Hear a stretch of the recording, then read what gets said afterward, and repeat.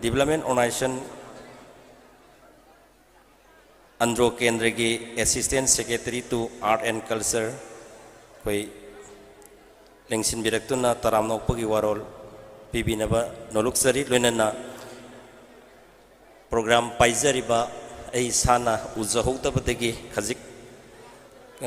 सोइखिबा दा कोई Honorable MLA ANDRO Assembly Constituency TI Syam Kumar busu ngasigi dignitary singi lakta lingsin binaban no lukna na hanggat sari.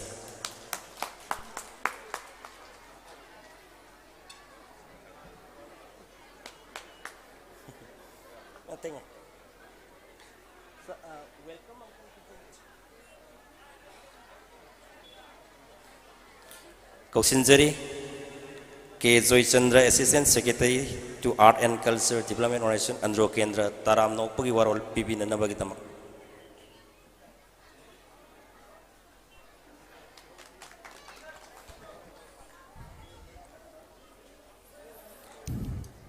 Ahan ba magtada pun magpay kong nonjari.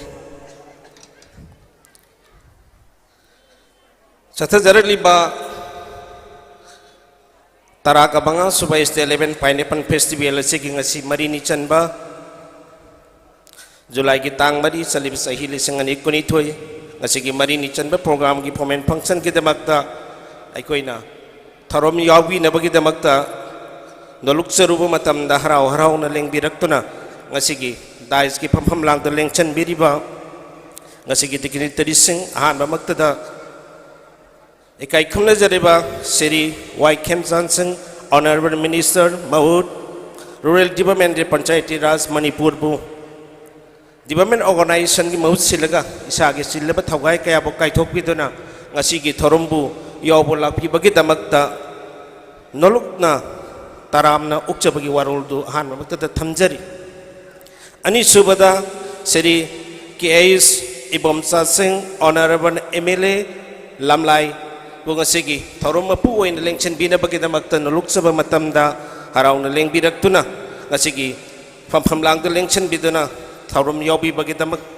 taram na uksa bagi warul du thamjari ohum subada Sri T.S. Arun Kumar Singh, Honorable MLA Wangkai AC nga sige guest honor ki pam lang to lengchen biduna nga sige tharom yobi da bagi damakta Development Organization ki mahut sinjaraga taram na uksari Matang sina Development Organization ki sinjari ba sing Pineapple Festival sige donor masu ibiri ba kendra sige Honorable MLA TI Syam Kumar bu sige thorum mapung phana bagi damak teleng birak tuna yobi bagi damak tasu taram na ukjari loina na iram dam sige thogai ki apu biri ba Ngasigi guest honor ki pam lang deleng chen biriba Sri Y. Sajagubu Singh, Honorable Chairperson Adornagar Panchayat ngasigi sinjari ba program sida leng birakta na sarug yabi bagi damakta taram na uksa bagi warulu thamjari matangda Sri L. Lukoy Singh, Councillor Adornagar Panchayat na leng birakta na ngasigi sigum laba Marini Chan bagi program bu yabi bagi damakta taram na uksari Matang the Sri S.B. Mul Singh Padhan Yapeng Gram Panchayat Honorable Busu ngasigi thoram yawi bagi damakta Development Organization ki mahut sinjaraga noluk sa bagaloy talam na uksari matang da Sri Tiamani Hil Singh Honorable Padhan ang Gram Panchayat ngasigi thorumbu leng birakto na sarug yabi bagi damakta Development Organization ki mahut sinjaraga taram na uksari loina na Manipur gi lai riba department kaya gi official sing invited sing kaya na ngasigi ko gi thorom masida leng birak tuna ko na hajar bu matamda lakpi to na sarug yabi bagi damakta department ki miwi singu taram na ukcha bagi warul thamdari loina na ngasigi sigo thorom da thawai hapi riba anak pa arapa kaya dagi leng birak liba babu goi biriba kai khomne jariba halamal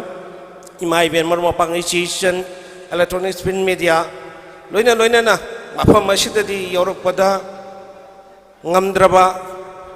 ay ko na santok jariba poni TV ki kuthang da yum da miyeng tabiriba kwai tarabusu development organization ki mahut sinjaraga tarabna uksari punamangna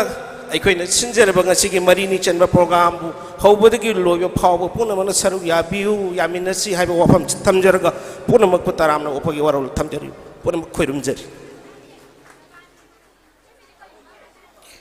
ꯊꯥꯒꯠꯆꯔꯤ ꯇꯔꯥꯝꯅ ꯑꯣꯛꯄꯒꯤ ꯋꯥꯔꯣꯜ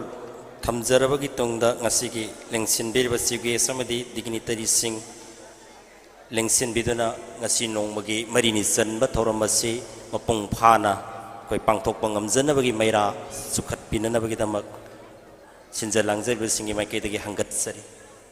sir ꯗꯤꯒꯅꯤꯇꯔꯤꯁꯤꯡꯅ ꯃꯩꯔꯥ ꯉꯁꯤꯒꯤ ꯃꯩꯔꯥꯁꯤ ꯑꯃꯨꯛꯇꯪ ꯆꯨꯈꯠꯄꯤꯅꯅꯕ ꯍꯪꯒꯠꯆꯔꯤ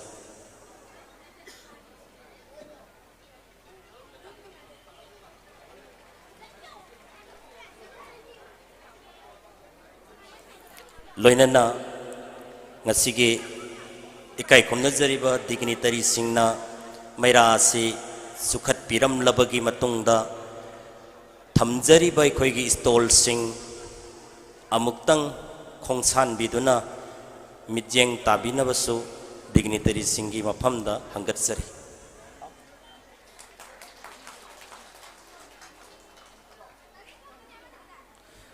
ꯏꯀꯥꯏ ꯈꯨꯝꯅꯖꯔꯤꯕ ꯗꯤꯒꯅꯤꯇꯔꯤꯁꯤꯡꯗ ꯍꯪꯒꯠꯆꯔꯤ ꯃꯗꯨꯗꯤ ꯑꯩꯈꯣꯏꯒꯤ ꯊꯝꯖꯔꯤꯕ ꯁ꯭ꯇꯣꯜꯁꯤꯡ ꯑꯃꯨꯛꯇꯪ ꯈꯣꯡꯁꯥꯟꯕꯤꯗꯨꯅ ꯃꯤꯠꯌꯦꯡ ꯇꯥꯃꯤꯟꯅꯁꯤ ꯑꯗꯨꯒ ꯄꯥꯏꯅꯦꯄꯜ ꯖꯨꯏꯁ ꯑꯃꯨꯛꯇꯪ ꯃꯍꯥꯎ ꯌꯦꯡꯕꯤꯌꯨ ꯍꯥꯏꯗꯨꯅ ꯏꯀꯥꯏ ꯈꯨꯝꯅꯖꯔꯤꯕ ꯗꯤꯒꯅꯤꯇꯔꯤꯁꯤꯡꯗ ꯅꯣꯜꯂꯨꯛꯆꯔꯤ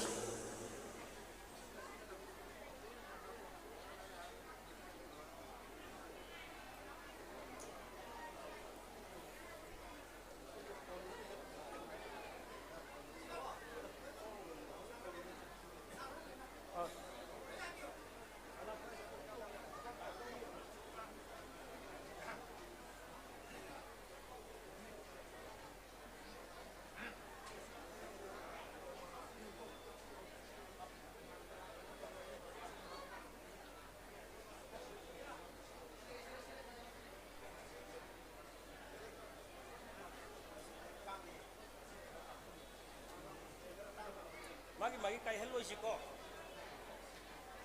ꯃꯥꯒꯤ ꯀꯥꯏꯍꯜꯂꯣꯏꯁꯦꯕ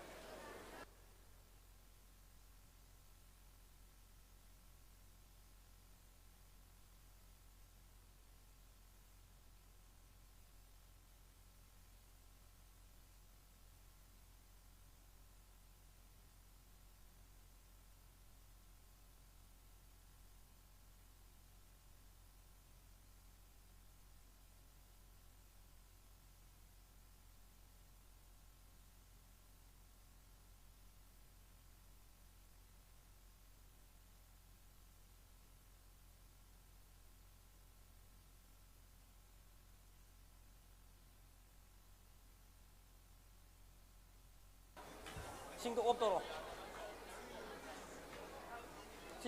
ꯁꯤꯡꯗꯣ ꯑꯣꯐ ꯇꯧꯔꯣ ꯁ꯭ꯋꯥꯏ ꯊꯥꯡꯖꯟꯒꯦꯕ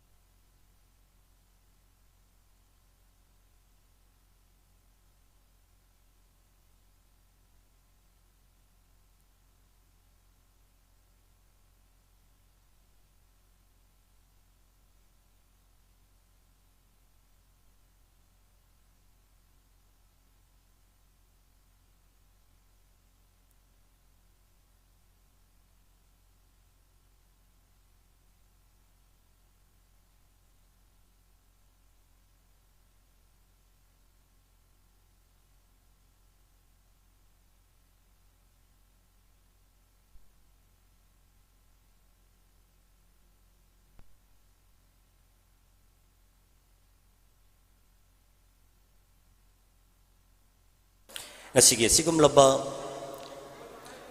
ꯃꯔꯤꯅꯤ ꯆꯟꯕ ꯅꯨꯃꯤꯠꯀꯤ ꯊꯧꯔꯝ ꯑꯁꯤꯗꯁꯨ ꯃꯍꯧꯁꯥꯒꯨꯝꯅ ꯑꯩꯈꯣꯏꯅ ꯂꯦꯡꯕꯤꯔꯛꯂꯤꯕ ꯈ꯭ꯋꯥꯏ ꯄꯨꯝꯅꯃꯛꯀꯤ ꯃꯥꯡꯗ ꯇꯣꯉꯥꯟ ꯇꯣꯉꯥꯟꯕ ꯀꯜꯆꯔꯦꯜ ꯑꯥꯏꯇꯦꯝ इवेंट खरा थमजगदौरी अमदी Horticulture and Soil Conservation Department tagi lengbirakpa koigi experts singna ngasigi stall tawzariba amadi ki home puthokpiriba farmers sing dasu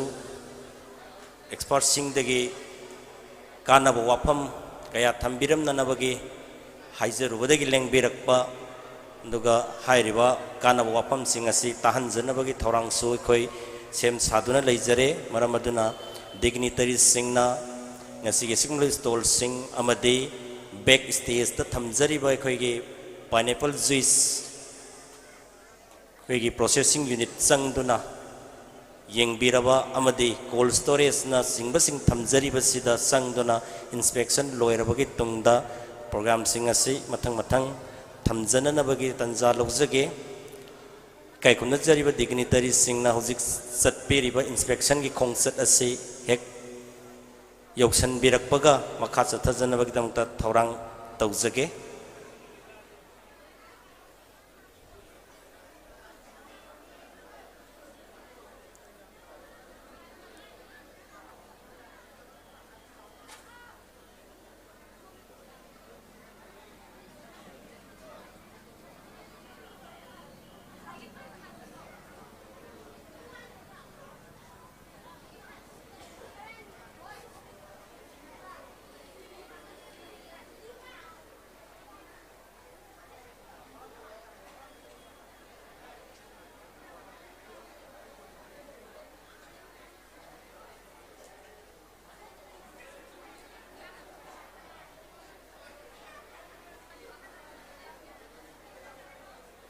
aduga dignitary singna hek lengsin bibaga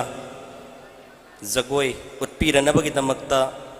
saji sangai jagoi haina mingthonba khangembam sarju sanu amasung mahaki party thorang tawduna leibinanabagi damak sinjalangjari singi maiketigi ningsingjari amuktang ningsingjagi saji sangai jagoi khangembam sarju sanu amasung mahaki kangbuna utpigani hairibasi dignitary singna hek pham pham langda lengsin bikibaga hoi utpa yananabagi damta thorang tawduna leibiro haiduna ningsingjari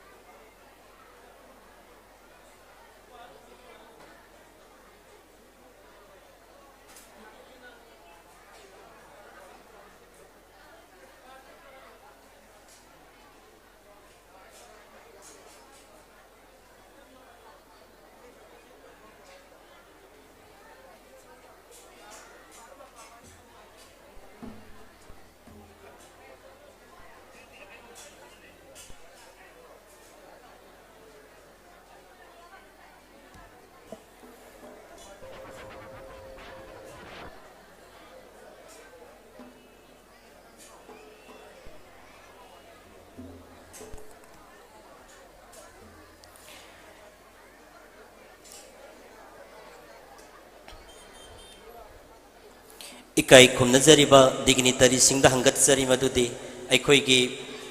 stage asi khara pikhibana maram oiduna jagoi utpa yananabagi phampham si khajiktang hongdok hongjin tawjakhre sinja langjariba singbu waro bidanaba hangatjari haujik dignitary singna phampham langda lengsinbi khrabagi matung sida saji sangai jagoi haina mingthon jaba khangenbam sarju chanu amadi mahaki kangbuna sajaba jagoi amatang ahan boina thogal tawjage meeting paminasi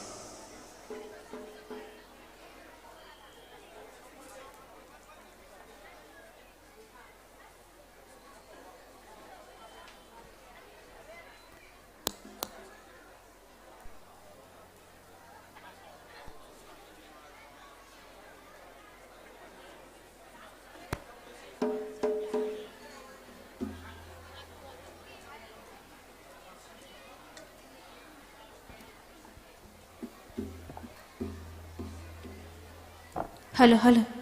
hello, hello.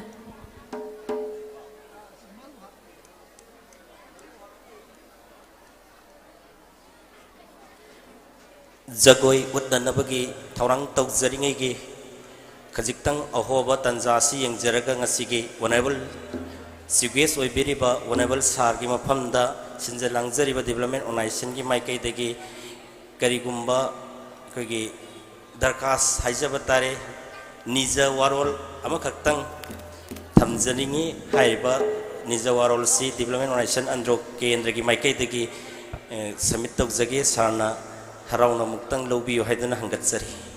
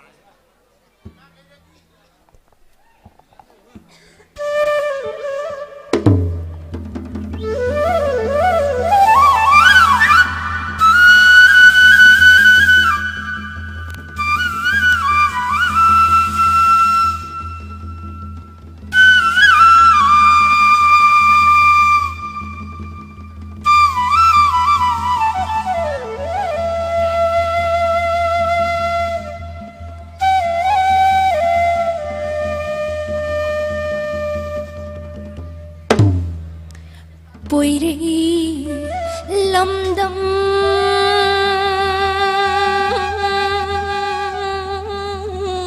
lamnu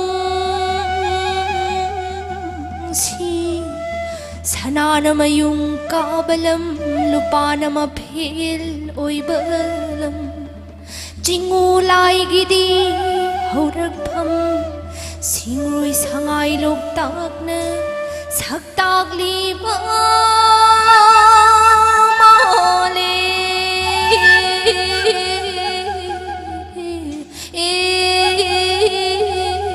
Emde imagi Poire lamdam di lam nungsi Poire lamdam di lam nungsi Ho sanana mayung na kabalam Lupa na maphil oibalam Ho jingolay gidi khong dapam Siroi sangai di lok tang na Siroi sangai di lok tang na Ho sak tang liba ni manim da Ho sak tang liba ni manim da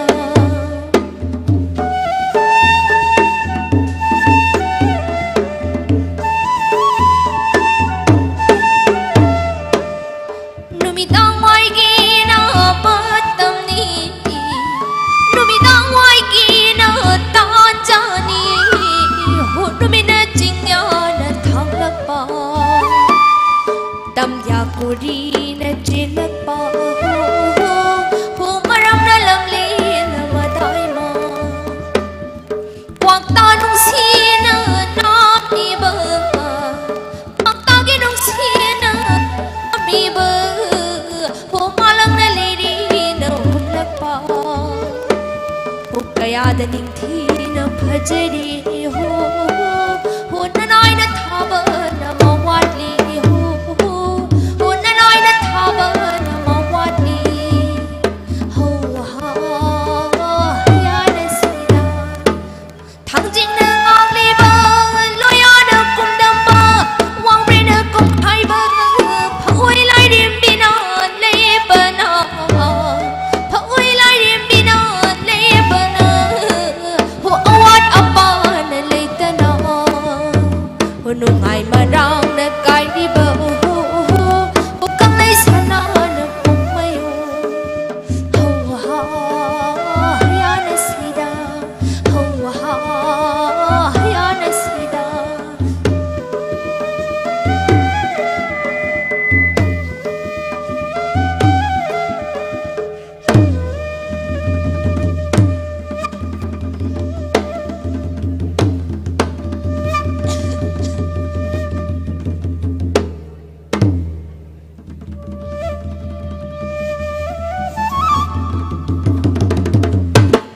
Nungsi haitraba sadan bana Liri tenga thong le duna masabi sangai tam na tendam lagde Nungsi haitraba sadan bana Liri tenga thong le duna masabi sangai tam na tendam lagde Set na khaina bire na yaro sangai anido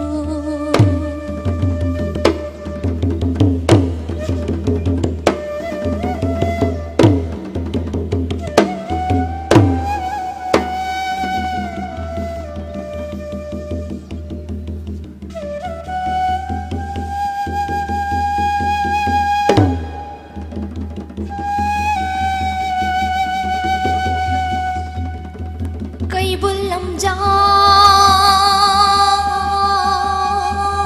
hang ho re I hang ho re masabi kai na mai sala masano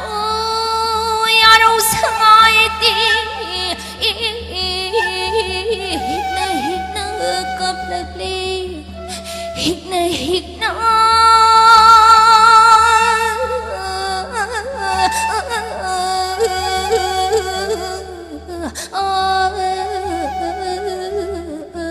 kap lagle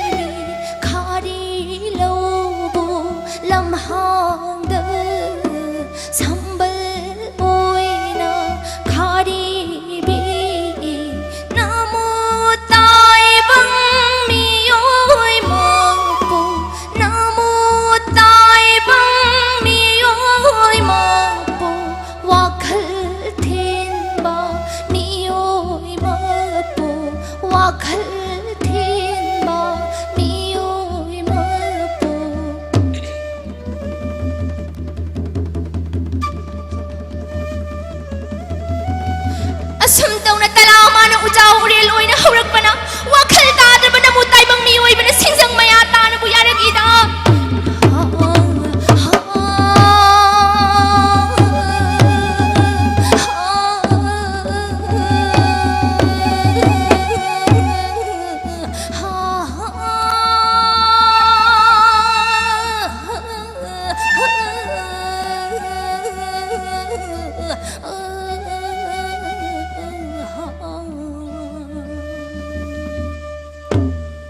Kaidong leitre chekla singi Kaidong leitre chekla singi Jingu lai gi uyok singsi Jingu lai gi uyok singsi Kok thok hai de umang wamang Kok thok hai de umang wamang Kok thok hai de umang wamang Ha ha ha Harau re hanu mai re Harau mathoi karet le nungai mapan saret le sibu thoi na harau sidagi hin nungai ba leibara leibanida hu leibara leibanida ho ha haya nasida ho ha haya nasida Jingu de olayam na pun kharabale puni om kharaba khayom ni pun kharabale puni om kharaba khayom ni da khayom ni ho ha haya nasida ho ha haya nasida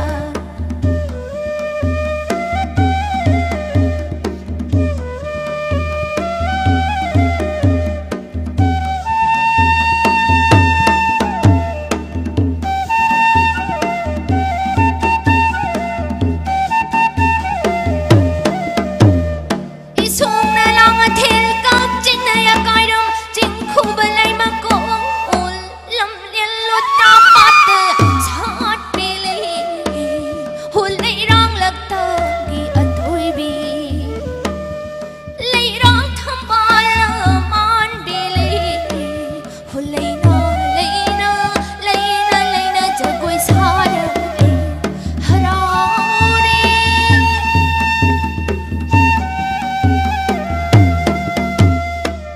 Jingu ibu ha khuyum lai ni ngasi ko rum jada pamjadrabi namom ai khoina taragi thogal phangjaba soiraba kada kanbiu lalaba chamangak biu haiduna cha jo chimna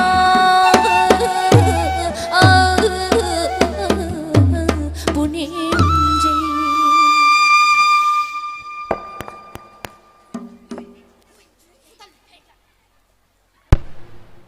Tagatsari Wakhal khanba ngamba miyoibana khajikhtang khantha howdabadagi umang wamang kokthoktu na mahusagi khal kaitharakpadagi thengnariba awaba kayada koi yumpham oiba jagoi utpiramliba khangembam sarju chanu masung maki kangbubu hanna thagatsari makha chathajarakpo oina kihom putoksariba laumi singda karadorba sumit nakong singnanabagidamagta aikoina thamjaba Dr. Wailatika Devi, Horticulture Assistant, Directorate of Horticulture and Soil Conservation na ngasige simlaba laumi singda mit nakong oibe yabo apang khara thambina nabagidamag sinjalangzari basingi maketagi hangatsari amuktang kauksinjake Dr. Wailatika Devi, Horticulture Assistant, Directorate of Horticulture and Soil Conservation.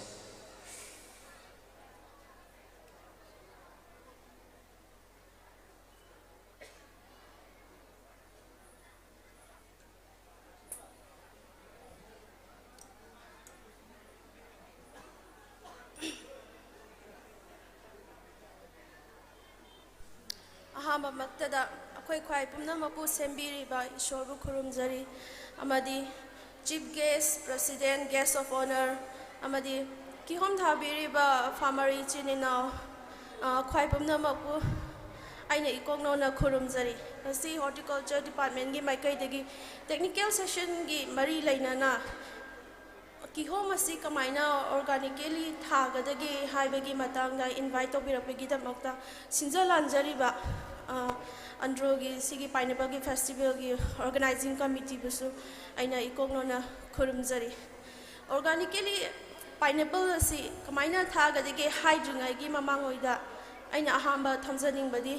akoina pot ama hekda organically kamaina puthokadagi haiba matamda sigi procedure ama leijai mafam adu akoina organically certified toba ama changi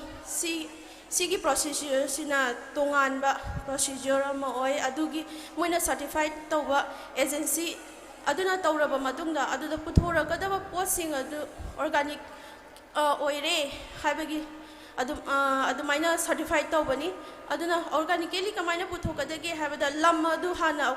akoina certified toba machangi sigi damakta akoigi manipur gi chauna thodang lobiriba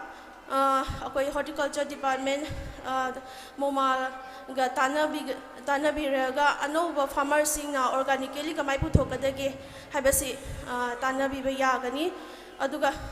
ariba farmer hanadagi yelanghoidagi tharakpa singsina akoina puthoibasi organic oirabasu karamba akoina matang matam chana karamba lahaugadage kihom thaba matamda kari kano tahaugadage khujin tharang lahaugadage akoina si organic oigadage haibadagi matangda kharadang panjage si akoigi manipur amadi north east ta thariba kihom sing asi yelhongai dagi akoina chingda thaba maramna akoina ayamana rasayan amadi tilha hidak sizinadana thabana ayambana di organic ti oi adubu certified toba sangba maramna hujiki procedure se certified toba na agency singa tanaraga amtang tokthokbiraga di hujiki organic oire hariba matungda ki home sing se yombi mamatangda tawdaba certified tawdaba ki home sing sidagi 20 to 30% price in the market fangbangam gani aduga internationally akoina manipur da gi export tawbagi khudong jaba adasu fangjagani makata na ina haizarake karam haina akoina manipur dadi ki home gi variety ani khak thajai ahamada queen variety amane q variety habane queen varieties na akoina yam hauna chanariba athumba apikpa variety asini aduga si ngasai mayam expert mayam na supan bigre si yam manam chenba ahawa magi sugar gi level si yam na wangba athumba variety ni haibadu aduga q hariba sina akoina yelang ki home hainaba achauba mahidi homba adugumba ki home aduni sigi ani asi akoina organically kamaina certified toraga tharakpa yage haiba puthokpadugi matangda kharadang panjarange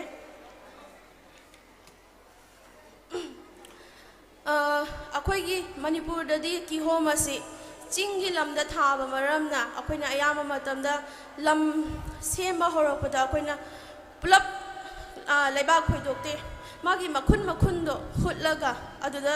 thabiba karigino haragadi loimak tokthokpa taragadi landslide thokpa amadi isingna chendagibadagi mineral mayam do chendagibana makhun hutpigani aduga hutpa matamdasu magi kanghun aru lubase 8 tagina 10 cm phawbadang luhanbigadabani aduga hutpagi matamse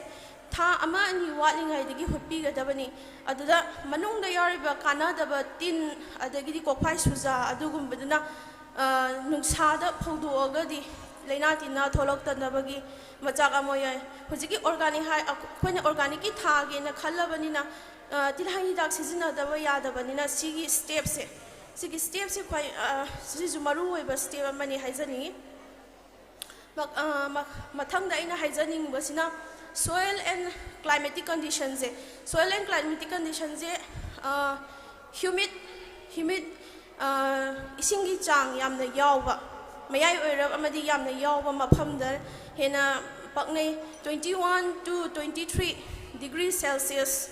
saba maphamda adumaina hena paknei aduga nungsa marang kaina saba aduga ising chendhabagi khudong chaba laiba haitare ko adugi maphamduna hena thabada paknei ising hena tungsanba mapamdadi hayeng hauba matamda nang kihom do thuna sirakbagi khudong chaba laibak thiba haigadra aduma lei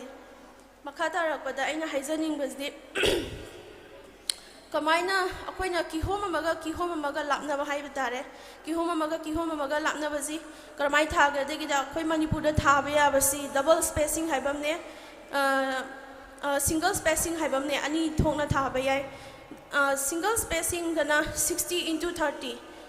30 na kihom amaga lapna ba aduga 60 na row amaga lapna ba adumaina double na 60 into 30 into 90 adumaina lakani marak dana akoina ko macha ising chendhagina ba adugumba ma sembigadabani haying tungaga leiragadi kupai sujagumba lakpa yaba adugumbagi khudong chaba leibana makhatana aina haizaning badi chara se karamba chara lawgadage aduga kamaina akoina treatment tawgadage moise haiba matamda chara ahum thokna lawba yai ahamada sakar haibamne amana sleep haibamne amana crown haibamne crown haigasina uhai dugi mathakta paliba manadu aduga sleep haibasina kihom dugi makha thangba sarukta chongkhala ibadu aduga sakar haisina khwai makha dagi chongkhala iba saruktuni adubu ayamana khoina sleep amadi sakar ji oina sizine thuna mahai panana bagi damakta aduga crown di yam kuina changi moina aduna farmer sing hesu hena khangbira magani asi crown di sizina de sleep and the sucker aduga sleep ki magi oibigadaba chara se ka yamna lunggadabano haibada gram changa dagina gram satret yang khai phawagi manung da leiba adugumba sizina bigani aduga sucker dana gram chahum dagina chamri phawba aduga hayeng chara lawa matam dasu sorting out to be habdi achova macha naina thabi ba haidare hayeng noi napi phoiba oirabasu harvesting torogo matam dasu chapmana ba matam da palakpa amadi hekpa amadi khoina vermi compost signing abasu adugumba chang manana begidamakta chapmanana tobigadabni adugi mathangda nana charak khallaba matungda akhoina hekta khudakda thabigadaba nate numi tara marani makhoise urumda thambigadabani urumda thambiba matamda magi makha thangba mana akangba je laukthopigani aduga mara khara urakpa aduba laukthokani aduga maton haiba tare makya makha gi stem do adu khara soidat pigani adu numit marini mangani watlingai da tobigadabni hekta khudakta soidalaga thabadi yade aduga akhoina tin sing taraktanaba akoina organically oiba singsina treatment tawigani ahamada treatment tawigadabasi neem oil si organic base ni neem oil ko adu ma treatment tawigadabagi chang sina 5 ml per liter si sina akoina melibak haina ba tin adudagi ngakthongna nabani aduga trichoderma hazanium si na 0.01% da akoina treatment tawigadaba heart rot hariba mayai da pumjalakpa adudu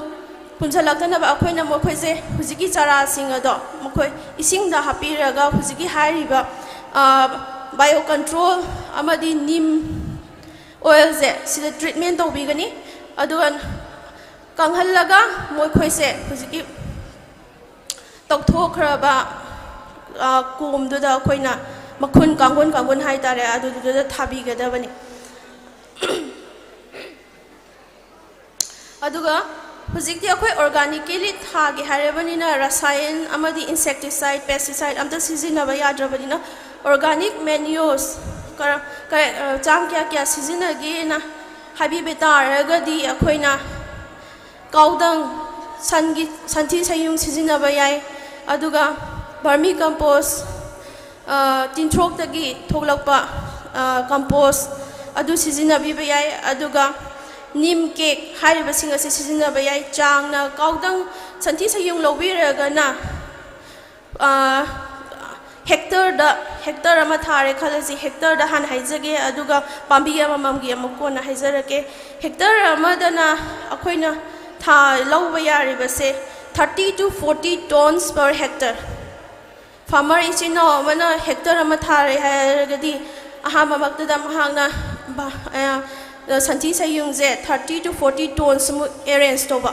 darkar oi aduga vermicompost ki changna 15 tons per hectare adagi nim cake sina nim jina seasonary sina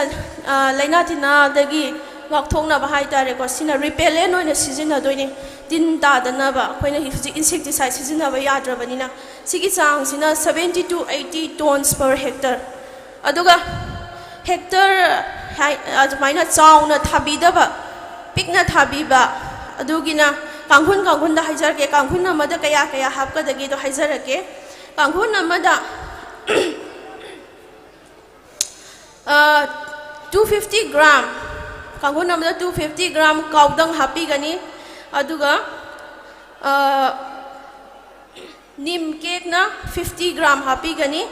aduga groundnut cake akhoina lebak hawai aina groundnut ki magi thau sungdokhraba matung da lehoba mathi do adudu laibiragadi 50 gram happy biya gani adugi matungda aina haijaning besidi ising janba khoina adubu akhoi manipur da din nong yamna chuba matam oibanina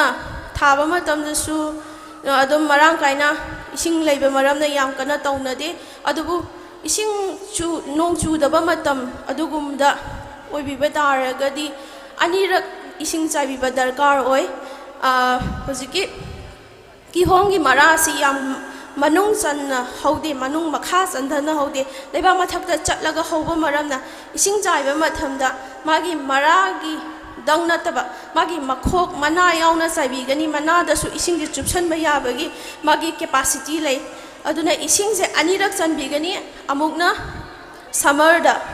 amukna winter da summer na akhoina June July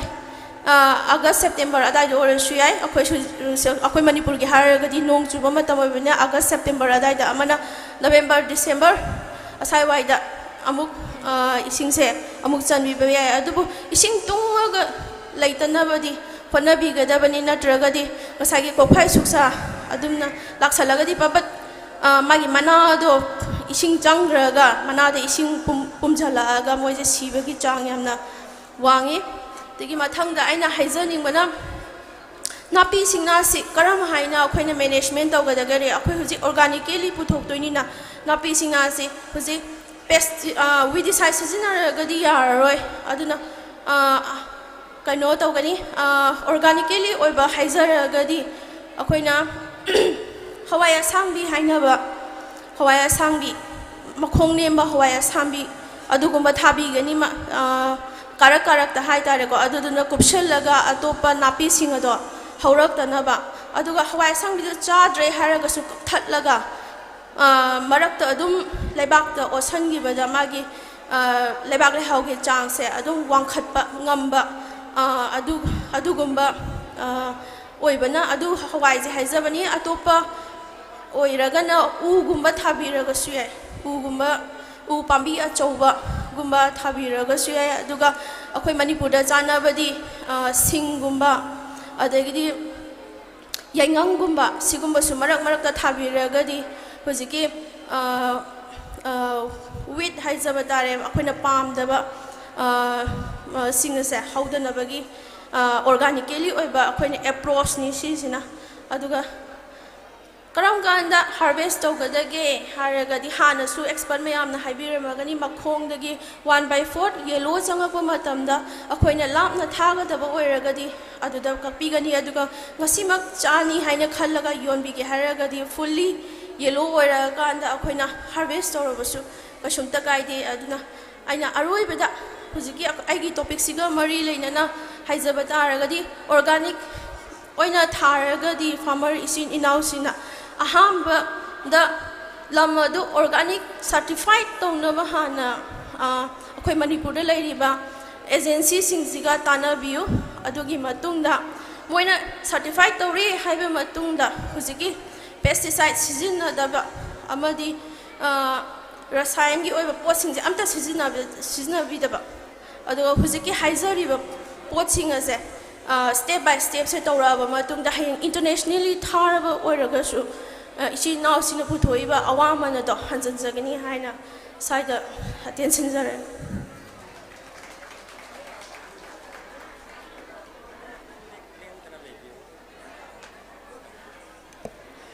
ngasigi expert oibiribi Dr. Latika Devi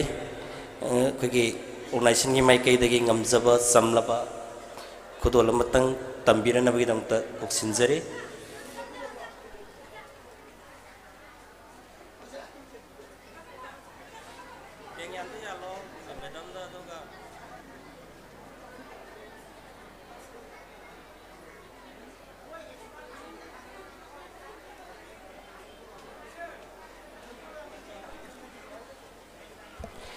Thank you, ma'am. Mathang asisu koigi topic khara khena gadabana maram oidana tentakna Dr. Akoizam Somorjit Singh, Agriculture Officer, Horticulture and Soil Conservation, Impal East Manipur, Sarna tentakna minakong oinaba wapam khara gathambina hangatsari.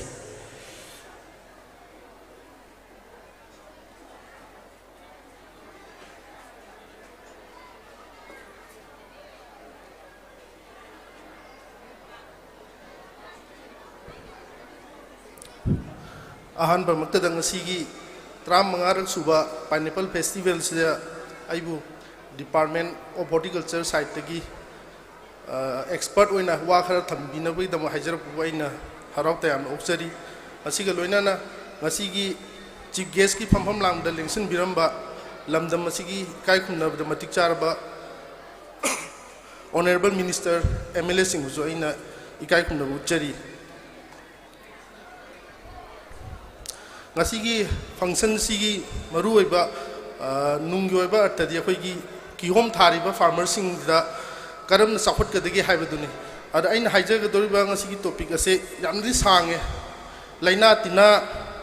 si biological control haibani organic farming toragadi akhoi tilali dak pesticide har na sing season ba yadamnina akhoi na karamna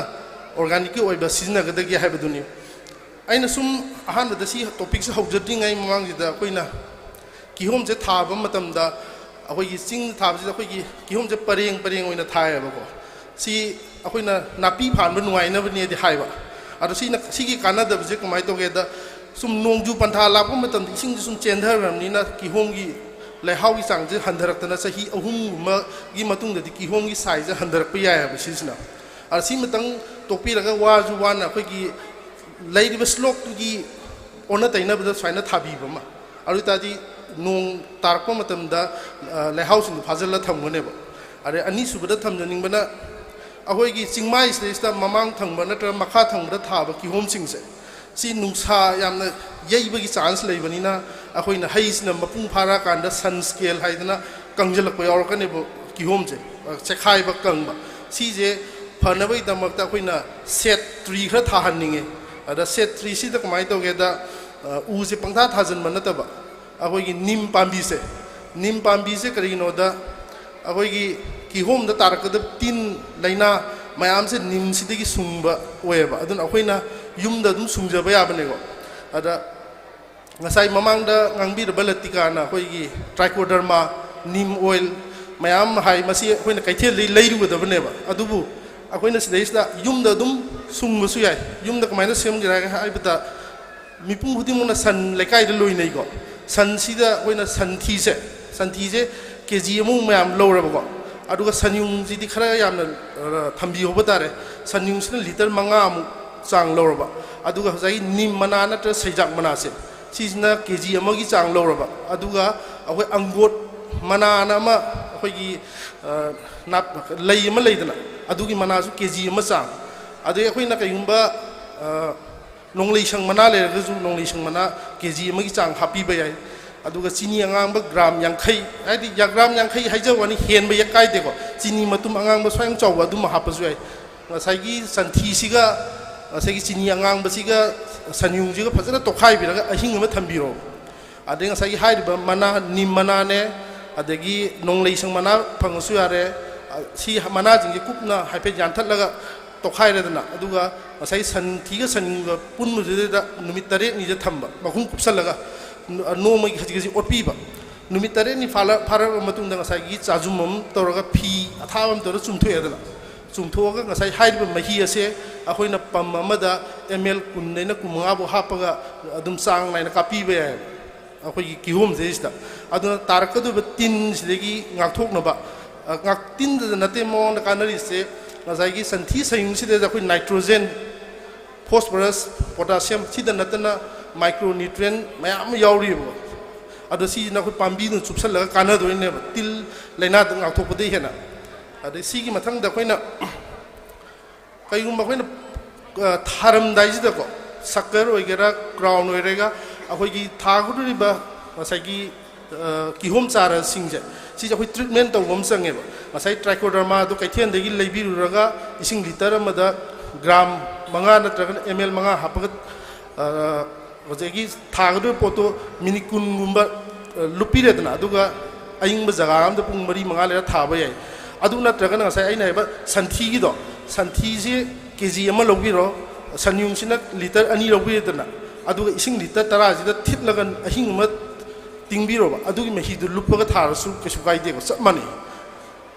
masigi mathang dar ko da khoi sum thengna jabada multiple crown and khoi ki hom ja haura ka da mai mathak sidai da makok marong lomba ki hom ja pakthoga mai mahau leitaba kha thengna ba ai manipur gi mafam khara da sum thengna je ba masi kamai to ge da ki hom se ningtham da gi matam gi dai sidai anau bi yening lakpa lei salapu matam ji dai da lehau khoina foliar spray gumba sum nutrients extra hapsaluba aduga ising chai bi da maram aduna ngasai gi mai manungi ki hongi physiology change torokna mai multiple crown je tholo eba aduna maside kan gi haita de khoina lei khaga salakpa matam horpa matam du da ising walaga di ising je chan bi bai pikna ada ki hom thaba matam da khoina amaga thengle khoi uchi se hat ke haita de khoina uchi dak season na badi yadre organic haibnina magi khoina uchi hat na ba chemical du kayumba man sang raga hidak tun lemho raga natragna atop ising da tasaluraga di adu akai bak pirakpanina khoina hidak yaudana hat ke hairaga di trap season na bayai ko yot na saba polang season na bayai natragna khoina cham na akhoi yen masindak pijaba keno se khoi chagiem haitare ne ko chagiem de kap ama lobira ba aduga keno se khoi gi soda bai gap se kap ama lobira dana aduga chini je kap makhayang lobira tosal laga uchi no ba leisau leisa bu khutba do adu de thambiyo ngasai uchi sina chara kanda soda bai gap tu yaw bune uchi se mabuk manung de gas se ongkhalaka ma je gas se khaidok phom leitam ni phungal si ba sina tragana hujiki chagiem ga chini ga da akhoi cement na tragana plaster of paris tosala thamaga nakan ising thambi ba adudadi mana saru rakan ising do thauba matam da magi makhanau cheis da nung onjal laga siga da ada mathang tar pada khoi gi laisau na traga kakheng su dum ching da thabni na yam kalang ne na khaleina laisau ji gi da makta di khoi na laisau ji hat ke hai da a manung da leiba mai maharani do hat da de queen hai do adu he hat ge matak ta khoina tin hidak natraga to pambai kerosene hijalla hat paduna mai kan mangam de aduna mana hat ke da manung da leiba maharani tom na hat ne ba sigi de khoina ꯀꯩꯊꯦꯜꯗꯒꯤ ꯃꯔꯥꯡ ꯀꯥꯏꯅ ꯍꯧꯖꯤꯛ ꯐꯪꯕ ꯄꯦꯁꯔꯅ ꯃꯦꯇꯥꯔꯥꯏꯖꯤꯌꯝ note ꯇꯧꯁꯟꯕꯤꯌꯨꯀꯣ ꯃꯦꯇꯥꯔꯥꯏꯖꯤꯌꯝ ꯑꯦꯅꯥꯏꯁꯣꯄ꯭ꯂꯤ ꯅꯠꯇ꯭ꯔꯒ ꯕꯤꯕꯦꯔꯤꯌꯥꯁꯦ ꯁꯤ ꯑꯅꯤꯁꯦ ꯂꯧꯕꯤꯔꯦꯗꯅ ꯃꯦꯇꯥꯔꯥꯏꯖꯤꯌꯝ ꯅꯠꯇ꯭ꯔꯒꯅ ꯕꯤꯕꯦꯔꯤꯌꯥ ꯁꯤꯁꯦ ꯏꯁꯤꯡ ꯂꯤꯇꯔ ꯑꯃꯗ ꯒ꯭ꯔꯥꯝ 5 ꯍꯥꯞꯄꯤꯔꯦꯗꯅ ꯑꯗꯨꯒ ꯂꯩꯁꯧꯒꯤ ꯂꯩꯁꯥ ꯑꯅꯧꯕ ꯈꯨꯜꯂꯛꯄꯗꯣ ꯑꯗꯨ ꯈꯨꯠꯅ ꯈꯣꯠꯇꯣꯛꯄꯤꯔꯣ ꯈꯣꯠꯇꯣꯛꯄꯤꯔꯀꯥꯟꯗ ꯉꯁꯥꯏꯒꯤ ꯂꯩꯁꯧ ꯆꯦꯜꯂꯤꯕ ꯂꯩꯁꯧꯗꯨꯗ ꯍꯩꯖꯜꯂꯣ ꯍꯩꯖꯟꯕ ꯃꯇꯝꯗ ꯉꯁꯥꯏꯒꯤ ꯀꯣꯛꯐꯥꯏꯁꯤꯅꯦꯕ ꯍꯧꯖꯤꯛꯀꯤ ꯃꯦꯇꯥꯔꯥꯏꯖꯤꯌꯝ ꯅꯠꯇ꯭ꯔꯒ ꯕꯤꯕꯦꯔꯤꯌꯥꯁꯦ ꯀꯣꯛꯐꯥꯏꯅꯦꯕ ꯀꯣꯛꯐꯥꯏꯁꯤꯅ ꯂꯩꯁꯧꯁꯤꯒꯤ ꯃꯁꯥꯗ ꯊꯦꯡꯉꯀꯥꯟꯗ ꯃꯣꯏꯗꯤ ꯂꯩꯁꯧ ꯈꯨꯗꯤꯡꯃꯛ ꯃꯁꯩ ꯃꯍꯥꯔꯥꯅꯤꯗꯨꯒ ꯄꯥꯎ ꯐꯥꯎꯅꯕꯅꯤꯅ ꯃꯥꯒꯤ ꯑꯦꯟꯇꯤꯅꯥꯅ ꯃꯀꯣꯛꯇ ꯌꯥꯎꯋꯦꯕ ꯑꯗꯨꯅ ꯁꯨꯝ ꯄꯥꯎ ꯐꯥꯎꯅꯔꯒ ꯃꯥꯒꯤ ꯃꯍꯤꯛꯇ ꯁꯨꯝ ꯁꯟꯗꯣꯛꯑꯒ ꯃꯍꯥꯔꯥꯅꯤꯗꯨ ꯌꯧꯗꯣꯏꯅꯦꯕ ꯑꯗꯨꯅ ꯍꯞꯇꯥ ꯑꯃꯒꯤ ꯃꯅꯨꯡꯗ ꯃꯣꯏꯁꯦ ꯃꯁꯀꯥꯗꯥꯏꯟ ꯑꯅ ꯃꯁꯥꯁꯦ ꯀꯣꯛꯐꯥꯏ ꯂꯣꯏ ꯀꯥꯁꯤꯜꯂ ꯁꯤꯈꯤꯅꯦꯕ ꯁꯤ ꯄꯥꯝꯕꯩꯁꯤꯃ ꯂꯩꯔꯦ ꯑꯗꯒꯤ ꯃꯊꯪꯗꯗꯤ ꯑꯗꯨꯒ ꯀꯤꯍꯣꯝꯁꯦ ꯃꯨꯜꯂꯛꯑꯀꯥꯟꯗ ꯑꯩꯈꯣꯏꯅ ꯃꯦꯆꯤꯌꯣꯔ ꯑꯣꯏꯔꯛꯄ ꯃꯇꯝꯁꯤꯗ ꯑꯩꯈꯣꯏꯅ ꯁꯣꯛꯄ ꯈꯣꯠꯄ ꯌꯥꯎꯔꯒꯗꯤꯀꯣ ꯇꯣꯉꯥꯟꯅ ꯈꯟꯗꯣꯛꯑ ꯊꯝꯕꯤꯕ ꯄꯨꯂꯞ ꯄꯨꯟꯁꯤꯟꯕꯤꯗꯕ ꯀꯩꯒꯤꯅꯣꯗ ꯍꯧꯖꯤꯛꯇꯤ ꯀꯤꯍꯣꯝ ꯍꯦꯛꯄ ꯃꯇꯝꯁꯤꯗꯕꯨ ꯑꯩꯈꯣꯏꯒꯤ ꯍ꯭ꯌꯨꯃꯤꯗꯤꯇꯤ ꯋꯥꯡꯕ ꯅꯣꯡꯖꯨ ꯅꯨꯡꯁꯥ ꯀꯟꯕ ꯃꯇꯝꯅꯤꯅ ꯆꯣꯠ ꯂꯥꯎꯕꯅꯤꯅ ꯁꯦꯀꯦꯟꯗꯔꯤ ꯑꯩꯈꯣꯏꯒꯤ ꯀꯣꯛꯐꯥꯏ ꯁꯨꯖꯥ ꯃꯌꯥꯝ ꯆꯪꯉꯛꯇꯨꯅ ꯄꯨꯂꯞ ꯄꯠꯄꯒꯤ ꯆꯥꯟꯁ ꯑꯃ ꯋꯥꯡꯉꯦꯀꯣ ꯃꯁꯤ ꯈꯔꯁꯦ ꯍꯥꯏꯖꯔꯒ ꯑꯩ ꯁ꯭ꯋꯥꯏꯗ ꯑꯗꯨꯝ ꯇꯦꯟꯁꯟꯖꯔꯒꯦ ꯑꯇꯣꯞꯄ ꯑꯩꯈꯣꯏ ꯀꯩꯅꯣ ꯃꯌꯥꯝ ꯂꯩꯕꯅꯤꯅ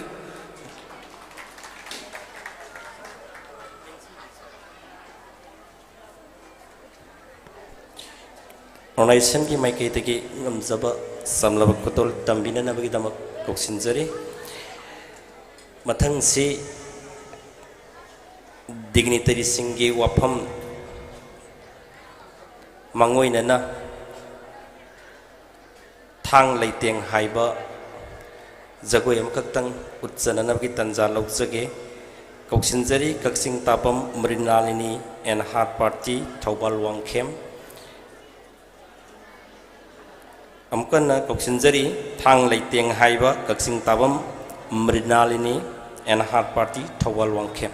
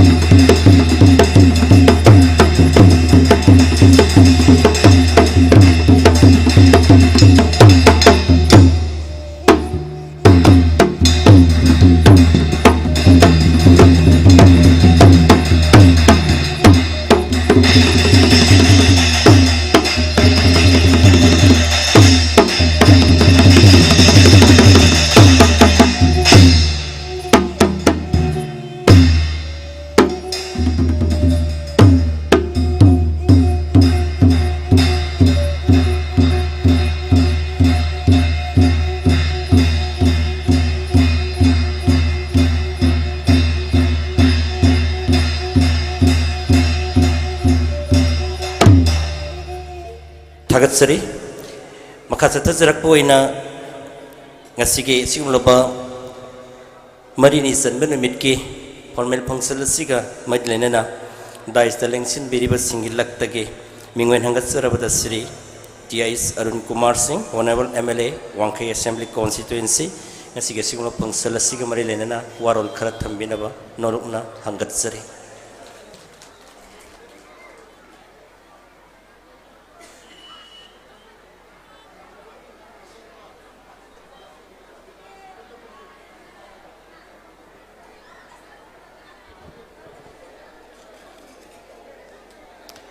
ngasi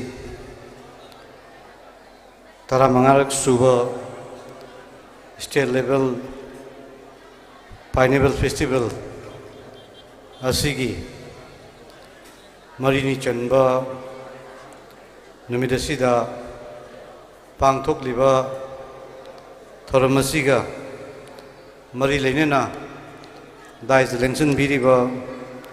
thoidogin doni kai khumna jariba Honorable Minister Mahut, RDNPR, Manipur, Tamu,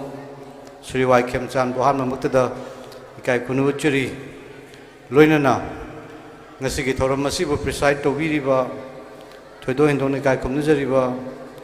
Honorable MLA Lamna SC, Tamu KSC Bumcha Singh, Ikai Kunuchuri, Loinana, Matam Sangna, Pineapple Festival Asibu. Organized to Nabona Vidra, host in the Liberiba, Gogi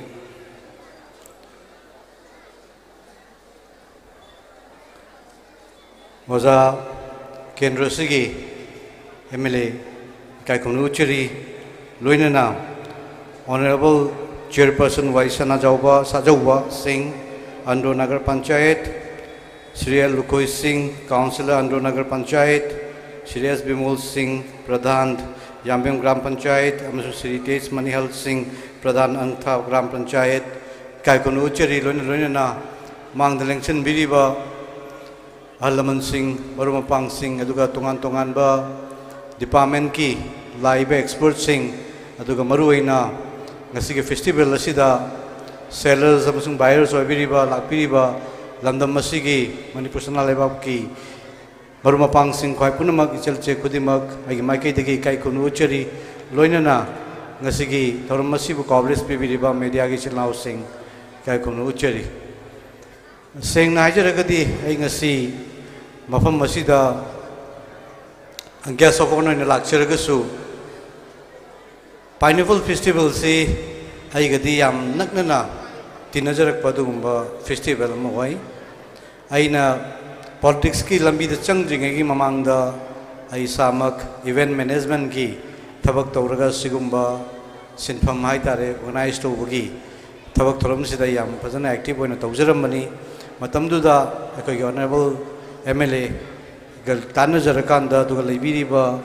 ngasi Pineapple Festival si sinbada chowu tawjang lobiriba organizer ga volunteers mayam ga Tanaraga Masigumbagi, same Sabagi, decoration gi, Kari Karamayam si, Igi Peretagi, Sangla Matam Sidum, Tominaraga Lakpani, Adonai the Mutadi, Pineapple Festival si, I'm making on the family way, Badugam, Nanga Tinazaba, Adumba, Festival Mahoi, Aduga Maruina,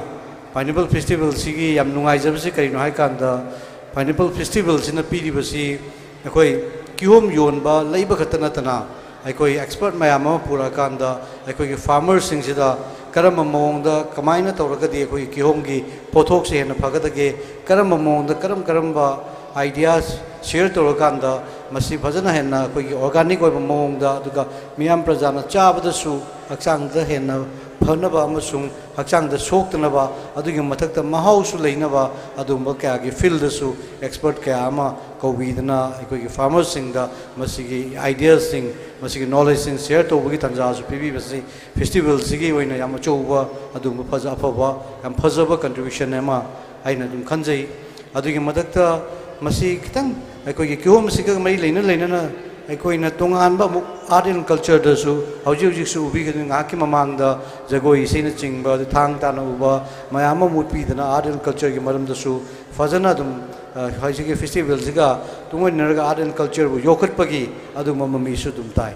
ꯑꯗꯨꯒ ꯃꯔꯨꯑꯣꯏꯅ ꯑꯩꯈꯣꯏꯒꯤ ꯁꯤꯗ ꯐꯪꯉꯤꯕ ꯀꯤꯍꯣꯝꯁꯦ ꯑꯗꯨꯒꯤ ꯃꯍꯥꯎ ꯐꯩ ꯑꯗꯨꯅ ꯃꯁꯤꯗ ꯇꯣꯉꯥꯟ ꯇꯣꯉꯥꯟꯕ ꯁꯤꯁꯇꯦꯝꯗ ꯑꯩꯈꯣꯏ ꯌꯦꯜꯂꯒ ꯑꯩꯈꯣꯏ ꯁꯦꯝꯃ ꯁꯥꯔꯒ ꯑꯩꯈꯣꯏ ꯃꯤꯌꯥꯝ प्रजा ꯂꯥꯛꯄꯁꯤꯡꯗꯁꯨ ꯄꯤꯖꯔꯤ ꯑꯗꯨꯒ ꯃꯔꯨꯑꯣꯏꯅ ꯍꯧꯖꯤꯛ ꯍꯧꯖꯤꯛ ꯁꯤꯒꯤ ꯂꯩꯔꯤꯕ ꯍꯣꯜꯁꯤꯒꯤ ꯍꯦꯛ ꯃꯅꯤꯡꯗ ꯁꯨꯡꯍꯧꯔꯤꯕ ꯍꯩ ꯃꯍꯤꯗꯨꯁꯨ ꯌꯥꯝ ꯇꯦꯁ ꯂꯩ ꯍꯥꯏꯇꯥꯔꯦ ꯐꯖꯅ ꯃꯣꯏ ꯁꯨꯡꯍꯧꯏ ꯌꯥꯝ ꯅꯥꯟꯅ ꯐꯖꯅ ꯍꯣꯠꯅꯕꯤꯍꯧꯏ ꯑꯗꯨꯅ ꯃꯗꯨ ꯌꯥꯝ 하이지닉ꯁꯨ ꯑꯣꯏ ꯍꯥꯏꯅ ꯈꯟꯖꯩ ꯑꯗꯨꯅ ꯑꯩꯈꯣꯏꯅ ꯊꯛꯄ ꯆꯥꯕ ꯀꯥꯟꯗꯁꯨ ꯑꯩꯈꯣꯏ ꯌꯥꯝ ꯅꯨꯡꯉꯥꯏꯅ ꯀꯩꯝꯇ ꯍꯪꯒꯣꯏꯕ ꯂꯩꯇꯅ ꯊꯛꯑꯒ ꯑꯗꯨꯒ ꯍꯛꯆꯥꯡꯗꯁꯨ ꯀꯩꯁꯨ ꯑꯃꯥꯡꯕ ꯑꯣꯏꯔꯣꯏꯗꯧꯕ ꯑꯗꯨꯒꯨꯝꯕꯒꯤ ꯁꯤꯁꯇꯦꯝꯗ ꯇꯧꯕꯤꯔꯤꯕ ꯃꯌꯥꯝꯁꯨ ꯎꯕꯗ ꯑꯩꯈꯣꯏꯗ ꯌꯥꯝ ꯅꯨꯡꯉꯥꯏꯖꯕ ꯑꯗꯨꯒ ꯌꯥꯝ ꯃꯔꯨꯑꯣꯏꯅ ꯑꯩꯈꯣꯏꯒꯤ ꯀꯤꯍꯣꯝꯁꯤ ꯃꯇꯝ ꯑꯃꯗ ꯊꯥꯔꯒꯁꯨ ꯑꯩꯈꯣꯏꯁꯤ ꯌꯣꯟꯐꯝꯁꯦ ꯋꯥꯕꯒꯨꯝꯕ ꯀꯗꯥꯏꯗ ꯌꯣꯟꯁꯤꯒꯦ ꯑꯗꯨ ꯄ꯭ꯔꯖꯥ ꯃꯌꯥꯝꯁꯤꯡꯁꯤꯗ ꯀꯃꯥꯏꯅ ꯌꯧꯍꯟꯁꯤꯒꯦ ꯍꯥꯏꯕ ꯀꯥꯟꯁꯤꯗ ꯃꯗꯨꯒꯤ ꯈꯨꯗꯣꯡꯆꯥꯗꯕ ꯃꯌꯥꯝ ꯑꯃ ꯂꯩꯔꯝꯕꯗꯣ ꯑꯗꯨꯕꯨ ꯉꯁꯤꯒꯤ ꯐꯦꯁꯇꯤꯚꯦꯜ ꯑꯁꯤꯅ ꯃꯗꯨꯒꯤ ꯈꯨꯗꯣꯡꯆꯥꯕꯗꯣ ꯌꯥꯝ ꯐꯖꯅ ꯄꯤꯕꯤꯔꯦ ꯍꯥꯏꯅ ꯈꯜꯂꯤ ꯑꯩꯈꯣꯏꯒꯤ ꯂꯩꯕꯤꯔꯤꯕ ꯃꯅꯤꯄꯨꯔꯒꯤ ꯖꯒꯥ ꯖꯒꯥꯗꯒꯤ ꯂꯥꯛꯑꯒ ꯐꯦꯁꯇꯤꯚꯦꯜꯁꯤꯒꯤ ꯅꯨꯡꯉꯥꯏꯕ ꯐꯦꯁꯇꯤꯚꯦꯜꯁꯤꯗ ꯌꯥꯎꯔꯤꯕ ꯃꯍꯥꯎ ꯃꯌꯥꯝꯁꯤꯒꯤ ꯇꯦꯁ ꯂꯧꯕ ꯀꯤꯍꯣꯝ ꯈꯛꯇꯅ ꯅꯠꯇꯅ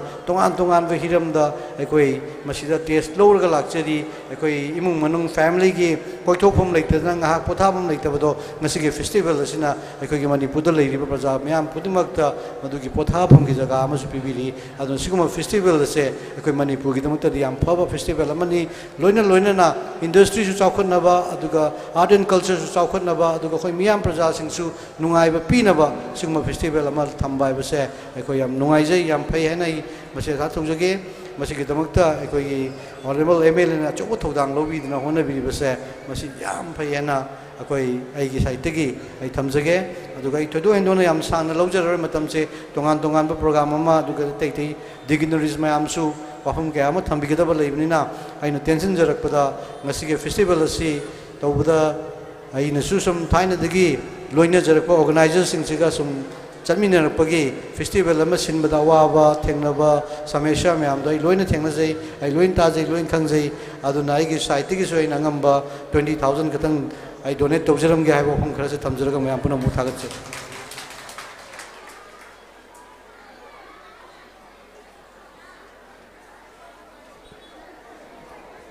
ꯃꯊꯪ ꯇꯥꯔꯛꯄ ꯑꯣꯏꯅ ꯉꯁꯤꯒꯤ ꯁꯤꯒ꯭ꯋꯦꯁꯀꯤ ꯋꯥꯔꯣꯜ ꯇꯥꯃꯤꯟꯅꯖꯅꯕꯒꯤ ꯇꯟꯖꯥ ꯂꯧꯖꯒꯦ ꯑꯗꯨꯕꯨ ꯑꯩꯈꯣꯏꯒꯤ ꯑꯣꯅꯔꯦꯕꯜ ꯁꯔꯒꯤ ꯃꯐꯝꯗ ꯍꯪꯒꯠꯆꯅꯤꯡꯕ ꯑꯃꯅ ꯃꯔꯛꯁꯤꯗ ꯖꯒꯣꯏ ꯑꯃꯇꯪ ꯈꯨꯗꯣꯜ ꯇꯝꯖꯅꯕꯒꯤ ꯇꯟꯖꯥ ꯂꯧꯖꯍꯧꯒꯦ ꯀꯧꯁꯤꯟꯖꯔꯤ ꯊꯥꯡ ꯖꯒꯣꯏ ꯍꯤꯖꯝ ꯔꯣꯖꯤ ꯑꯃꯁꯨꯡ ꯃꯍꯥꯛꯀꯤ ꯄꯥꯔꯇꯤ ꯂꯥꯡꯃꯩꯗꯣꯡꯗꯒꯤ ꯂꯦꯡꯕꯤꯔꯛꯄ ꯑꯥꯔꯇꯤꯁꯁꯤꯡ ꯂꯦꯡꯊꯣꯛꯄꯤꯔꯛꯇꯨꯅ ꯃꯊꯪꯒꯤ ꯖꯒꯣꯏ ꯈꯨꯗꯣꯜ ꯇꯝꯕꯤꯅꯕ ꯅꯤꯡꯁꯤꯡꯖꯔꯤ ꯑꯃꯨꯛꯇꯪ ꯉꯟꯅ ꯀꯧꯁꯤꯟꯖꯒꯦ ꯍꯤꯖꯝ ꯔꯣꯖꯤ ꯑꯃꯁꯨꯡ ꯃꯍꯥꯛꯀꯤ ꯄꯥꯔꯇꯤ ꯂꯥꯡꯃꯩꯗꯣꯡ ꯉꯥꯛꯄꯤꯒꯅꯤ ꯊꯧꯒꯜ ꯖꯒꯣꯏ ꯁꯥꯕꯤꯅꯅꯕꯒꯤꯗꯃꯛ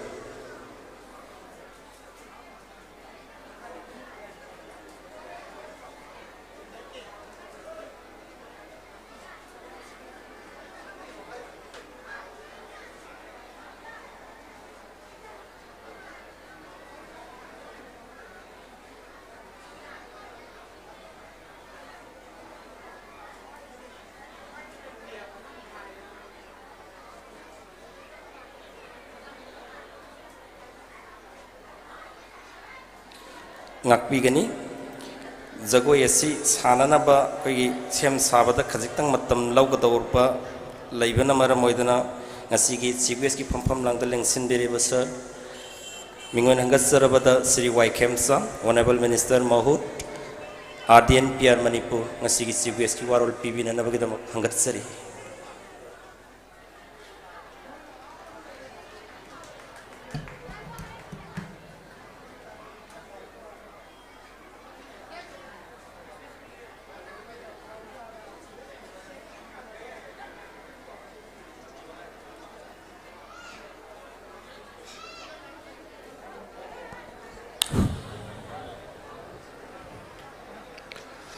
Taramanga Suba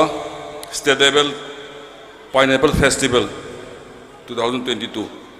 Sige Kasimari ni Sanban with Sige Dies the Lincoln Biriba Sri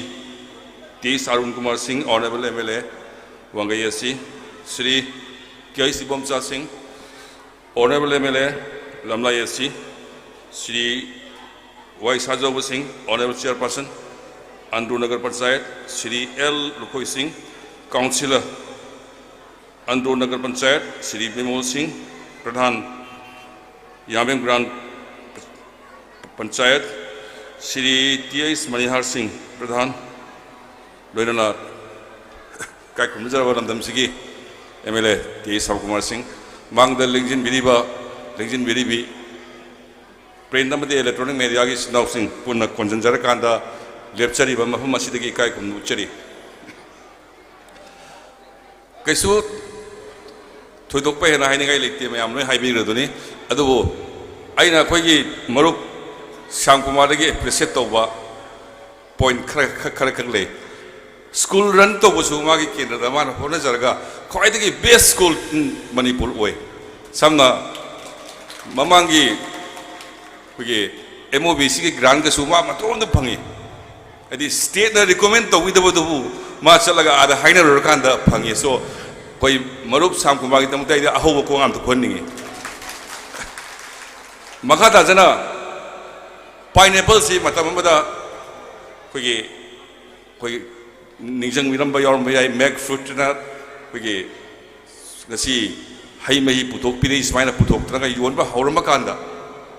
Matam Sang Lipraga, Pineapple, see Kaitin, the Kala, you want Kopanatana, Paktana Tabagi, habit of a cock. Marup Shamkumana, Andro Kiendas, the Hoku Pidakose, Simkata Kubakobu. Luxan Zavada, say, wait, Maruba Nasu, Matin Krapang, Bidam Duana, I am Mantina getting and Pang, the guy, I take a pang. Thank you.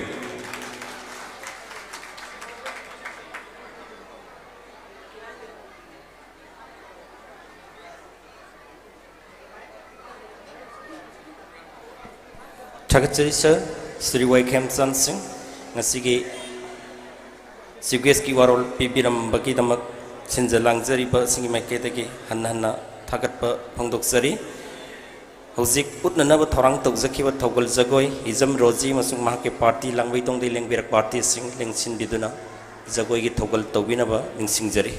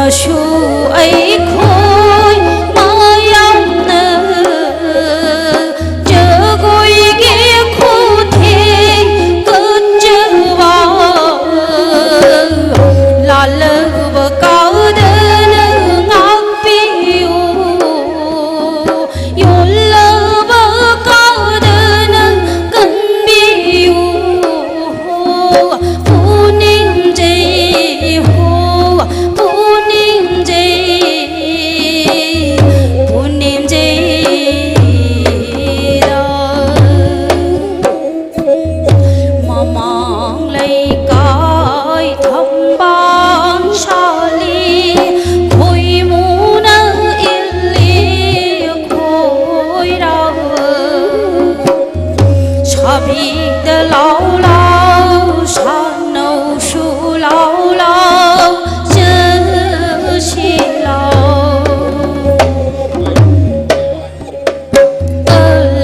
不要米，跟着不要米，忙得他落老。西拉白克的巴达。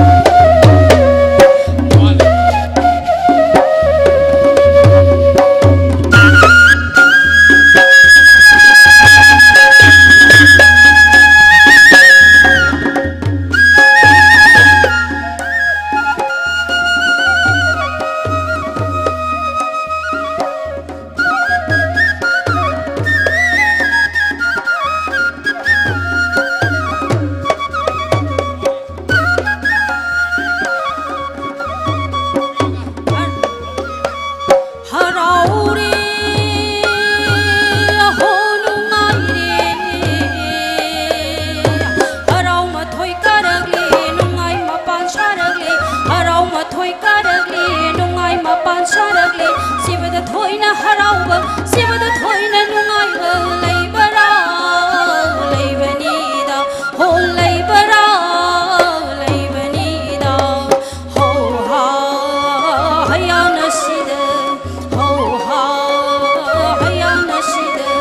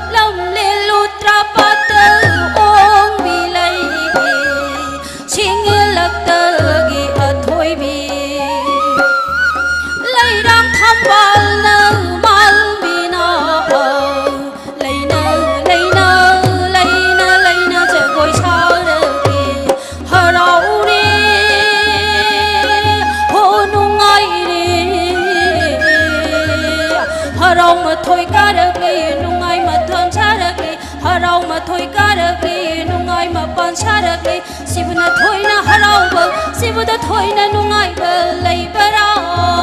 leibani da ho leibara leibani da ho ha haya nasida singo ibungo ha koyum laini si koro nong jada na suai khoi mayam na jagoi gi khothe kachaba lalabad ngakpiu yolabad kanbiu haide na changjo china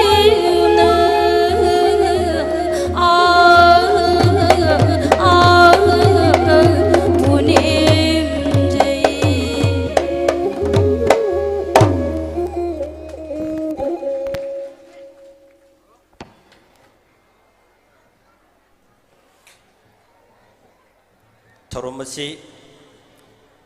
tension जब याना नबगी तंजा लौजगे मथंगसी नसिगी dignitary सिंगी लक्तगी president की फमफम लांगद लिंगसिन बिरिबा sir मिंगवेन हंगत सरबद सिरी केस Ibomcha Singh honourable MLA Lamlai assembly constituency नसिगी प्रेसिडेंशियल स्पीच बिबिनब नोलुकना हंगत सरी लोइनना नसिगी सिगमलोबा फेस्टिवल असी माई पाकना पांथोकनब होनबदा एन अरुण सिंह हुइकपतगी लेंबिरकपना पालिसिंग यांखैगी तेंबांग पिबिरमी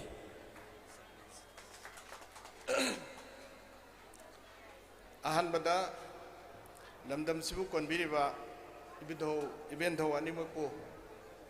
थमोइनुंगदा थागो नजरी खुरुमजरी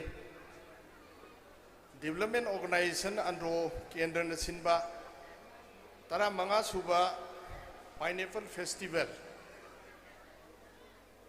come sellers and buyers meet and Youth Festival 2022 ngasigi marini sanba numisida chief guest hoina lengsin biriba ikai khumnafam ki masak oiraba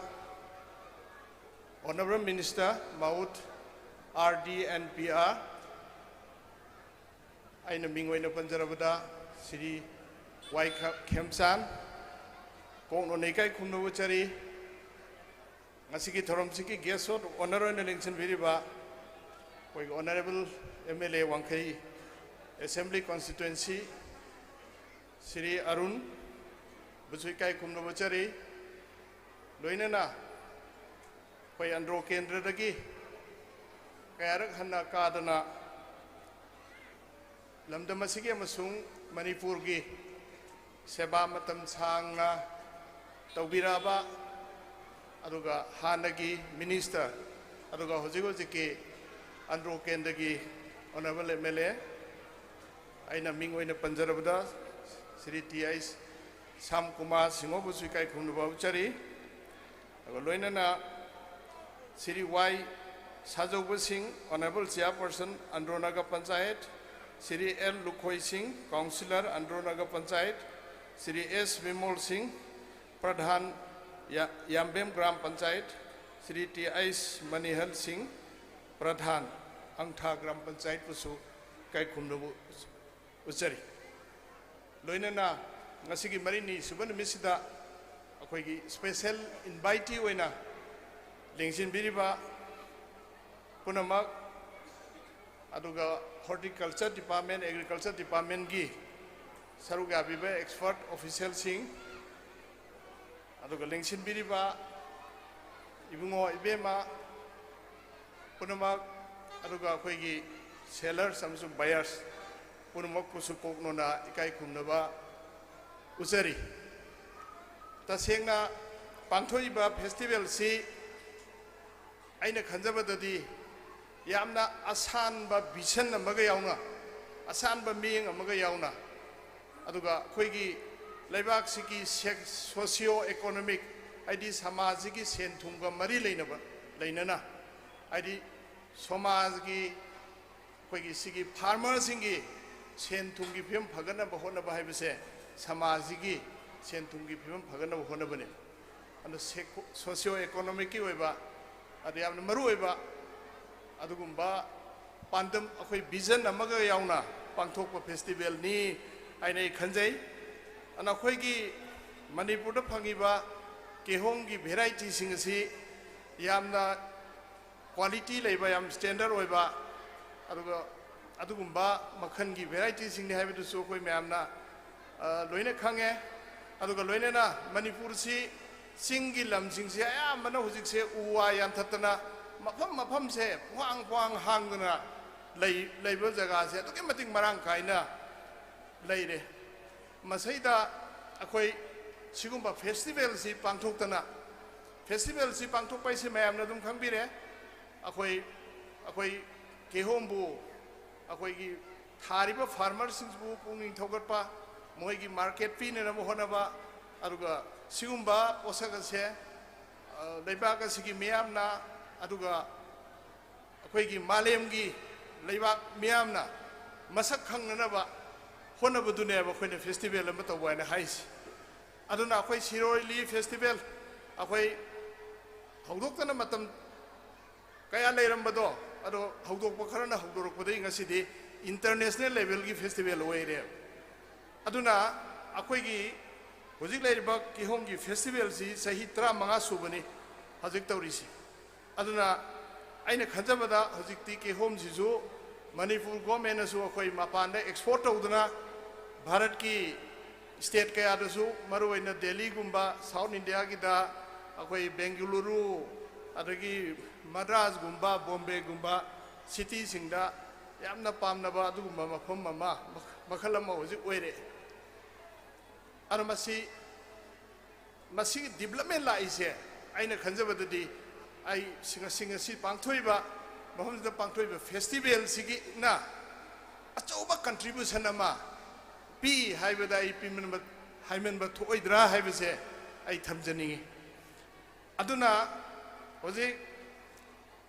akhoi market pakthok chawthon ba ki hom pamna ba mi pangthok chawthon ba ki hom gi demand to ba से foreign country दायरसु Dubai अखोई state की केहोम demand तब लेबांग ने सुमाइना लेबांग मसिंग हेंगलनबा अदुगा अखोई market सी फगलकदोइने अदु market सी फगलकपगा लोइना farmer सिंग ने हेना केहोम थानिंगबगी वाखल सी पोलकदोइने अदुना मसोमदा संगसनबदा आइना सा हाइजगिबदो हानबदा मनी कोई आंध्रो केंद्र की नतना मणिपुर की ओइना मसी यामना अचौबा कानाबा अमा पीबा फेस्टिवल नि हाइबदुनि आइना थमजनिंगिसे अना हुजिकसे आइना सिगुमबगी बिजनेस तौबा सिंकाई सिंदा आइना सुंवारी साबा मतमदा अखोइगी केहोम से अखोइना 100% ऑर्गेनिक ओहनबा ngambaba ऑर्गेनिक ओहनबा ngamba तारगदी मसिगी डिमांड सी अगप फंगने हेनकलकनी अदुगा अखोई ममनसु हेनकने योनबा ngomgani हाइबसिमा मोइना हाइ अदुना अखोई हुजिकती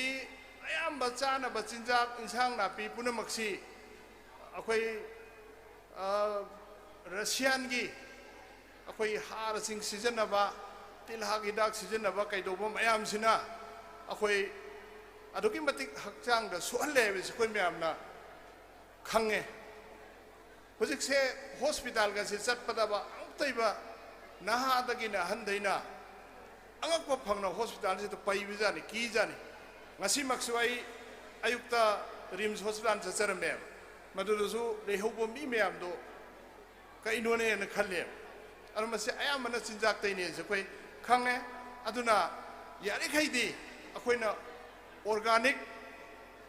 ki pothok se puthokna ba akoi farmer singna puksel sengna akoi hona ba ma akoi sangi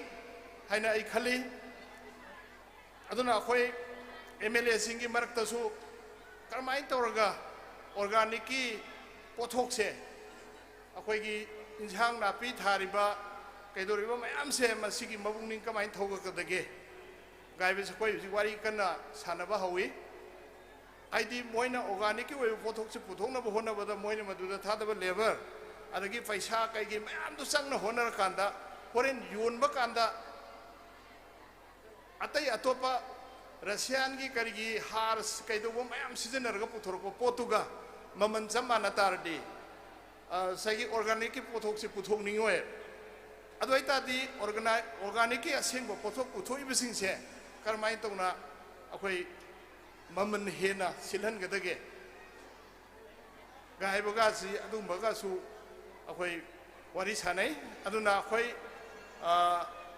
अने हाइजनिंगबदा अखोई फार्मर सिंगसु अखोइना यामना अखोई सिंसरली हाइतारे ऑनेस्टली अखोइना पुथोइबा मना मसिंगसि मीना चादोइने मीदुना चारकांदा पॉइजनस ओइदना मीदुदा सोहल्लदी मीदु सिहल्लदी अदुगी पैसा खरकतुगी खनबसे मसि सुमदे हाइना आई खनब सुमेना खली अदुगा अदुगी महुतबुदी अखोइगी पोथोकतो सेंगना ऑर्गेनिक ओइना पुथोकांदा ममन हेना योनबने हेना फैना खली अदुरगदी माना पुथोइबा पुथोक से तसेंगना ऑर्गेनिक ओइ मादी हाइजनदे थमोइ सेंगना मा सुमाइन तोना तौबुनि हाइदागदी पोथोकदुसु अदुम सिलकनी अदुम चलकनी ना खली अदु ngaraangna hanga tawrido thamcheta paisa khara hena phangna haigedra khare thamche charubadigi mi mayam pro wandhadana tawnaido ana sigumba wakhan sisu khara thadokna ba phaina khali aduna sigumba wakholon sigi sigumba meng sigi vision sigi makhada manipur punamakki lawmi singmi farmer singi senthok ki lambi ama hangnana bagi honabiriba lamdam sigi honorable MLA TI Sam Kumar bu akhoi ngasigi honorable chief minister na mayamda khuba amtang khubiu haina thagalamdo aisu thamoi sengna support tokjari aduna matam sangna festival si chathaba aduga yamna mai pakpa festival soidana su oini soidana su hujik mi mayam yam khalaiba hanaga toramba ko khenaba laisini hena koidi subham nombam leitaba saida koige longmi singmi ge soba senthok lambi ma sida lainena taiba dumba festival se hena hena fekalkani haibagi ai thajabadu chena thamjari ado sigumba festival subu akhoi gi lakataba sai sing su mai pangna sinba ngambiu aduga ai gi site gi su mayam sili langi bisi matik chadraga su kaitang mating oina na ba pal sing kundaga donate tokjarang ge haiba pham ji khara haijarga mayam panu bu korum jari thank you all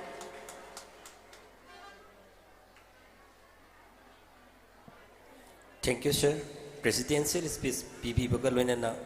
organization na matang tarak pasai sing dasu festival ningthi na pangtok pangam na ba board PB rambagi damak organization ki maikai dagisu sarbu hanna thagasari formal function asigi eroibo ina thagat warol PB na bagi damak M Loken development organization ANDRO KENDRA ki member amo ina laibiriba koksinjari lengbir ko kai pumna makpu tagat warol pibina na bagi tamo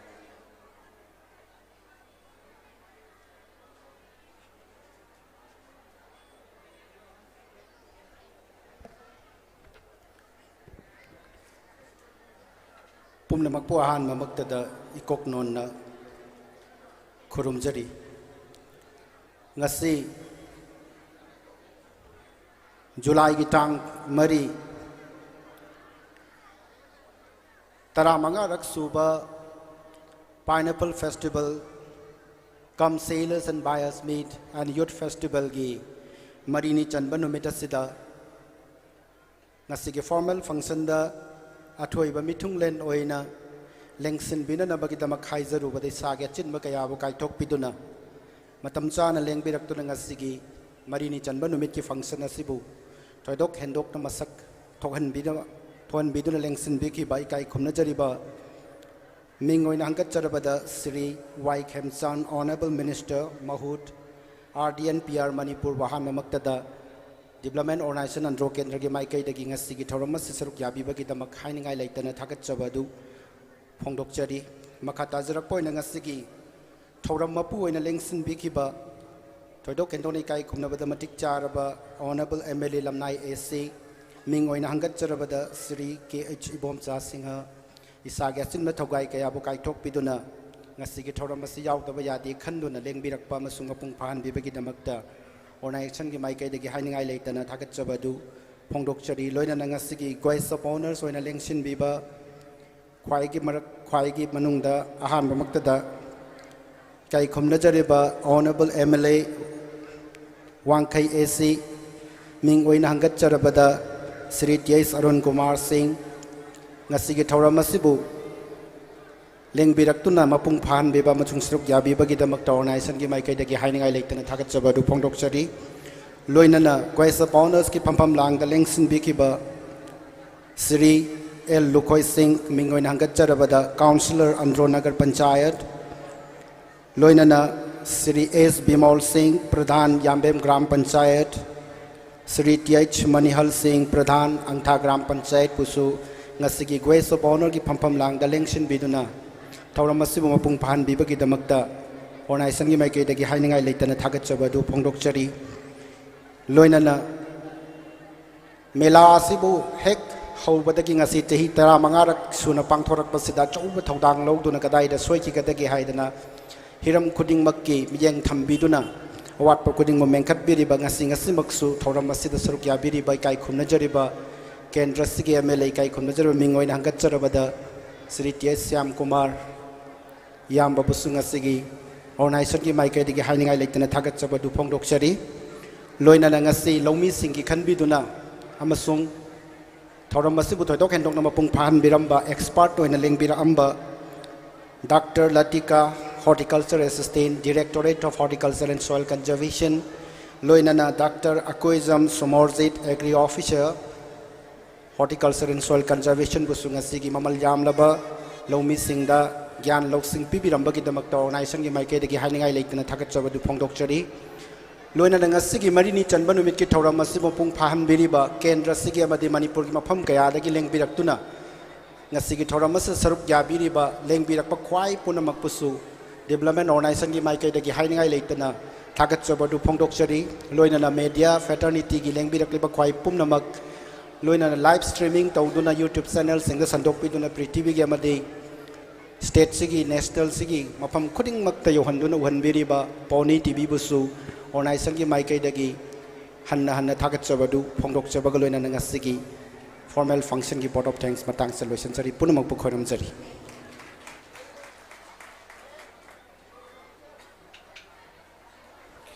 थागतचरी मरकथतना अंगथा ग्राम पंचायत की प्रधान ओइबिरिबा TIS मनिहल अमदी Yambem ग्राम पंचायत की प्रधान ओइबिरिबा Shri सनबाम Bimol Singh organisation बु तेंबांग बिबोइना लुपा लिसिंग तरा तरा की तेंबांग थंबिरमी प्रधान अनिबुसु organisation की माइकैदगी तौमिबन खंग उत्सरी मदी तुंगदा अफबा ngakta ओहनबियु हाइदुनि ईश्वरगी मफमद प्रार्थना तौजरी मखा चथजरकप ओइना थांग ता साइनबा खुंडोंबम पनन Meitei अमसुंग महाकी कांगबु हैरोक part 2 दगी लेंगबिरकप सिंगबु मथंगी जगोइगी थौगल ओइना खुदोल तंबिननबा कौसिनजरी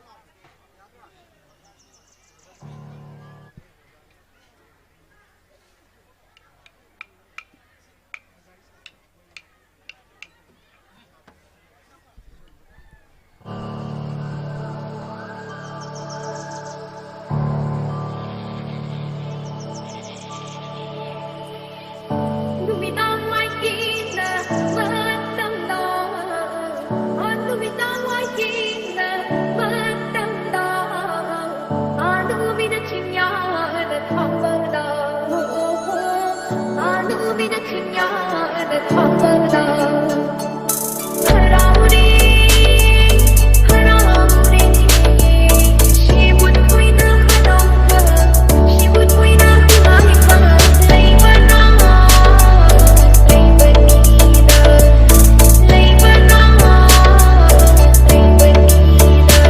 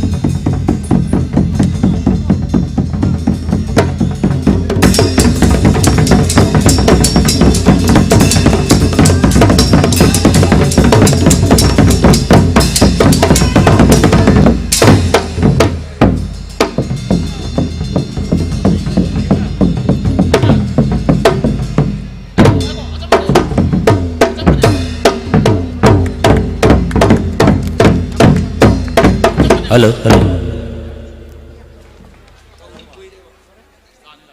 Mathangda khudol tambina nabagi damata kauksinjari lai hui jagoi sabina nabagi ngakpigani lai hui jagoi sabina nabag kangbu do koi thorang tawduna laibiyo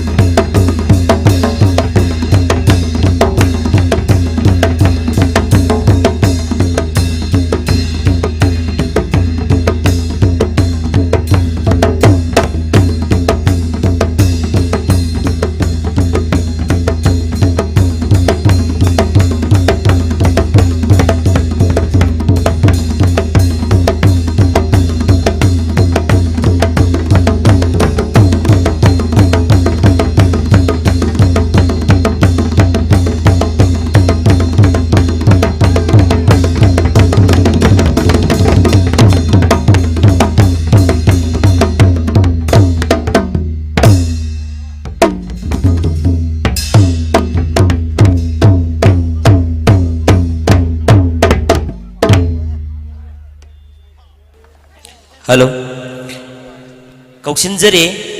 Rossi बला अमदी महाकी कांगबु थौबाल वांखेमदगी लेंबिरकपा आर्टिस्ट सिंह लाई हुई जगोई खुदोल तंबिननबगिदमक अमुक्तंग निंगसिंगजरी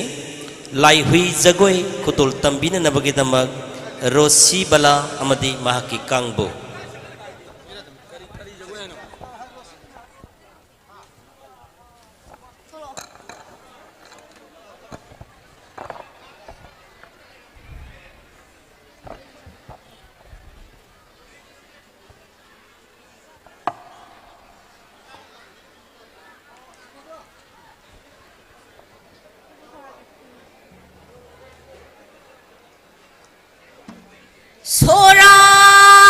소라랭게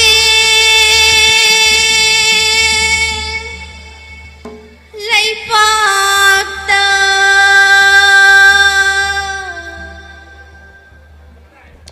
소라랭게 레이팍다 소라랭게 레이팍다 대낭나 언니 콩바부 대낭나 언니 콩바부 따르시대 तारुशीदे हापे मा खोइरांगे हा नपे मा खोइरांगे थेंनांना अन्नी खोंदे लफुना पाखंग अंगावना मरिना खोला लुबगी थराव खोने हो ओ थराव खोने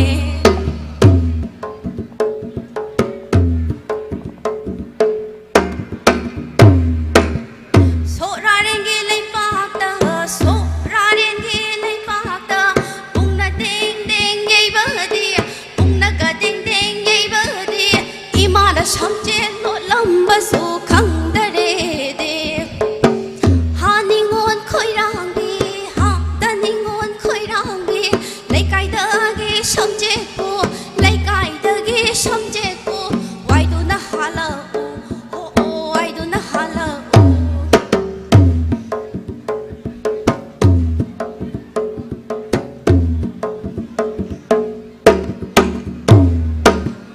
इमा हिंखोल चंगलुसी इमागे हिंखोल चंगलुसी हैरांग मुनबा येंगलुसी हैरांग ना मुनबा येंगलुसी दे ओ ओ येंगलुसी दे हैरांग मुनदे हाइरिंगै हैरांग ना मुनदे हाइरिंगै लेकाइगी पाखंग अंगावना लेकाइगी पाखंग अंगावना चाथोखअरे ओ ओ चाथोखअरे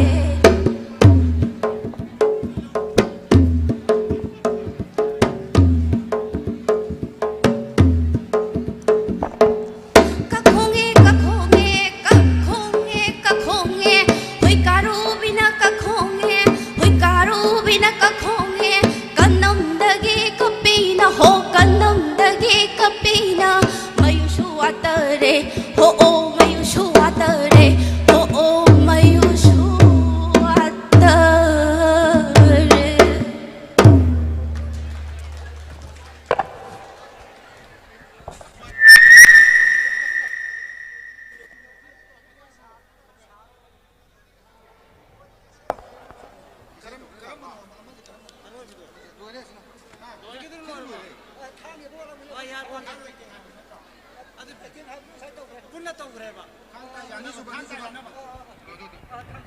हेलो कल्चरल प्रोग्राम की अरोइब इवेंट ओइगदोरिबा ngasi मरिनी चनबा नुमित की अरोइब इवेंट थांग ता यानबा presented by Kontozam Laisemba and his party hauzik miam mangda utsagadoribosi थांग ता यानबा पांगथोकपिगदोरिबा Kontozam Laisemba मदि महाकी पार्टी स्टेज तक लेंथक पिरतुना दोमगी थांग ता यानबगी theorem yam the खुदोल तंबिगन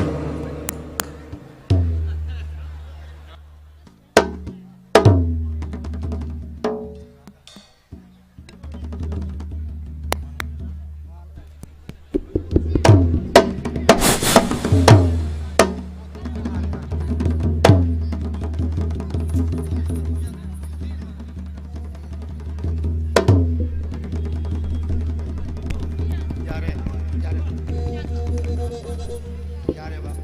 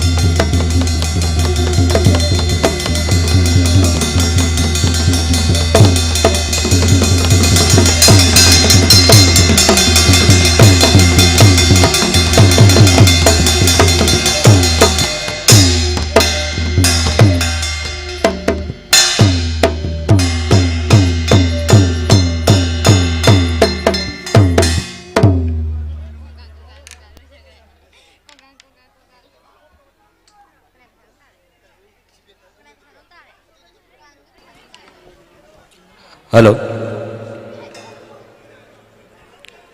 Ngasi mari ni san benumit asige. Organizing committee na thamjaba cultural item sing event sing ekoi matang sida ngasi gidamang tadi tension jari mau sagumna manipuri matam ishaida yuktham oiba ishay nong mai gi thoram ase koi hauna na basem sajage mau sagumna orchestra sing isai sagi instrument pansin bahwa na ringai gi aten ba prek matang miam dagi nijage ngehak sarak sibagi tamakta tinbir ba khoi pom namakna ngakpigani loinana organizing committee na sinjariba sigumlaba festival asi mapung phana pangthokpa ngamnana bo honnabada tengbang birak singil laktage ngasi make digini tari singi phampham langda lengsin biramba sigwes ki phampham langda lengsin biramba sir waikem sanna lupali sing yangkhai gi tengbang pibirame aduga president gi phampham langda lengsin biramba mingonanga sarvada sir case loken lamlai assembly constituency gi honorable MLA na lupali sing kun gi tengbang pibirame amadi ngakpigani honorable MLA ibom sa lamlai assembly constituency gi sarna lupali sing kun gi tengbang pibirame amadi Wangkai Assembly Constituency ki Honorable MLA Sir Arun Kumar na lupali sing kun gi tengbang amasu pibirami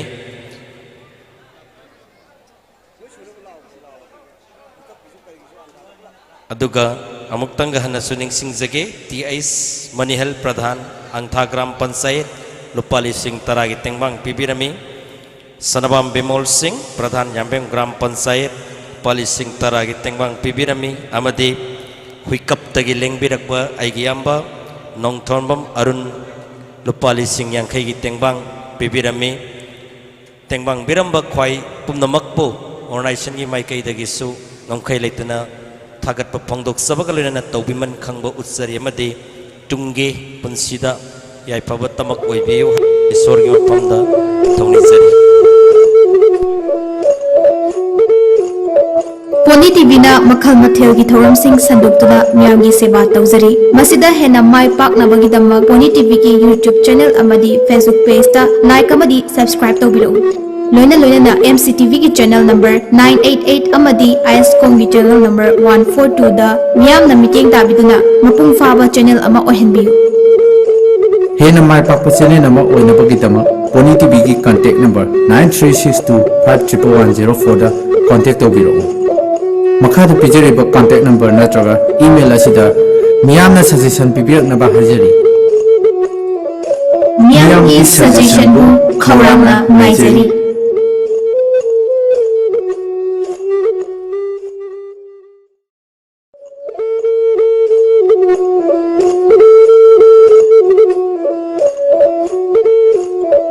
Poni TV na makhal mathel gi thoram sing sandukna miyam gi seba tawzari masida hena mai pak na bagi damma Poni TV gi YouTube channel amadi Facebook page ta like amadi subscribe tawbilo loina na MCTV gi channel number 988 amadi IS Kong gi channel number 142 da miyam na meeting tabiduna mapung faba channel ama ohenbiu hena mai pak channel nama oina bagi damma Poni TV gi contact number 9362511004 da contact tawbilo Makada pijariba contact number natraga email asida miyamna suggestion pibirakna ba harjari miyamgi suggestion bu khawramna maijari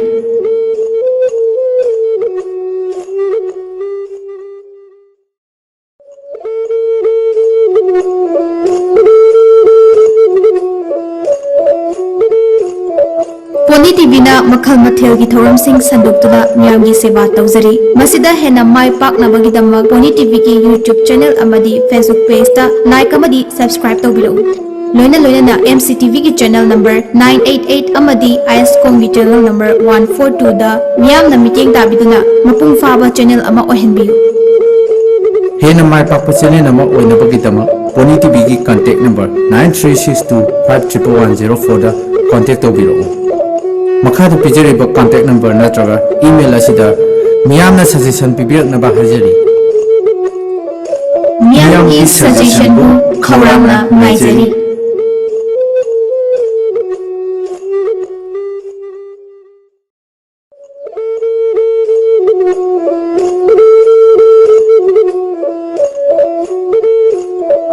Poni TV na makhal mathel gi thoram sing sandukna miyam gi seba tawzari masida hena mai pak na bagi damma Poni TV gi YouTube channel amadi Facebook page ta like amadi subscribe tawbilo loina na MCTV gi channel number 988 amadi IS Kong gi channel number 142 da miyam na meeting tabiduna mapung faba channel ama ohenbiu hena mai pak channel nama oina bagi damma Poni TV gi contact number 9362511004 da contact tawbilo Makada pijariba contact number natraga email asida miyamna suggestion pibirakna ba harjari miyamgi suggestion bu khawramna maijari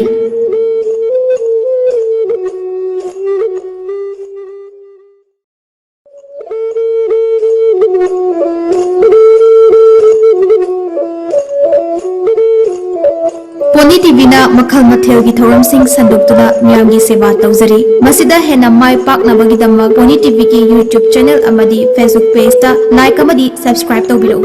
loina na MCTV gi channel number 988 amadi IS Kong gi channel number 142 da miyam na meeting tabiduna mapung faba channel ama ohenbiu hena mai pak channel nama oina bagi damma Poni TV gi contact number 9362511004 da contact tawbilo Makada pijariba contact number natraga email asida miyamna suggestion pibirakna ba harjari ꯃꯤꯌꯥꯝꯒꯤ ꯁꯖꯦꯁꯟꯕꯨ ꯈꯧꯔꯥꯡꯅ ꯉꯥꯏꯖꯔꯤ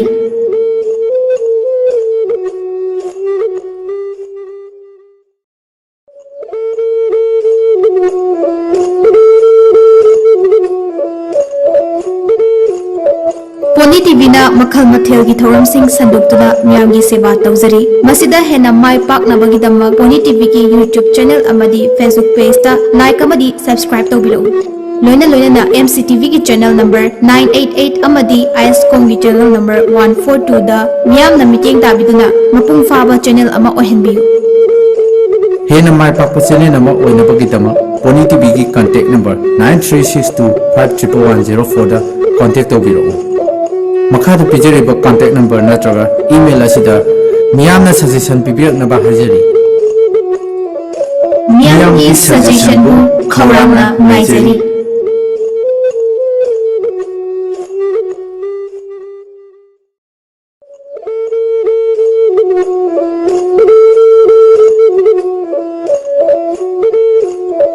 pony ꯇꯤꯚꯤꯅ ꯃꯈꯜ ꯃꯊꯦꯜꯒꯤ ꯊꯧꯔꯝꯁꯤꯡ ꯁꯟꯗꯣꯛꯇꯨꯅ ꯃꯤꯌꯥꯝꯒꯤ ꯁꯦꯕꯥ ꯇꯧꯖꯔꯤ ꯃꯁꯤꯗ ꯍꯦꯟꯅ ꯃꯥꯏ ꯄꯥꯛꯅꯕꯒꯤꯗꯃꯛ pony ꯇꯤꯚꯤꯒꯤ YouTube channel ꯑꯃꯗꯤ ꯐꯦꯁꯕꯨꯛ ꯄꯦꯖꯇ ꯂꯥꯏꯛ ꯑꯃꯗꯤ ꯁꯕꯁꯀ꯭ꯔꯥꯏꯕ ꯇꯧꯕꯤꯔꯛꯎ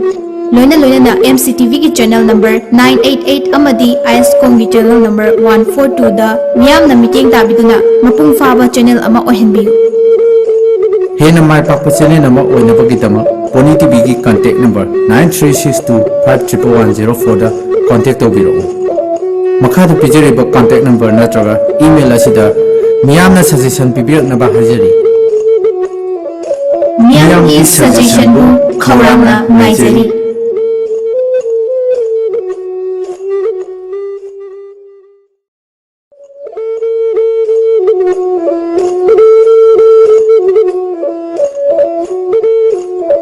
ꯄꯣꯅꯤ ꯇꯤꯚꯤꯅ ꯃꯈꯜ ꯃꯊꯦꯜꯒꯤ ꯊꯧꯔꯝꯁꯤꯡ ꯁꯟꯗꯣꯛꯇꯨꯅ ꯃꯤꯌꯥꯝꯒꯤ ꯁꯦꯕꯥ ꯇꯧꯖꯔꯤ ꯃꯁꯤꯗ ꯍꯦꯟꯅ ꯃꯥꯏ ꯄꯥꯛꯅꯕꯒꯤꯗꯃꯛ ꯄꯣꯅꯤ ꯇꯤꯚꯤꯒꯤ ꯌꯨꯇ꯭ꯌꯨꯕ ꯆꯦꯅꯦल ꯑꯃꯗꯤ ꯐꯦꯁꯕꯨꯛ ꯄꯦꯖꯇ ꯂꯥꯏꯛ ꯑꯃꯗꯤ ꯁꯕꯁꯀ꯭ꯔꯥꯏꯕ ꯇꯧꯕꯤꯔꯛꯎ ꯂꯣꯏꯅꯅ MCTVꯒꯤ ꯆꯦꯅꯦल ꯅꯝꯕꯔ 988 ꯑꯃꯗꯤ ISCOMꯒꯤ चैनल नंबर 142दा मियामना मिटेंग ताबिदुना मपुंग फाबा चैनल अमा ओहनबियु हेन माय पाकपा चैनल अमा ओइनबगिदमा पोनी टीवी की कांटेक्ट नंबर 9362511104 दा कांटेक्ट तौबिरउ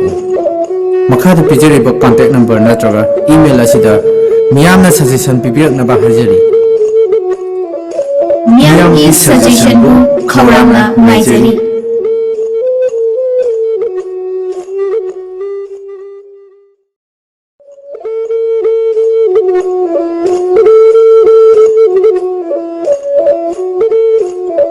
पोनी टीवीना मखल मथेल की थौरम सिंह संदुक्तुना मियामगी सेवा तौजरी मसिदा हेना माय पाकनबगिदमा पोनी टीवी की यूट्यूब चैनल अमदी फेसबुक पेज ता लाइक अमदी सब्सक्राइब तौबिरउ लोइना MCTV की चैनल नंबर 988 अमदी ISCOM की चैनल नंबर 142 दा मियामना मिटेंग ताबिदुना मपुंग फाबा चैनल अमा ओहनबियु हेन माय पाकपा चैनल अमा ओइनबगिदमा पोनी टीवी की कांटेक्ट नंबर 9362511104 दा कांटेक्ट तौबिरउ मखाद पिजरेबा कांटेक्ट नंबर नत्रगा ईमेल असिदा मियामना सजेशन पिबिरकनबा हाजरी मियामगी सजेशन बु खौरांगना नायजरी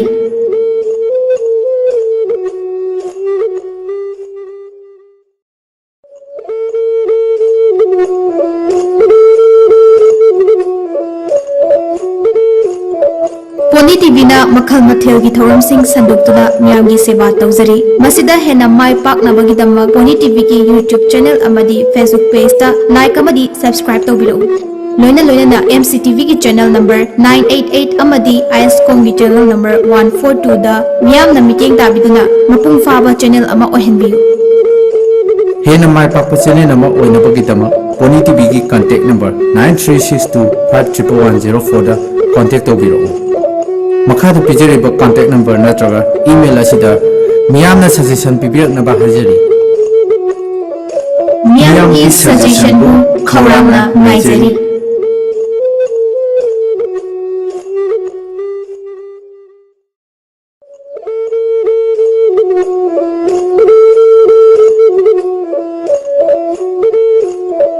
Pony Pony TV na makhal mathel gi thoram sing sanduktura miyam gi seba tawjari masida hena mai pak na bagi damma Pony TV ki YouTube channel amadi Facebook page ta like amadi subscribe tawbiro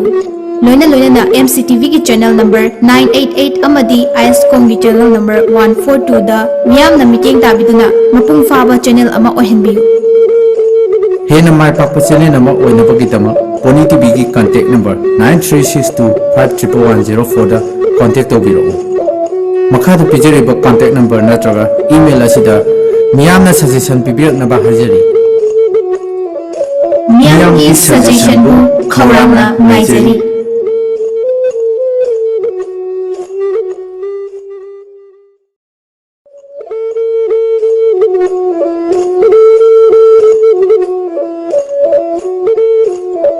Pony TV na makhal mathel gi thoram sing sanduktura miyam gi seba tawjari masida hena mai pak na bagi damma Pony TV ki YouTube channel amadi Facebook page ta like amadi subscribe tawbiro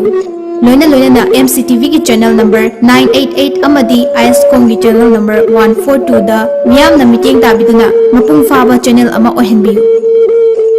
hena mai pak channel nama oina bagi damma Pony TV ki contact number 9362511104 da contact tawbiro Makada pijari ba contact number natraga email asida miyamna suggestion pibirak na ba harjari miyam gi suggestion bu khawramna ngaijari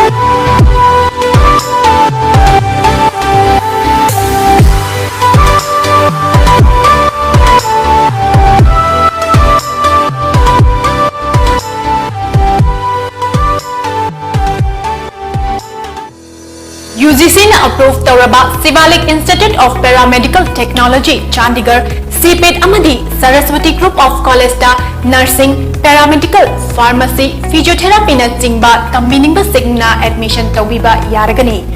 offer tawgariba courses sing adudi nursing da paramedical da pharmacy da amadi physiotherapy da courses sing asi tambiningba singna installment basis ta fee thiba yabagi khudong chabasu pizari loinana nupa amasung nupi gi separate hostel facility su laigani amadi tambal loiraba matung 100% job placement su pizagani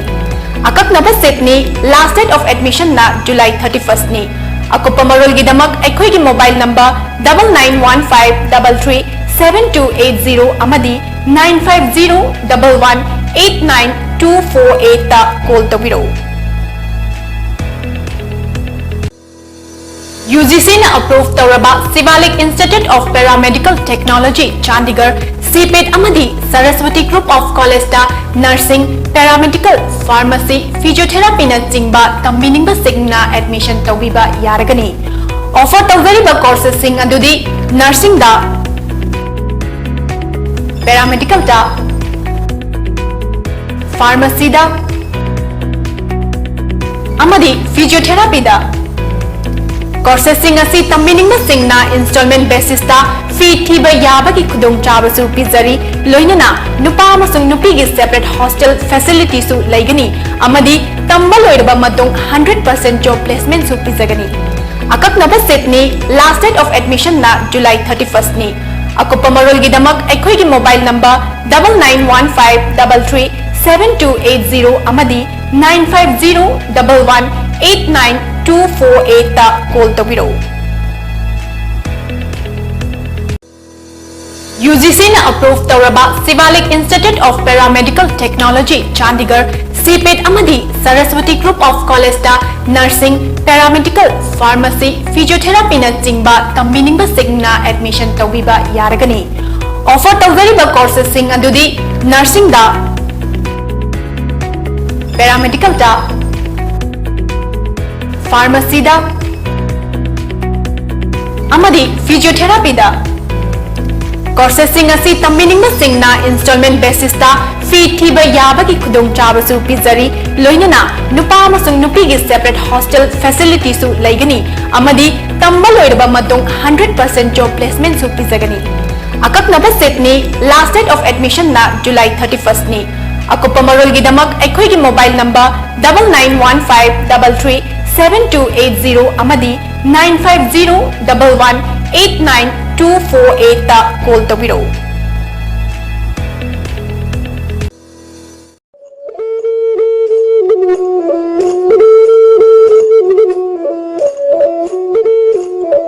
Pony TV na makhal mathel gi thoram sing sandukna miyam gi seva tawzari masida hena mai pak na bagi damma Pony TV ki YouTube channel amadi Facebook page ta like amadi subscribe tawbiro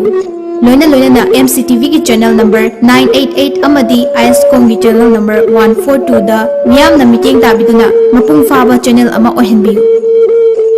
Hena mai pakpa channel nama oina bagi dama Pony TV ki contact number 9362511104 da contact tawbiro Makhada pijariba contact number natraga email asida miyamna suggestion pibiraknaba hajari miyam gi suggestion bu khawramna maijari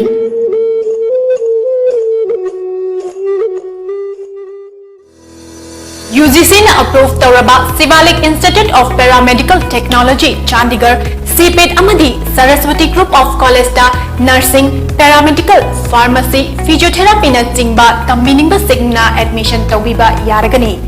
Offer tawzariba courses sing adudi Nursing da,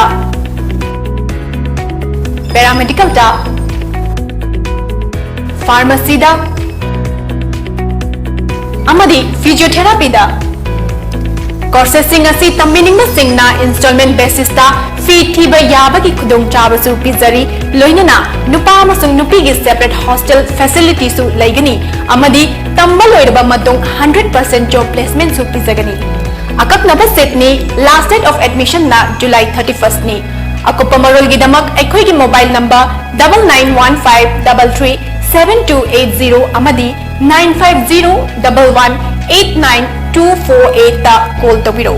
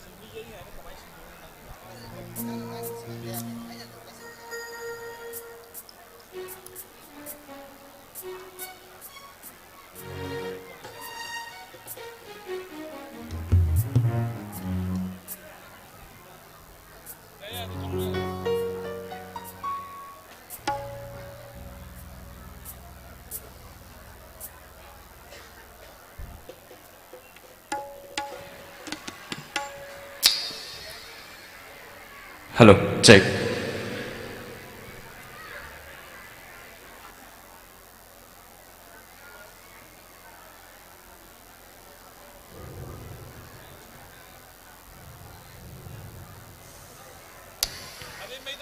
Check.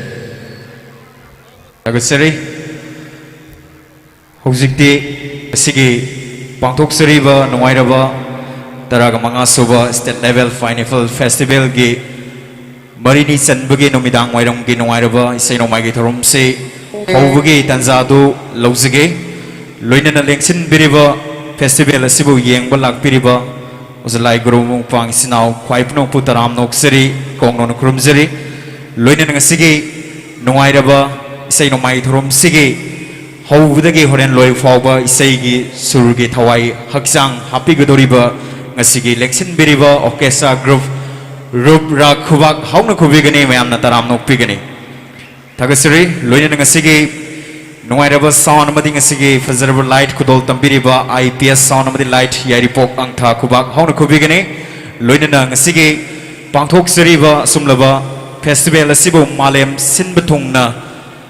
live streaming tawbiriba ohan biriba Pony TV khubak hauna khubiraga mayam na taram nok pigani Tagasari Hositi Mayamda Apunba Manipuri Matam Sei Kanglov Amiki Sana Kanglon Gi Matungina Saipam Kudimakta Imalibang Manipur Saita Zaba Seu Saina Hana Hogdok Pagi Sana Kanglon Levanina Ngasisu Saipam Masigi Hogsik Pawu the Yorakraba Yamda Manipur Sigi Sangairaba Saisakpa Saisakpi Pumnamak Koksinzaduna Mayamda Seu Sei Kudol Tamanzabagi Tanza Logzage Koksinzari Yamda Manipur Sigi Sangairaba Saisakpa Apau Yumnam Koksinzari Mamna Kubak Hona Kubiraga Taram Nok Pigani Koksinzagi Saisakpi Pinky Saikom Koksinzari Mamna Kubak Hona Kubiraga Taram Nok Pigani Loinana Koksinzagi Saisakpa AK Yangoi Loinana Kakumzari Ba Sangaira Ba Saisakpoza Nomaitem Solendro Koksinzari Loinana Saisakpi Kazal Laisram Koksinzari Mamna Kubak Hona Kubiraga Taram Nok Pigani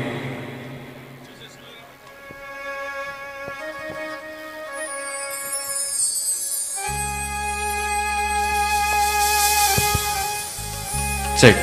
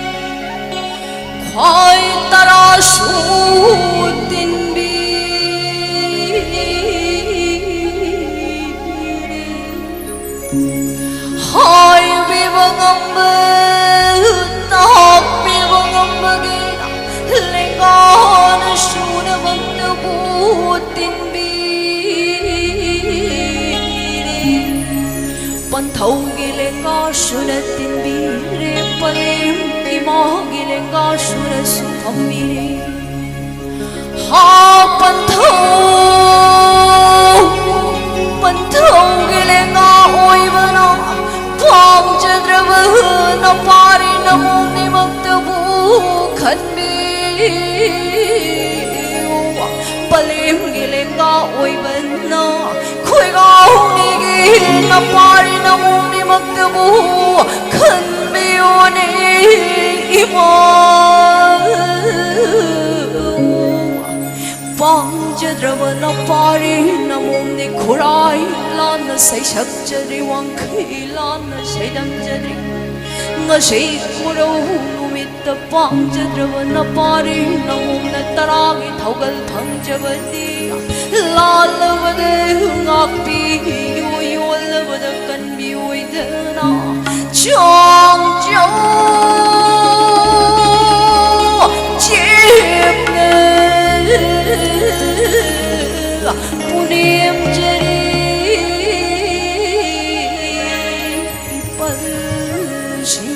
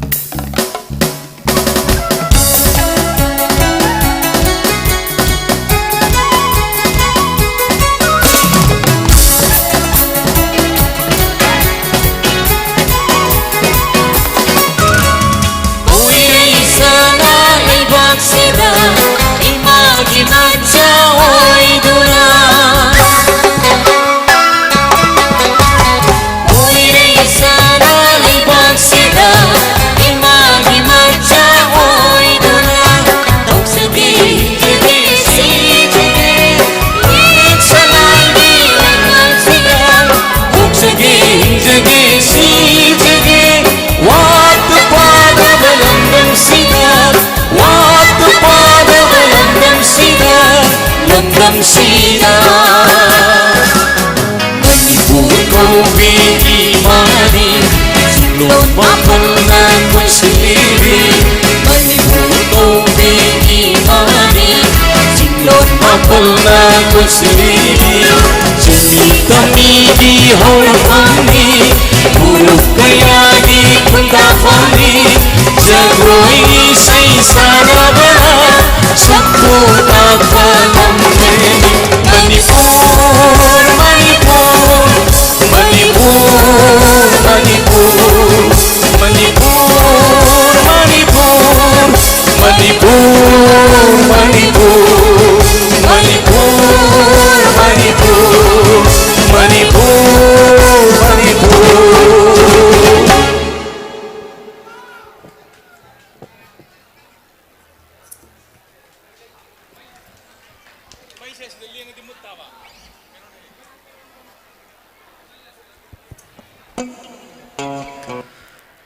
Tagasari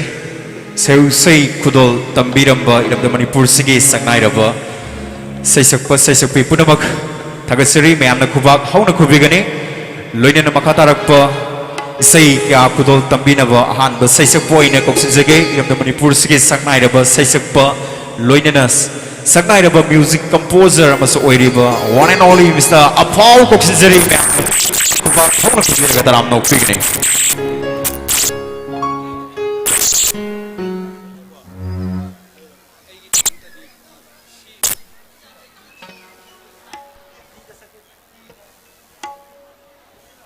Mayam khudam pu taram nong chiri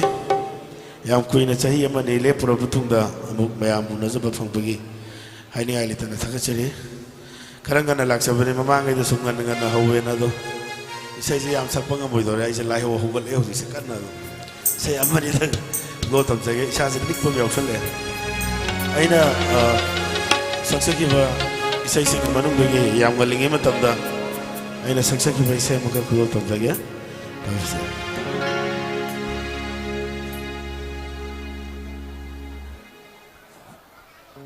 Agi yamba gopi mafam chida lengsen duna ngasi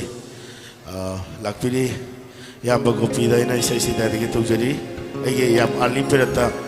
aiga thawa yauna semja ki bai se makangni kulo tamjari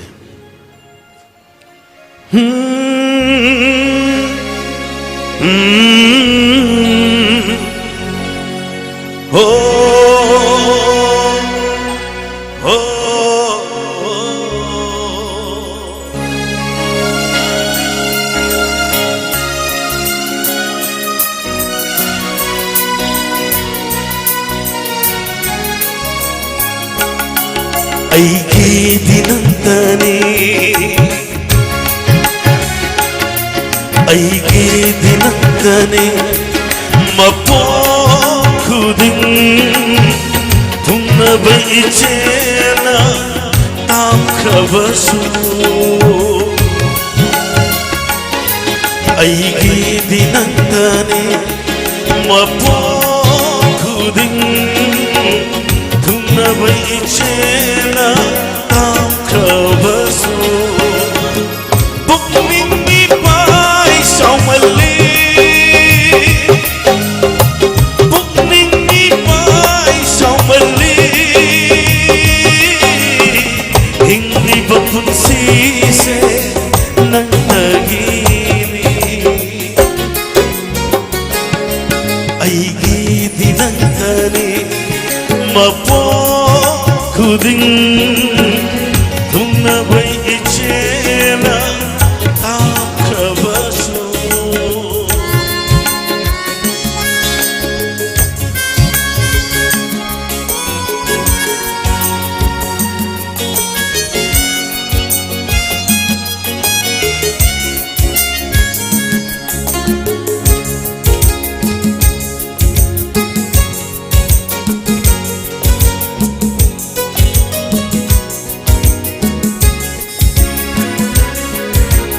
Lachari thamoi nungda nangtabu kanana suroi raba mafam amara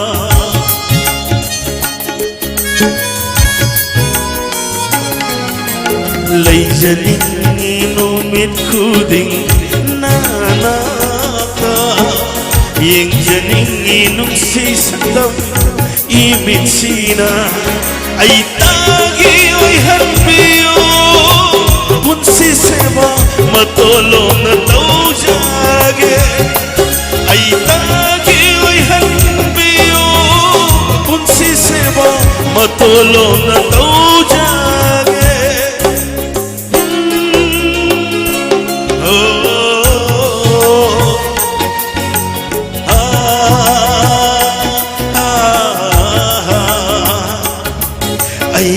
Sunantani mapakuding tungna bay ichela takrabaso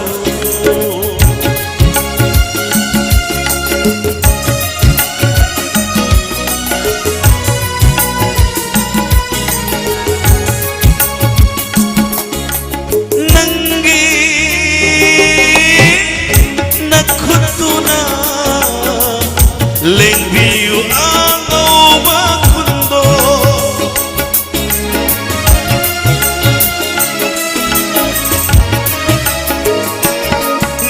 Nanggi nakutuna Lengbiu ang ubang mundo Nung si Pantung panganaba Nung si Pantung yaw na naman Hugsagi pa mo agsamda Kundo na saki oy duna Hingi ba punsina Kay daunong da hadok laroy ng mo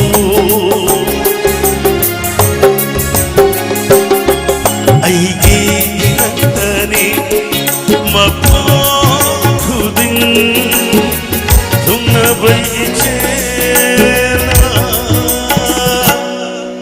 takrabaso. Thank you.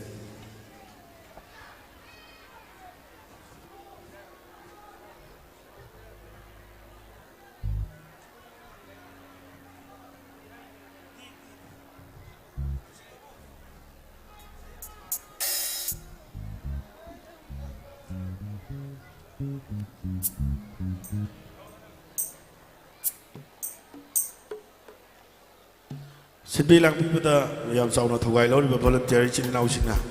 se de iraga piram mesai ni ani soen khudo tum jage ta bise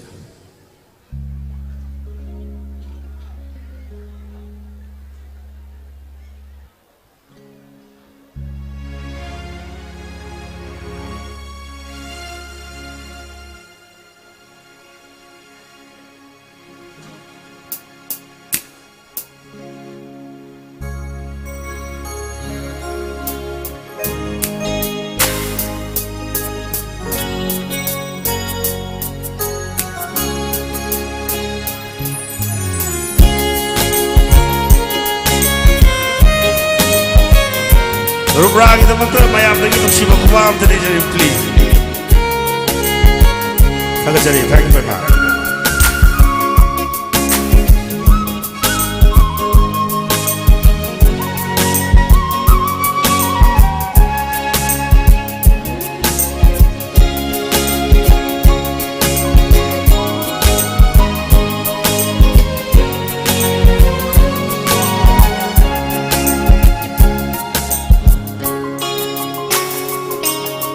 Nuksibagunang namiray ramdagan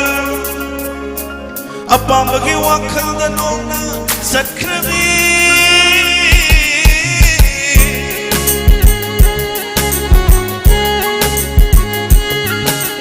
Tamoy mo nang natugay ramdagan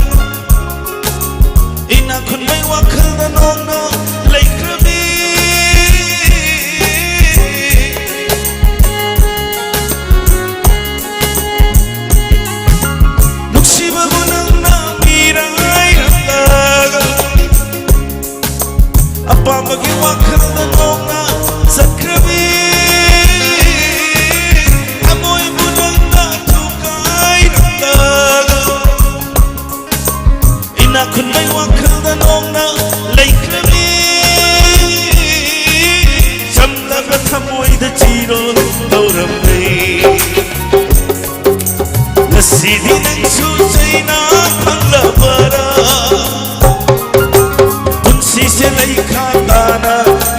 kamaina say biram ko aibu na chilpena nuksiba bunanga irai nanga apa bagi wakal nona sakrabi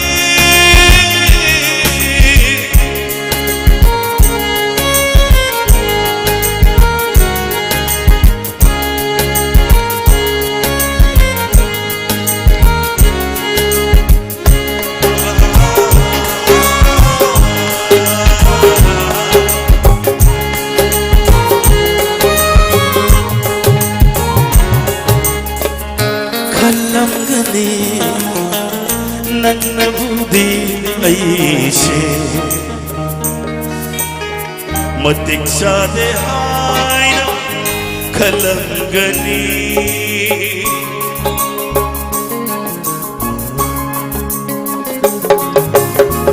ನೊಂಗನಂಗನಿ ಮಿಯಾಮಸು ಐಬು ಇತೌಶೆಯನ nongarangani alumo aina nang punsibani sangtam naba yaroy kanaga alumo aina nang punsibani sangtam naba yaroy kanaga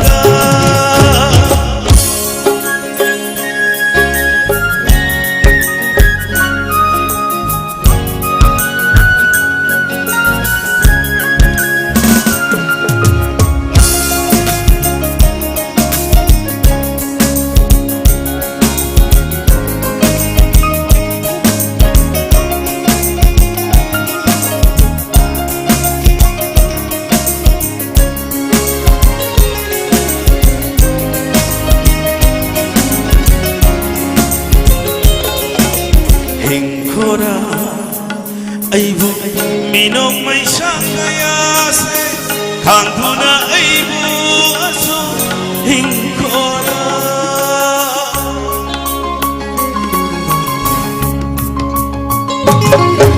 shikora aibu nang nalakpanumit kuling udana aibu aso sikora samnakan banamre ay lana lauro yadre ay jamna khat banamre ay lana lauro yadre ay migi oy khrbini sagai on khrbini ai di he lau jai kai no migi oy raba han te yeng ba yadre ma'am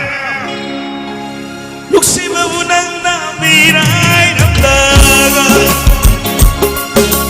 apa bagi wakil na nongna sakrabi amoy bunang na tugay namdaga inakun may wakil na nongna mayong pankrabi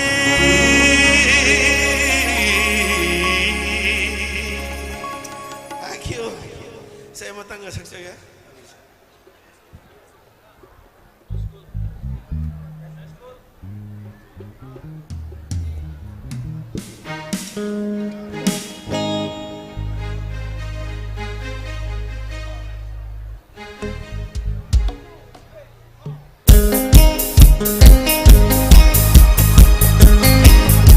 Sembilan milpa Pineapple Festival Committee kumam ka hora. Thank you.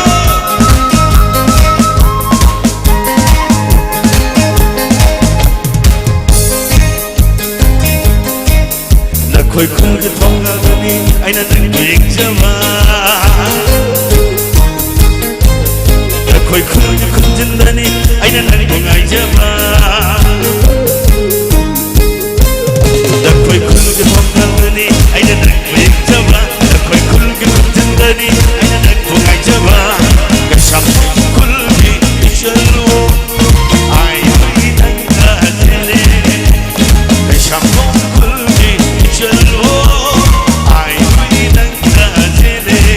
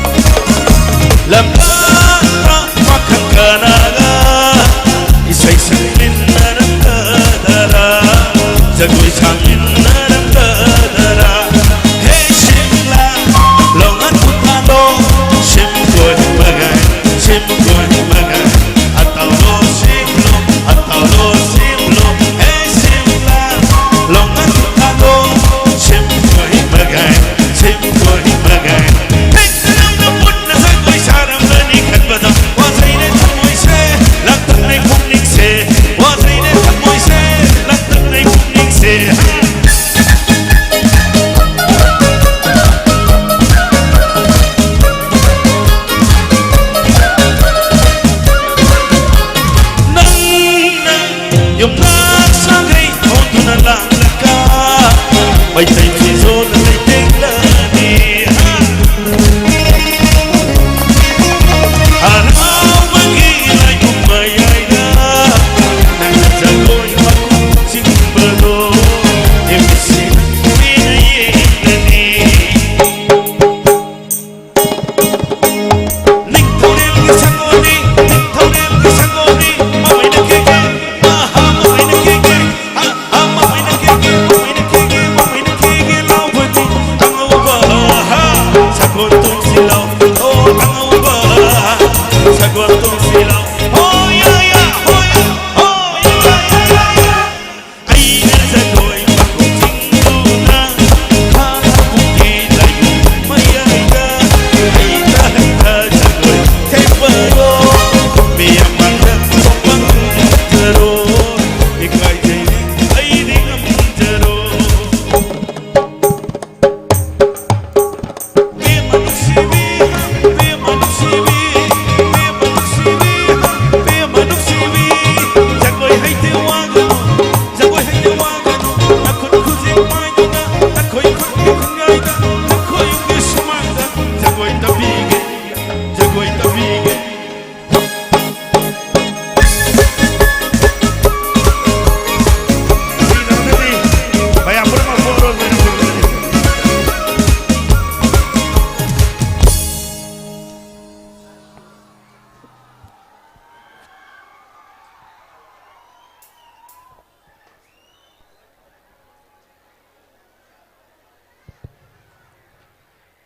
Tagasiri, sagnay raba, saysagpa, afaw yumnam, yamna pazarawi say kaya kutol tambirami, mayam na kubak, haw na kubigani. Tagasiri, loyna na makatarakpi say kutol tambina ba matangi saysagpa koksinzage,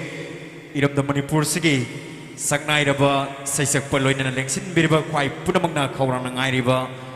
saysagpa one and only Mr. A.K. Yanggoy koksinzari. Lengsin biriba pun mang nakubak, hong nakubiraga sesakpa eke Yanggoy butaram nakpigani. Thank you. Masigi mang the lengsin biriba alam alai guru kwai masakpi ipasaklaba kwai pun mukbu tolaba yang guna ikono nukuram jari isai aman idang kudon damjage suaga sunga pigani. Wajah di bagi.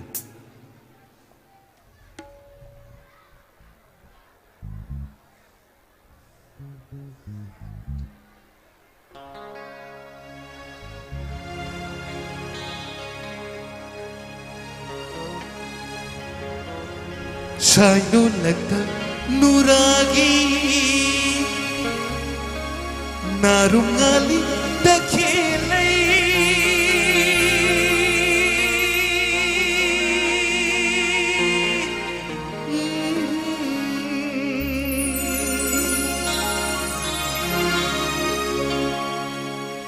Panthau manggon khenjomla sarai kamang dekha samlat kenari pinduza ye tahu na ui na he na pakatip jagui sari sari theli Panthau manggon khenjomla sarai kamang dekha samlat kenari pinduza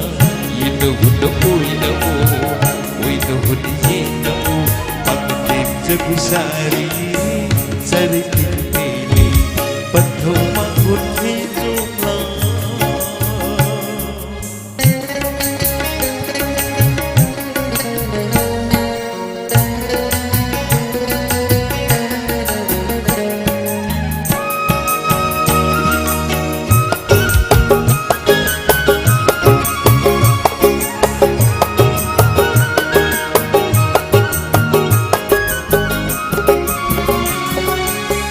Saino lagta nuragi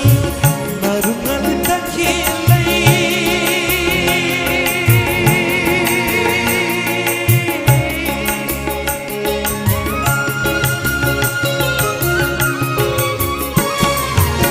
Saino lagta nuragi narungal dakhelai lai pitu khau nai bungo pani koi dom se lai pitu khau nai bungo pani koi shokan unapi imum sangda yom napi bari shoga unapi imum sangda yom napi makan dim jagui sari sarip pili patho makut hinjuna sarayung kamang katha sapat kandari bimuza yena huna uina mo uina huna yena makan dim jagui sari sarip pili makan dim jagui sari sarai pijil pili. Thank you.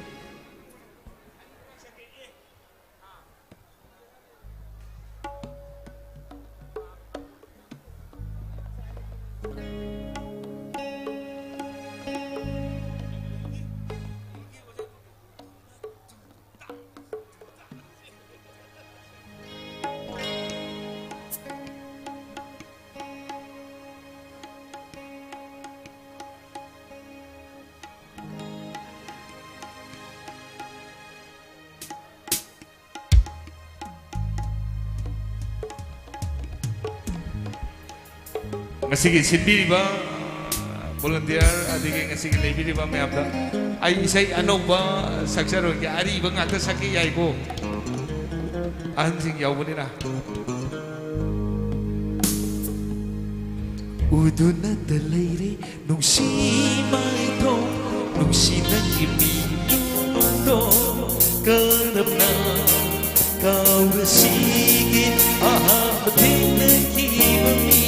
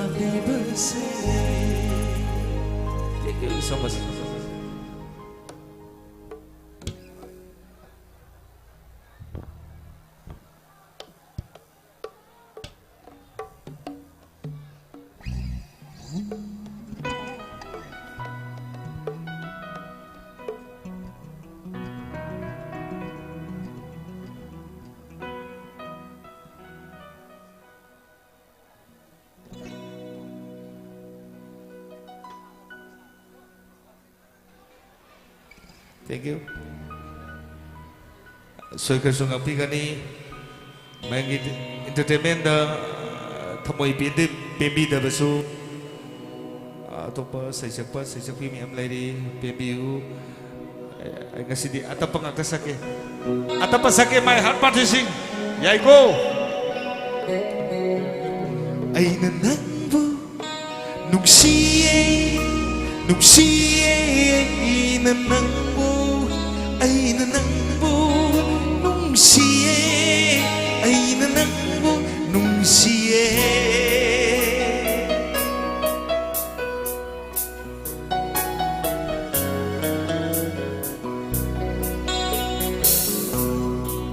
Thamoy sina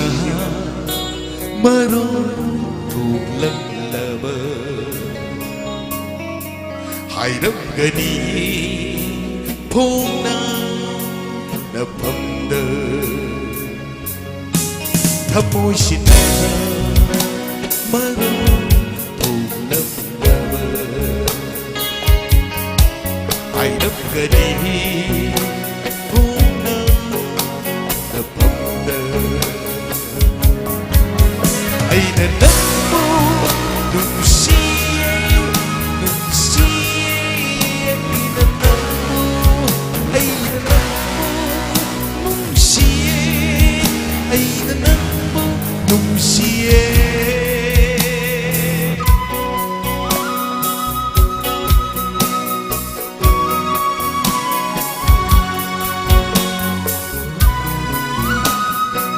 Nasigi isa'y sinbiriba volunteer learner dan kasigi music song kita maka aho kuba kubiyo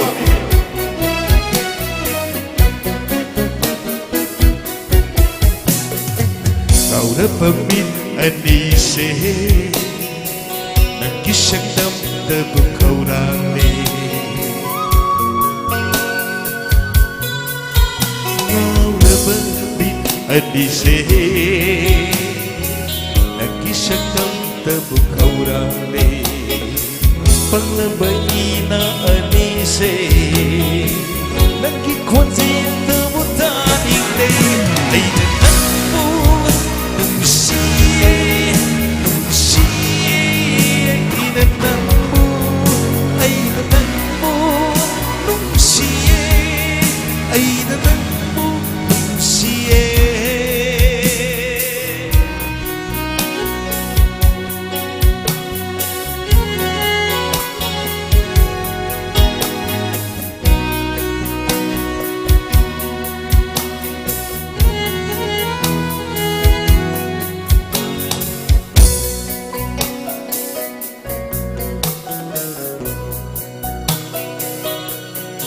Tamo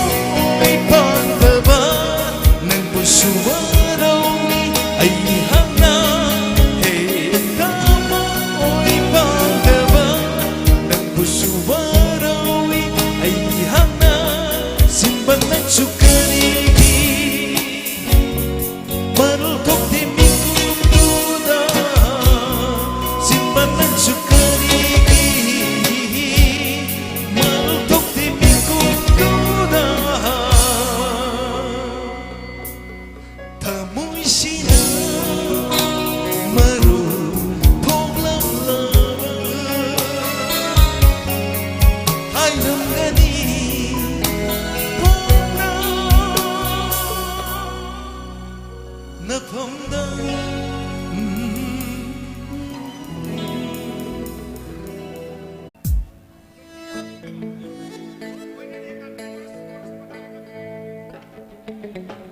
Music ready.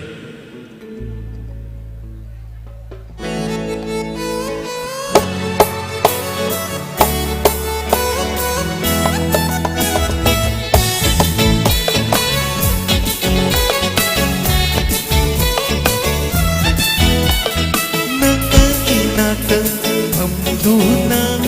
nung siwari sa balse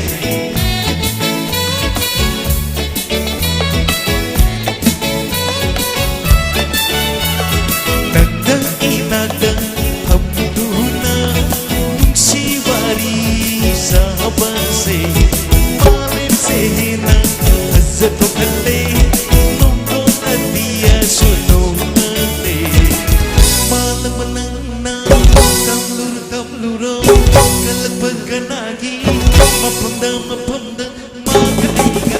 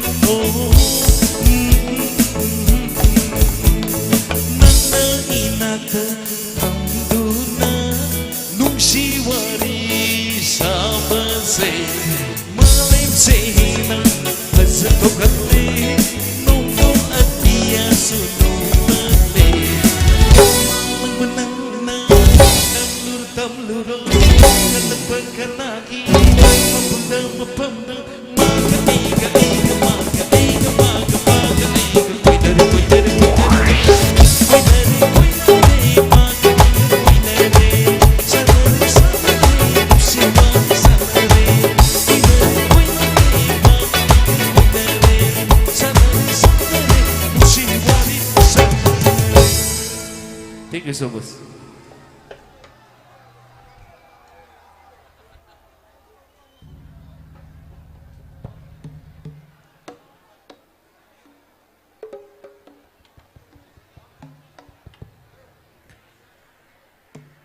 Tagasari, Saisakpa, Eke, Young Boy, Mamna Kubak, how na Kubigane, Pazervisai, Kia Kudol, Tambiduna Linkshin, Biriba Punamakitamoy, Pelan Birambatagasari, Eke, Young Boy. Lunana, Asigi, Pangtok, Piriba, official singing, Mikey the Dweki, Mikey the dialogue show, Yam can be a Matangi, Ronda Mo Kudol, Tambagit and Zado, Logsage, Saisak P. Amatang, Sai Kia Kudol, Tamnava. Koksinsage, Saknai Rabi Sesakpi, in the Manipur Sige, one and only female folk singer, Mamgi, Sesakpi Pinky, Saikon Koksinsari, Mamna, Kubak, Hona, Kubiraga, Sesakpi Butaram no Pigani.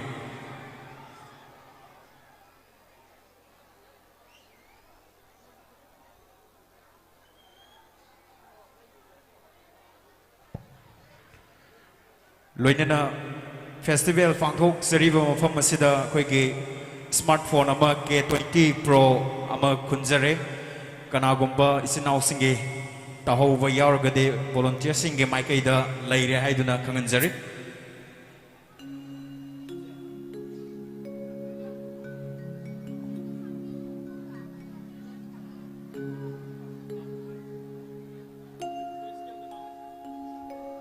ahanba maktada lamdam asibu ponbiriba ibudhoi ben thaubu Thoram asibu mabung phanbiu haina nurutari amasung ngasigi 15 state level pineapple festival asida lengbirakliba ahalaman laiguru ojaguru khwai khumna mokpusu poknona krumjari amasung festival asibu sinbiriba organizer singbusu ikai khamnabo chari ahanbaisai khudol tamjari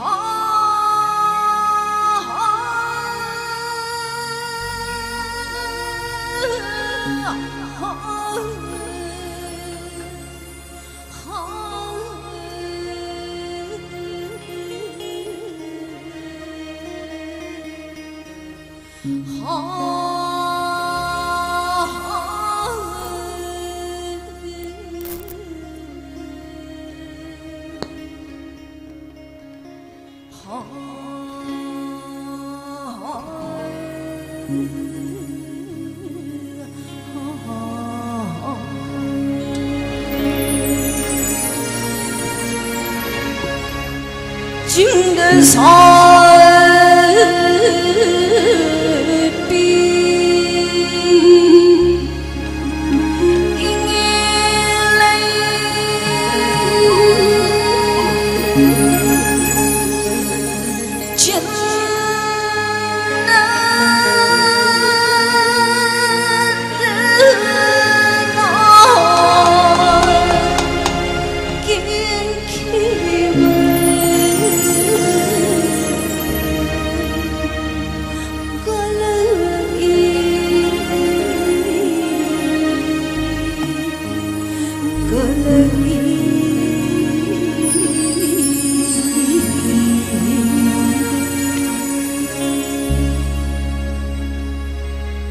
chính đơn soi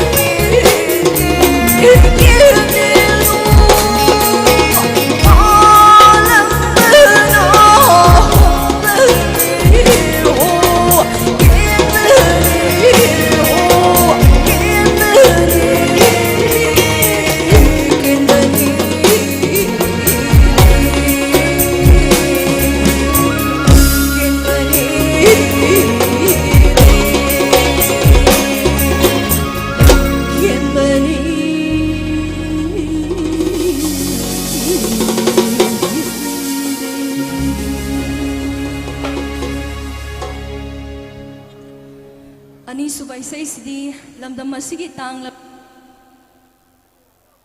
check hello hello lamdam masigi tang laba lairam siroi lili ho sai tha jabani khudol tamjagi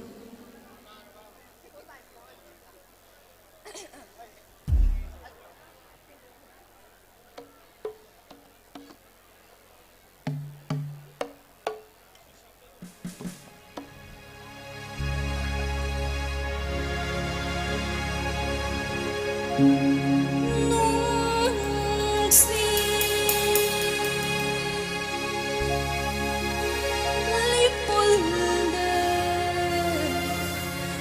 subscribe cho kênh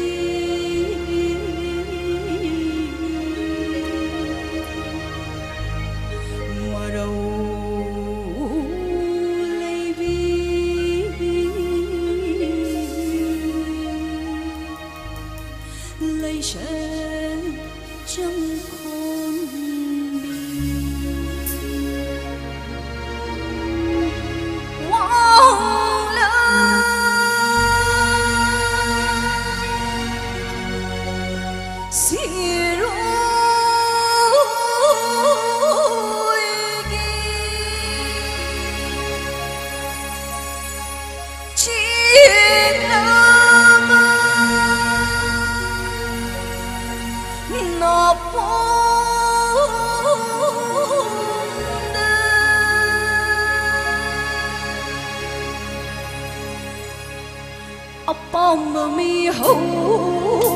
để không bỏ lỡ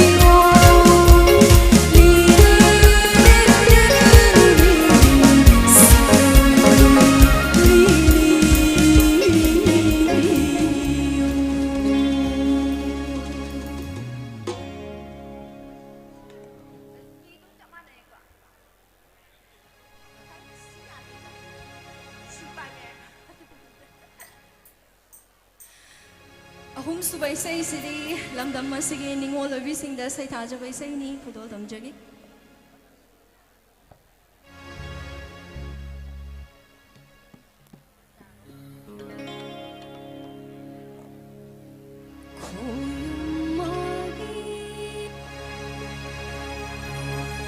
check hello khoyum magi khut sem lakdal ningol pun si se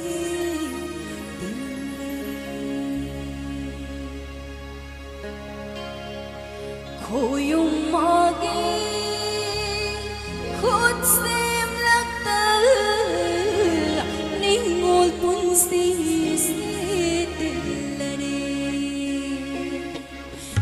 cha ôi bi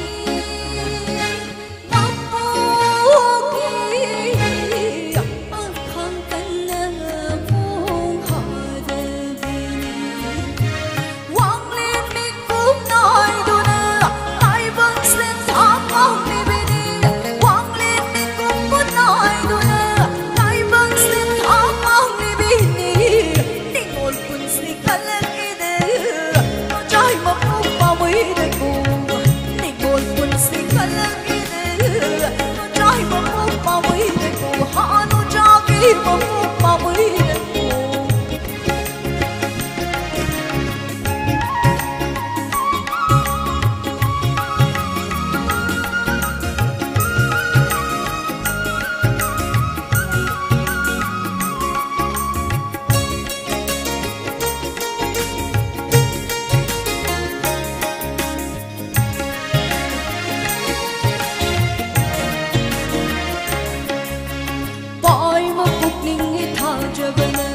lâu sinh cái thấu nam ôi đi mi mất tình mời ai lùi lệ đùi na một phương mà hay ai đi mi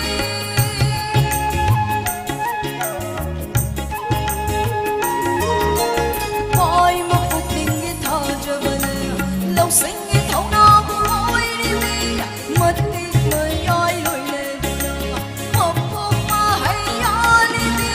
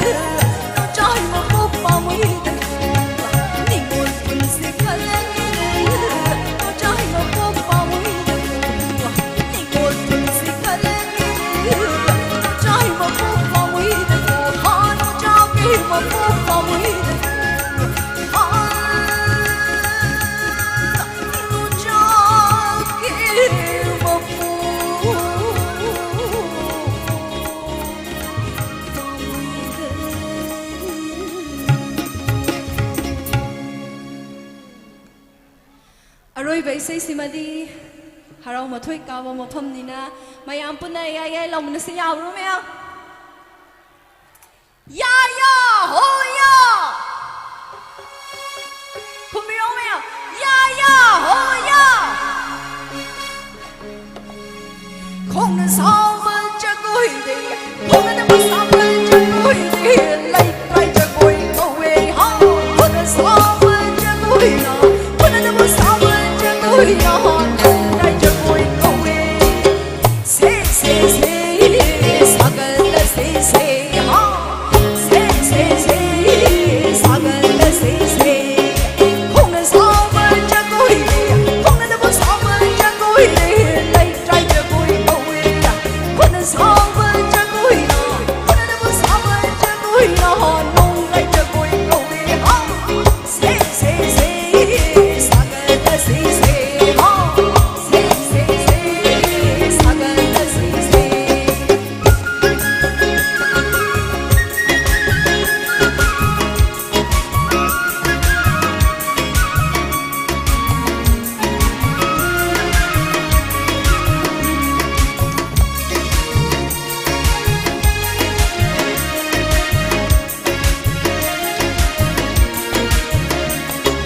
ning thâu rừng sa cô đi ning thâu rừng sa cô đi mô mày nó kê lâu bơ đi mô mày nó kê lâu bơ đi anh ông bơ sa cô tông bơ ra ha anh ông bơ sa cô tông bơ ra ho ya ning thâu rừng ha ning thâu rừng sa cô đi sa cô đi mô mày nó kê lâu bơ đi mô mày nó kê lâu bơ đi anh ông bơ sa cô tông bơ ra cô anh ông bơ sa cô tông bơ ra se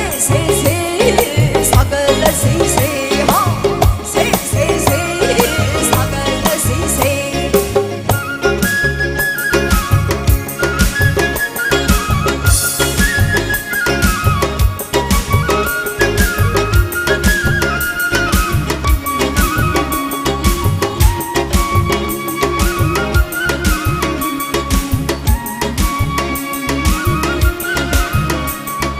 Sagaluda sanahal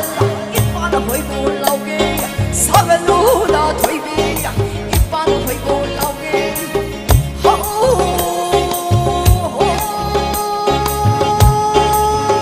hoy ha Sagaluda thoibe ipana hoy ko lauge Sagaluda sanahal ipana hoy ko lauge ning thau rừng sa cô đi mô mày kê lâu bơ đi mô mày kê lâu bơ đi anh ông bơ sa cô tông bơ ra ha anh ông bơ sa cô tông bơ ra se sagal se sagal se harau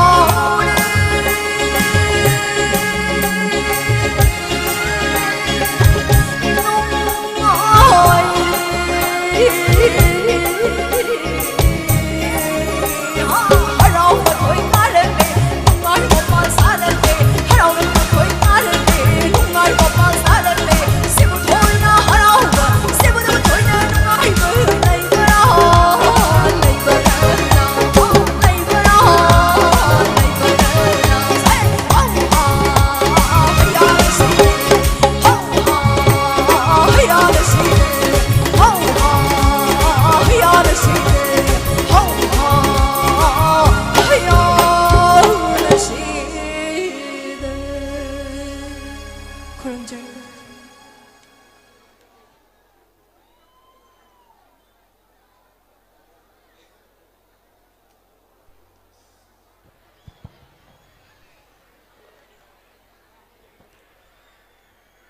Tagasari Saisakpi Pinky Saikom yang fazarabi sai ke akudol tambirami mayam na kubak hong na kubigani loina nang si mayam gi thogul fangbiriba isai no mai thorom sigi thawai haksang hapiriba ngasigi orchestra lengsin biriba रूप राग की खुबाक हाउना खुबीगनी मैमना पुनिंग थगतबीगनी लोइना ngasi sound madi light IPS yaripok angtha खुबाक हाउना खुबीगनी मैमना लोइना live streaming tawbirib ngasi poni TV ki tamuk su मैमना खुबाक हाउना खुबीगनी ngasi DOAK ki maiki dagi khanbirakpa dialogue mate ama thawal tawzaraga mathangi saisakpa mo isai ki akhudol tambina ba koksinjabagi ikuptu sulokjage yamna kuiraba haibutare dialogue ne yamna toina thawal tawkhidaba lila gi dialogue ne wari loidri hariba sumang lila sigi aroi basarukta kidney pibagi mate ama thawal tawjage ngasigi kakasing na yam kana takbirei masi masoi khilan ke wasum yam ngakpigani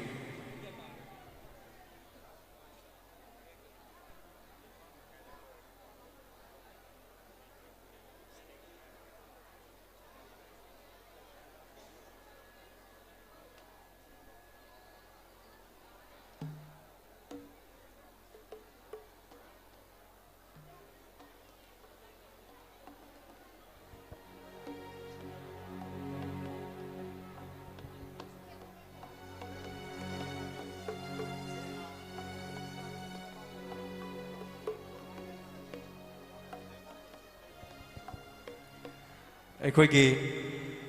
ꯄꯥꯡꯊꯣꯛꯆꯔꯤꯕ festival ꯃꯅꯨꯡꯁꯤꯗ ꯂꯩꯔꯣꯡ ꯊꯦꯜ ꯄꯤꯇ꯭ꯔꯥꯗꯒꯤ ꯂꯥꯛꯄꯅꯤ ꯍꯥꯏ ꯏꯅꯥꯎ ꯑꯅꯤꯁꯤ ꯑꯗꯨꯅ ꯀꯅꯥꯒꯨꯝꯕ ꯏꯆꯤꯟꯅꯥꯎꯁꯤꯡ ꯏꯃꯥ ꯏꯗꯣꯜ ꯑꯍꯜ ꯂꯃꯟ ꯈ꯭ꯋꯥꯏ ꯄꯨꯝꯅꯃꯛꯅ ꯂꯣꯏꯅꯕꯤꯔꯛꯄ ꯑꯣꯏꯔꯒꯗꯤ ꯃꯥꯡꯗ ꯂꯦꯞꯆꯔꯤꯕ ꯑꯉꯥꯡ ꯑꯅꯤꯁꯤꯕꯨ ꯂꯧꯁꯤꯟꯕꯤꯅꯕ ꯅꯤꯡꯁꯤꯡꯖꯔꯤ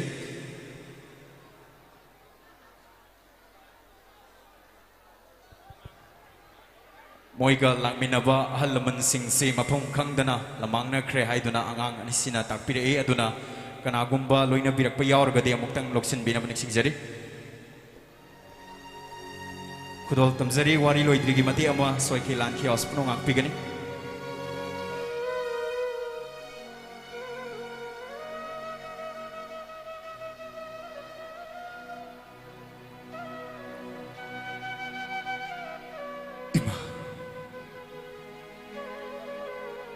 थादोइसी ऐदी ओइजरगे हाइबनि मा ऐ माबु हातकी तुकी हाइबमक्ति नत्यतनाइ मा येंगो थादोइ करिगुम विक्टर ग नंगल नंग ऐगल होगदन हाइबि थादोइ हौसिक्ति विक्टर सुले थोइगलोंगि थादोइ अदु ओइरबदि नंग ऐगल होंगसिबो थादोइ luhongusi ata nang siwa ka nang yaw di ata ngasigi taibang pasta nang mupata do misi ay ngasigi taibang pasta anisu na tinatri ata tenori tadori ay kumna wakal yaw na ba ay kumna namunong siyam misakti ngasigi taibang pasta anisu na tenori tadori yengo tadori shom thalailaga thengkinamni hoi hairo aisalagi tadori nang naibu yet pasi siram daigi mikup sipoyele kota nang siroye tadori nang sigane haibidi kana haibu tadori Eisi siga to gingai do na leira pinupine. Ngasigi taibang pasta. Egi punsigi wari loisin krabaniata. Loidri tadoi. Nangi punsigi wari loidri tadoi. Loirege kanba mikup digisho. Nangna loirege kanba sakai digisho. Makata anai tabayari tadoi.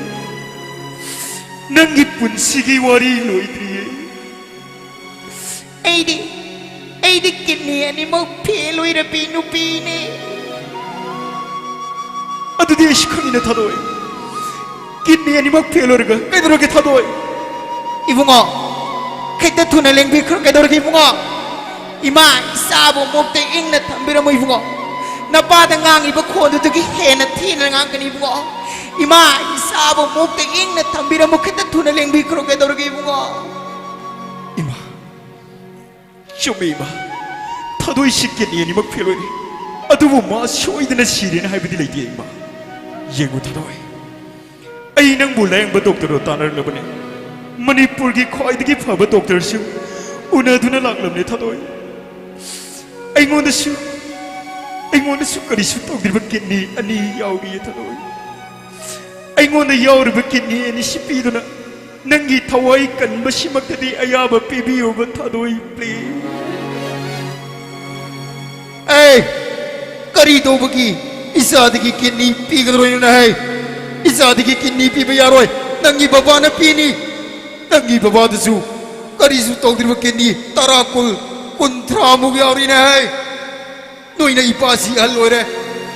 इपागी kidney पामदे Harsu मालेम पिद्री सावी अंद्रो सावी येंगो दुए की लिंक्सिलिबा इसनी नौ मयामदगी लौथोगा पीरसु याइने तंबाल करी दोबी नोइना kidney की वानी नंगी ताइबुंगोना इचागी दमक kidney donor tiny अंगांगसिगी तवाई कन्नबा यादे अदुबु येंगो तंबाल नोइना इचानुपीसी अइगी इमौ ओइबोइदबा तोंगाना थंख्रगा मालेम पिद्री या pav pav doctor क्या तानादुना नचानुपीगी थवाई कन्बसिमक्तदी नंगा याबा पीबुने तंबाल ताइबुंगो मदी बुंगो आतांग लेरमद्रदि इमा इसागी पुंसी करी ओइनी ताइबुंगो इमा इसागी पुंसी दि ताइबंग सेम्बिरे मपो खुरुंबबुदि ताइबुंगो मदी बुंगो आतांग खुरुंबने न फरबसानी ताइबुंगो तते तंबाल इपा इसा खुरुंबदि अराइबनी ताइबंग सेम्बिरे मपो खुरुंदना नचानुपीगी थवाई कन्नबा यादबनी ने तंबाल अदुबु येंगु मरु ओइना बिगी तौरिबंग सिगी पाइनएप्पल फेस्टिवल सिदा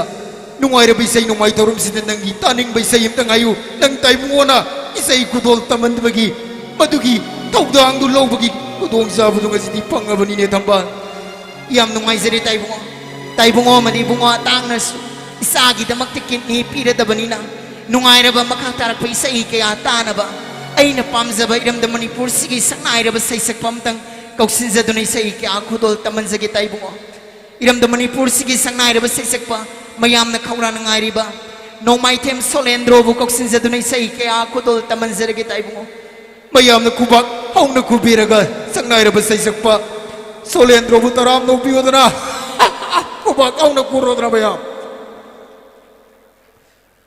तराम नोक्सरी कैकुमजरी बसंगाइर बससक पोजा नो माइथेम सोलेंद्रो में आमना कुबाक हौना कुबीरगा जाबु तराम नोक पिगने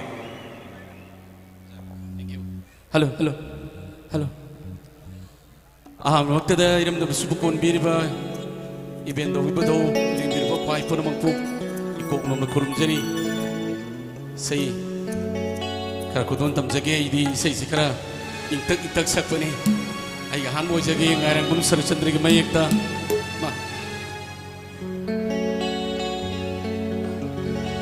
हेलो हेलो हेलो अंगांग ओइरिङैदा लुहोंबी सानखिबा सख्रमाले मदुना इबानीगी पन्थुम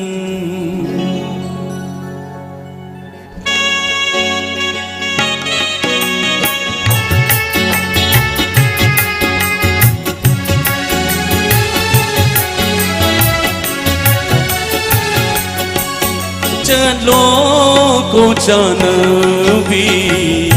पीरंग सिंथारो चलो को जानवी पीरंग सिंथारो याई थबमी को नि निंगोन ओइ बिसिंगी Pagshadi mai ponguna Pagshadi pirando Lai bhaktabi oiruro Pamjakada Chalo ko chanavi Pirang sintharanu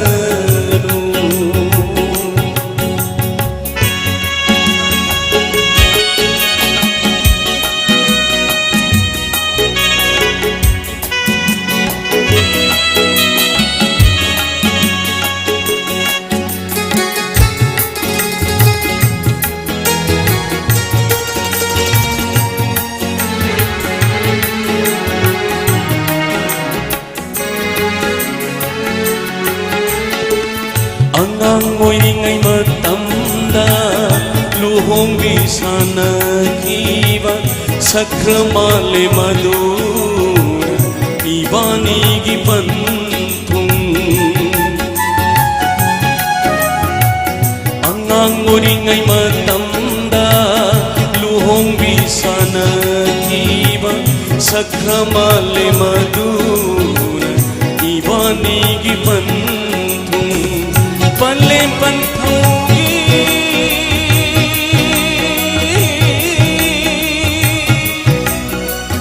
ya thangiluro panle panthaugi ya thangiluro manglani khalogo hongki bawari wari sindo chadlo ko janabi irang simparano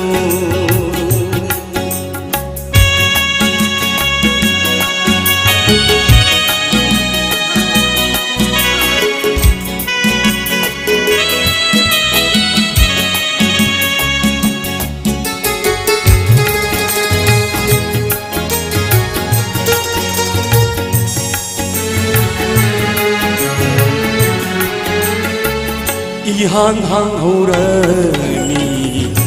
chik chik horani uroi do satam do tar roi do ponjel su ihan hang horani chik chik horani uroi do satam do tar roi do ponjel su sangbana malaubuki hanglaba malangda tinkasanui banigi nungsi thaudoksi tinkasanui banigi nungsi thaudoksi thaudoksi no chadlo ko janabi irang sinthara pirang sintaranu pirang sintaranu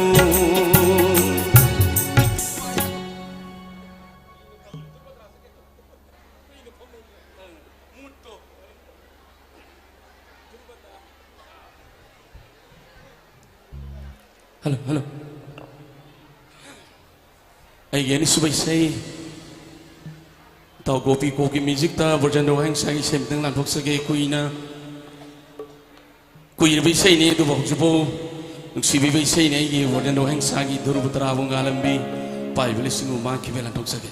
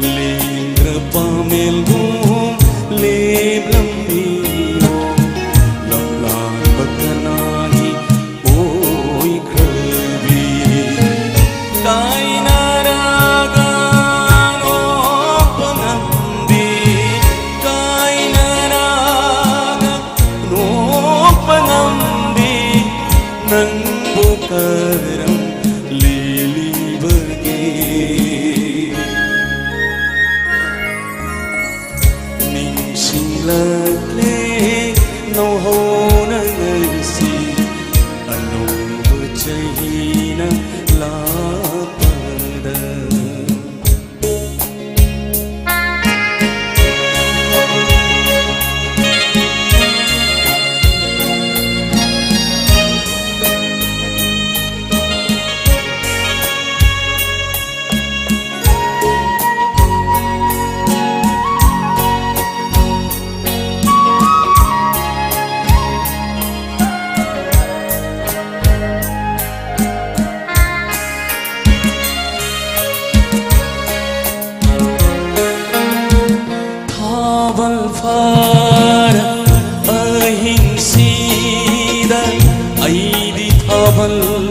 mangaling banate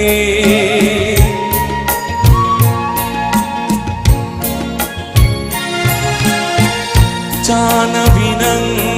na thonggalana sakhi banumi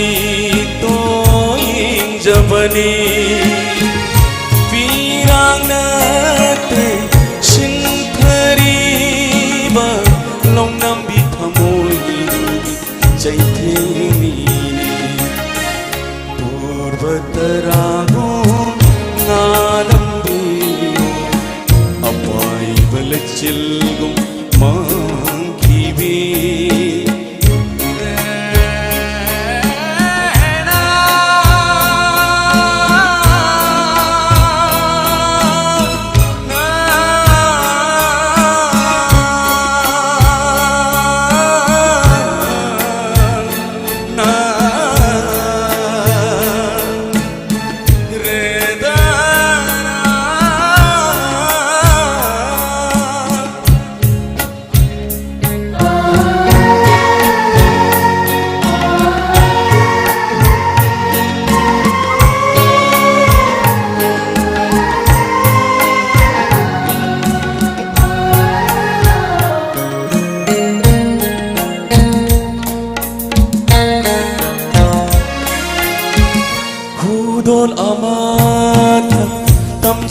Ngamdari lamlan bakada nang nanay kibana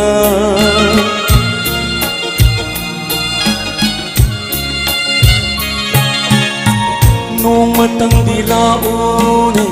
nang ay di kunggang sida karam leli ying lako minong duda nung sige pakauraba jimbal sira durvatarago ngalambiyo kapal balichilgo mangkibi linga pamilgo leblambiyo lamlan bakanai oi kalbi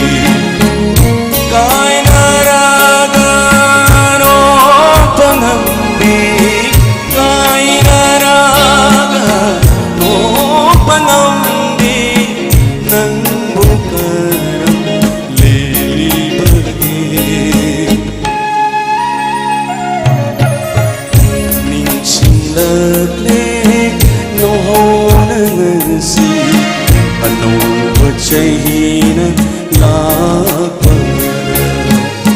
durvatarago ngalambiyo ngalambiyo ngalambiyo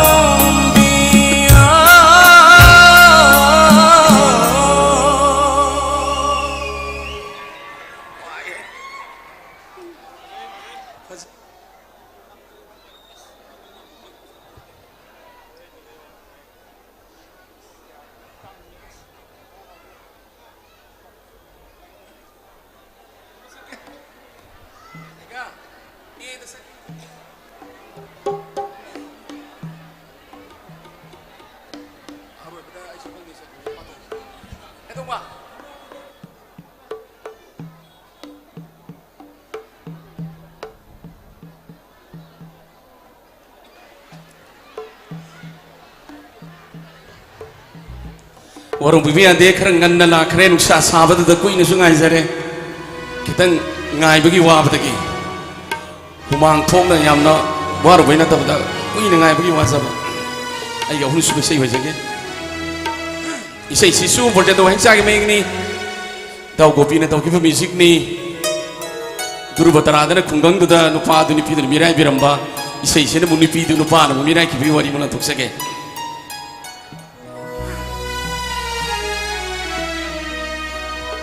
ningam laktare ngasidi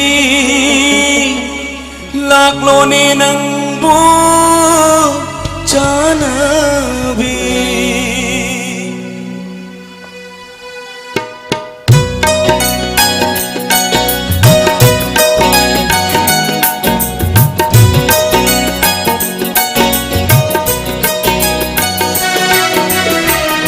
Sukhangi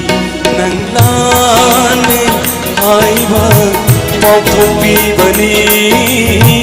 miyana ai sukhangi nang lane haiba pautopi bani miyana lanjatra binangi punsida Samjara binangi mai thonga amu bakali tai bikhi bani ai sukhangi nan lane haiba paukopi bani miyana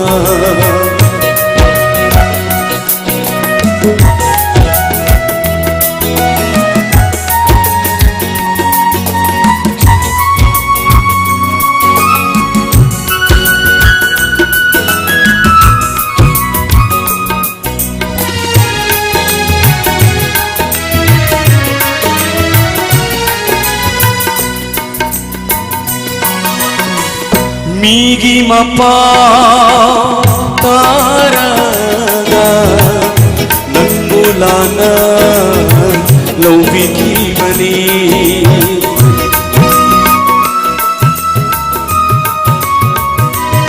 oh kainarage khanduna ichintena jaibiki bani ningam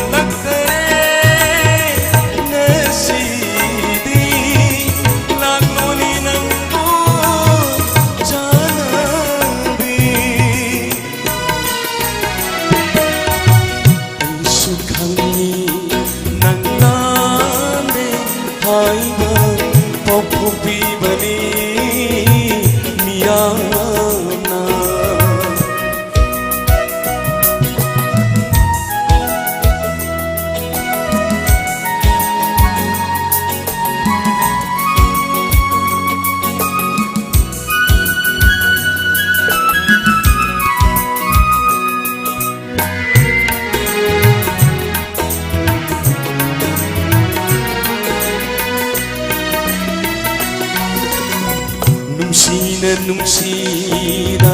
sadona hanna phawma yenglamda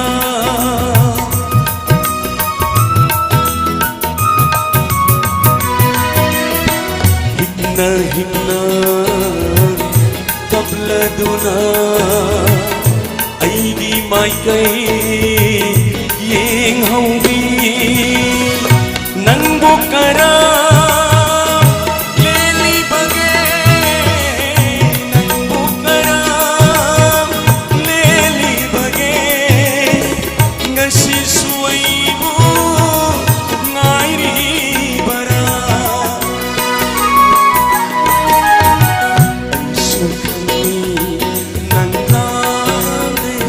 नुंगाइबा पौथोंपीबनी मियाना पौथोंपीबनी मियाना पौथोंपीबनी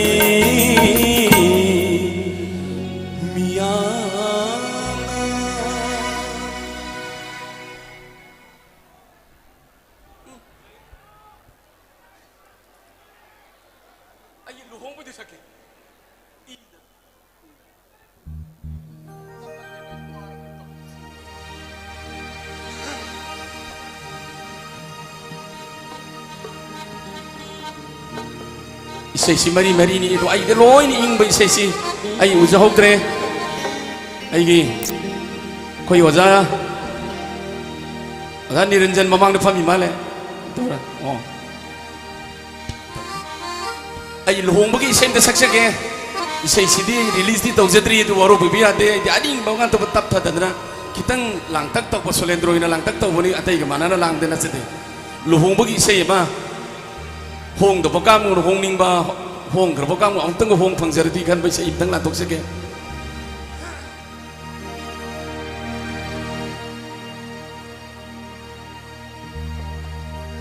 lai jab ke du na mo mon tuna lai jab se tu na mo mon tuna lai jab ke du na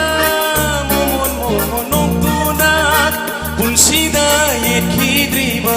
koye to ye tuna nang lâu bala ke nang lâu bala ke nang lâu bala ke nang lâu bala ke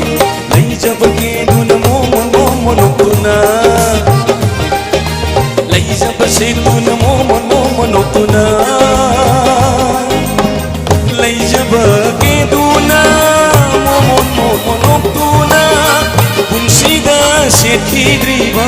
boloi do se tuna ai la pangai ramu nang lo bala ke nang lo bala ke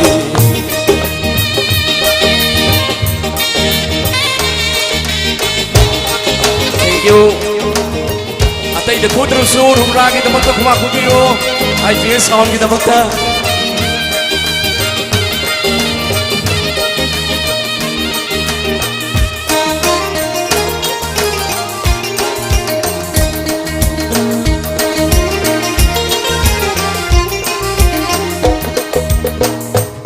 thamoi tinana kundo paring hukna si miya mamangduna nungsiwa sa thamna si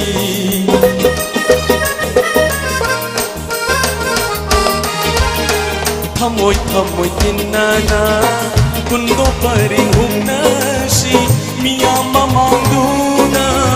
nungsiwa sa thamna si lai bakpaba lumito lai bakpaba lumito nang ay tagi oirani nang lo bala ke nang lo bala ke ay la pangai ramu ay la pangai ramu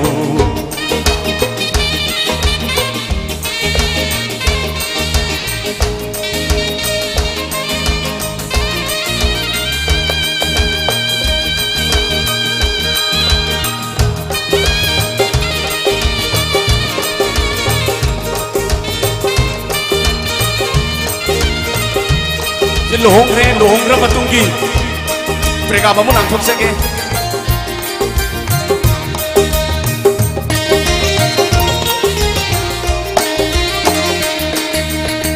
yaw sang thabal song le roi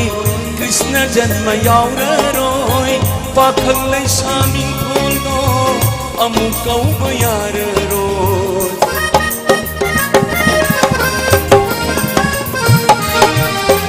yaw sang thabal song le roi likon sana bayaw ra roi pakhang lai saming thol no kau ke phang le roi sagai min su olani sagai min su olani pam jaka da lai rani nang lo bala ke nang lo bala ke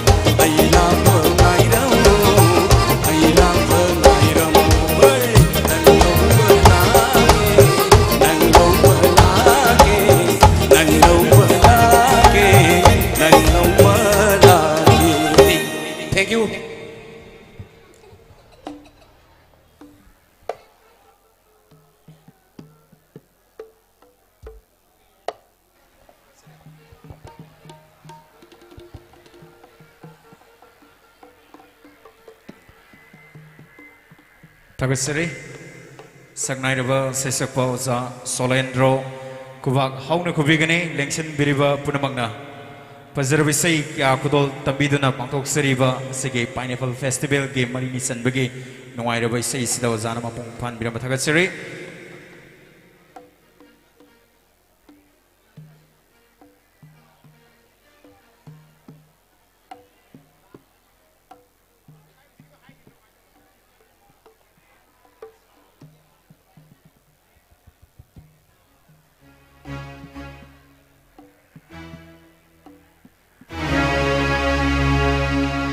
Mayam isay numay thorom si kamdori ba?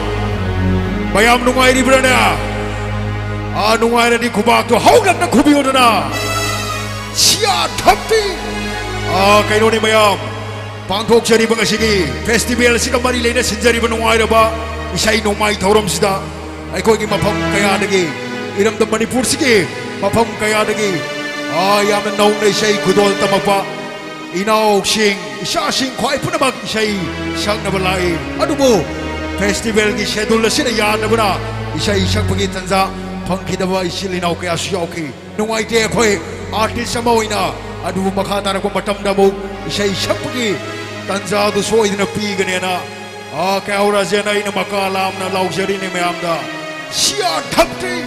adu bo mayam nung ay na ba isay nung may thorom sida makha tara ko isay kaya kudol tam na ba Batangi say shopee kauksin jabe kita jalok jage iram the Manipur sige sangna irabi say shopee mayam ge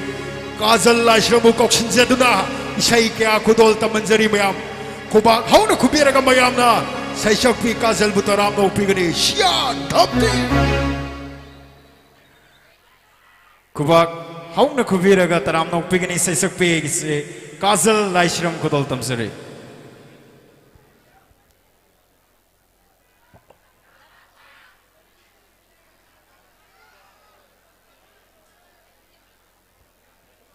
Tin beri baku demang pu han bamak tadi kok nono kerum jadi arang basudum sakser ke do han ba lagi han ba isay simadi koi ke organizer ki kakasing na takpir pagi matungina bang teling shin beri ba kakasing babasing mamasing yoy ba isay makatang hana kudol tambiho na takpir han ba isay si oza sina sakpir na ba isay dagi makatang hana lokot jage ado ba makata ba na ham yam ki kudol tam jage si oza laisram me mana sakpi ki ba isay ni oza ki matau tam jaraga Tinbiriba kakasing mamasing mayam pun namakta dedicate to zagi soy ki bayar pusupon ngakpigani kudol tam zagi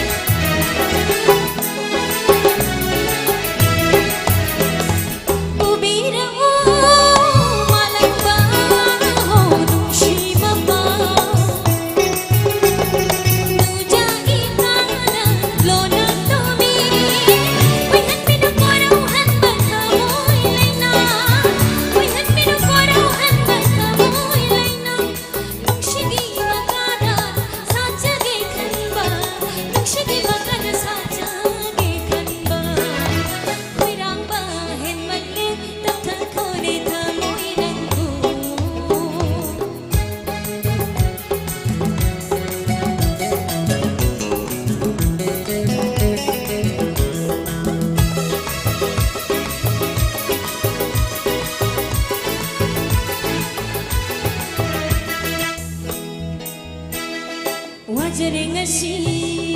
ꯊꯥꯖꯒꯟꯕ ꯄꯨꯛꯅꯤꯡ ꯎꯅꯤꯡ ꯂꯤꯃꯤꯠꯄꯨ ꯈꯨꯗꯤꯡꯒꯤ ꯂꯦꯞꯇꯅ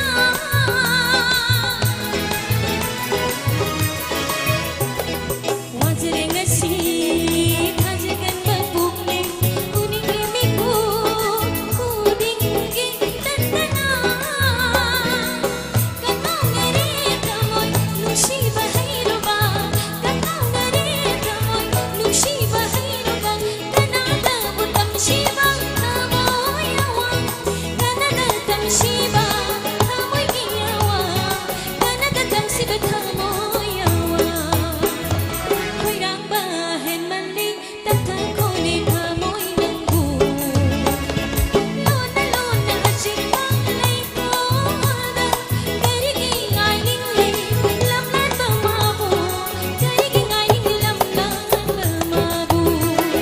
ꯈꯣꯏꯔꯥꯡꯕ ꯍꯦꯟꯃꯜꯂꯤ ꯇꯞꯊꯈꯣꯅꯦ ꯊꯃꯣꯏ ꯅꯪꯕꯨ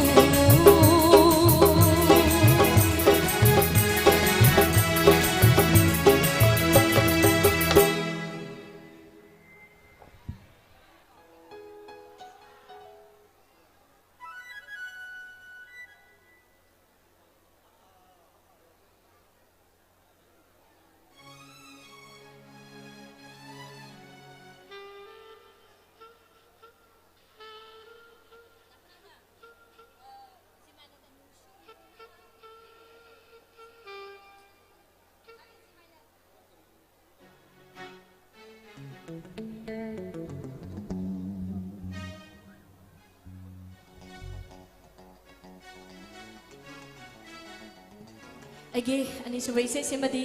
ꯀꯥꯎꯉꯝꯗ꯭ꯔꯕ Facebook ꯍꯥꯏꯔꯤꯕ ꯐꯤꯂꯝꯁꯤꯗ ꯑꯩꯒꯤ ꯏꯕꯨꯡ ꯗꯥꯔꯥꯝꯕꯤ ꯊꯧꯅꯥꯒ ꯂꯣꯏꯅꯅ ꯑꯅꯤ ꯄꯨꯟꯅ ꯁꯛꯆꯈꯤꯕ ꯏꯁꯩ ꯑꯃꯈꯛꯇꯪ ꯃꯌꯥꯝꯗ ꯅꯥꯏꯇꯣꯝ ꯈꯨꯗꯣꯜ ꯇꯝꯖꯔꯤ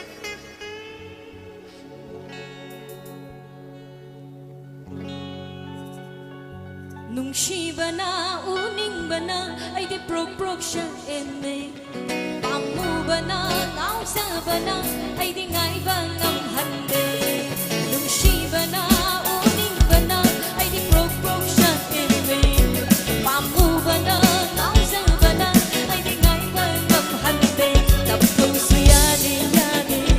ꯁꯔꯥꯡꯅꯔ ꯋꯥꯈꯜ ꯄꯥꯊꯧꯁꯨ ꯉꯝꯗꯦ ꯉꯝꯗꯦ ꯈꯣꯏꯔꯥꯡꯅꯔ ꯄꯨꯛꯅꯤꯡ ꯅꯨꯡꯁꯤꯕꯅ ꯎꯅꯤꯡꯕꯅ ꯑꯩꯗꯤ ꯄ꯭ꯔꯣꯛ ꯄ꯭ꯔꯣꯛ ꯁꯛꯑꯦꯅꯦ ꯁꯤꯡꯈꯥꯏꯅꯔꯦ ꯊꯃꯣꯏ ꯍꯤꯡꯅꯔꯤꯕ ꯃꯤꯠꯌꯦꯡꯅ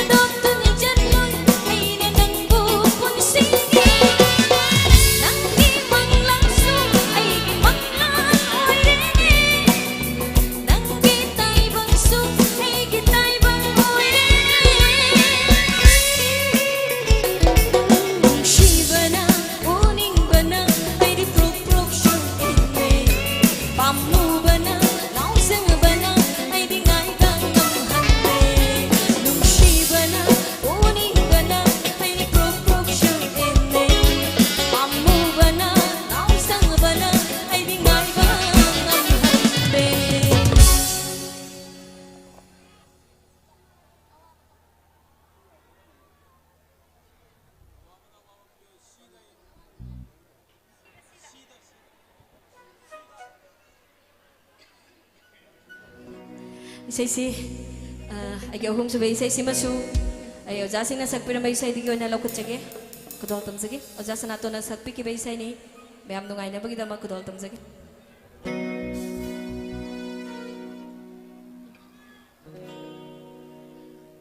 mayam gi seba tawjari bang asigi rupra kita aho ba ko bam tani jage mayam ne kitau na kubi gani kitau nam ta kubi thank you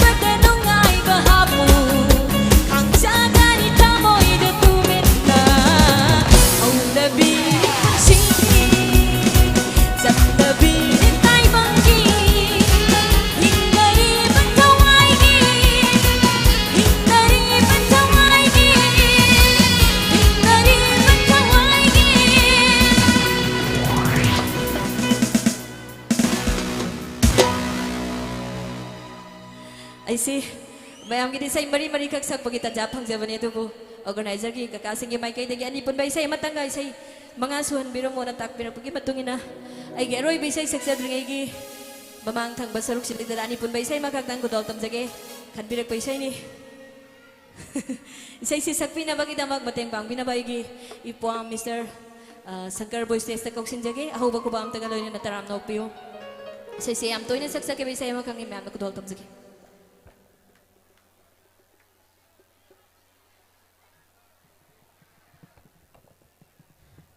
ngasi ko na singer se ay na suloy ro bani aduna adum lang bi horo dum ay loy ra gadi say sakna ba mi sulay tre artist so ngasi ko na ay na losin jare aduna lang bi ning bay sinina upo na ma adum lang bi ho hello what's up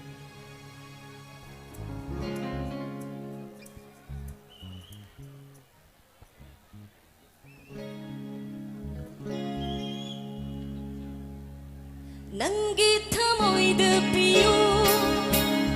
aigi supita mapamama nangge khajik tang oira basuma aibo khanbina nanggi wakhanda piyo aigi supita mapamama nangge khajik tang oira basuma aibo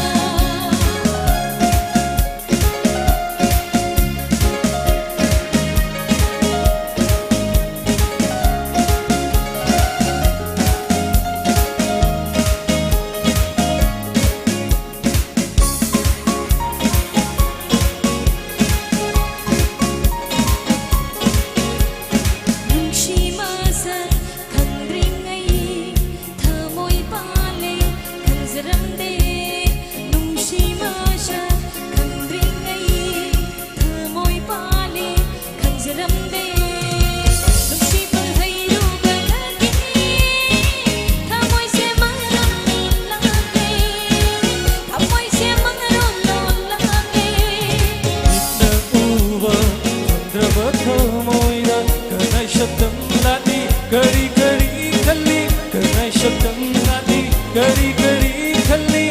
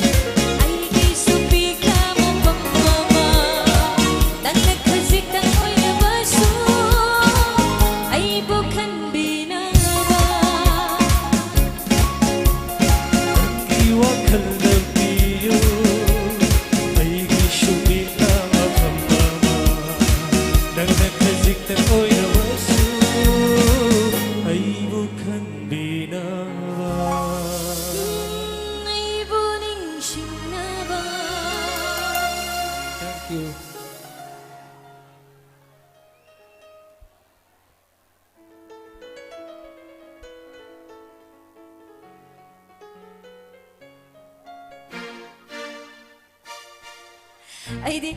ꯀꯀꯥ ꯃꯌꯥꯝꯁꯤꯗ ꯏꯁꯩꯁꯤ ꯑꯔꯣꯏꯕ ꯁꯛꯀꯦ ꯌꯥꯗ꯭ꯔꯦ ꯑꯩꯗꯤ ꯑꯔꯣꯏꯕ ꯏꯁꯩ ꯍꯥꯏꯖꯒꯦ ꯇꯧꯕꯅꯦ ꯑꯔꯣꯏꯕ ꯏꯁꯩ ꯁꯛꯆꯗ꯭ꯔꯤꯉꯩꯒꯤ ꯃꯃꯥꯡꯗ ꯑꯃꯇꯪꯒ ꯑꯩ ꯅꯍꯥ ꯃꯌꯥꯝꯒꯤ ꯈꯟꯖꯔꯒ ꯑꯩꯒꯤ ꯏꯅꯥꯎꯅꯨꯄꯤ ꯁꯣꯅꯤꯀꯥ ꯑꯃꯗꯤ ꯃꯥꯏ ꯄꯥꯔꯇꯤꯅ ꯈꯟꯕꯤꯔꯛꯄ ꯏꯁꯩ ꯑꯃꯈꯛꯅꯤ ꯏꯁꯩꯁꯤ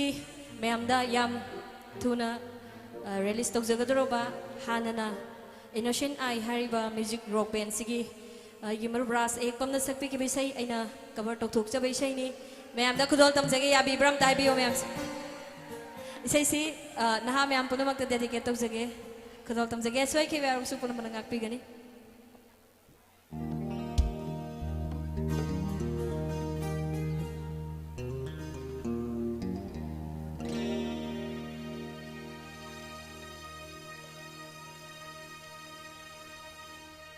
इसे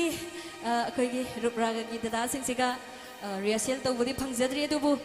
ताकबिरकबगी मतुंगिना खनबिरकबगी मतुंगिना नहा मयाम पुनमक्ता डेडिकेट तौजगे खुदोल तमजगे नंगैबु नुंगशिबादी ओइरंगले ममिंजागी करगिनो अइगी दामा लेपंगद्रिबा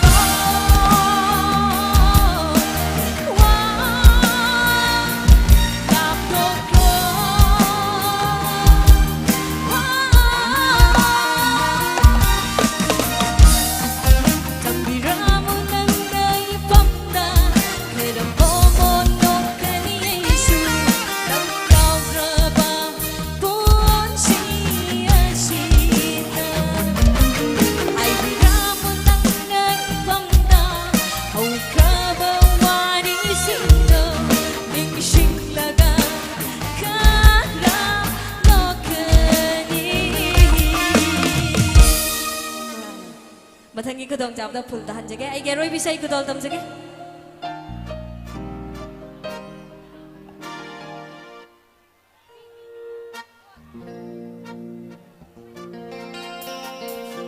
आई गेरोई बिसाई सिमदी आइनसु आइने यावजरुबा सैबम खुदिमक्ता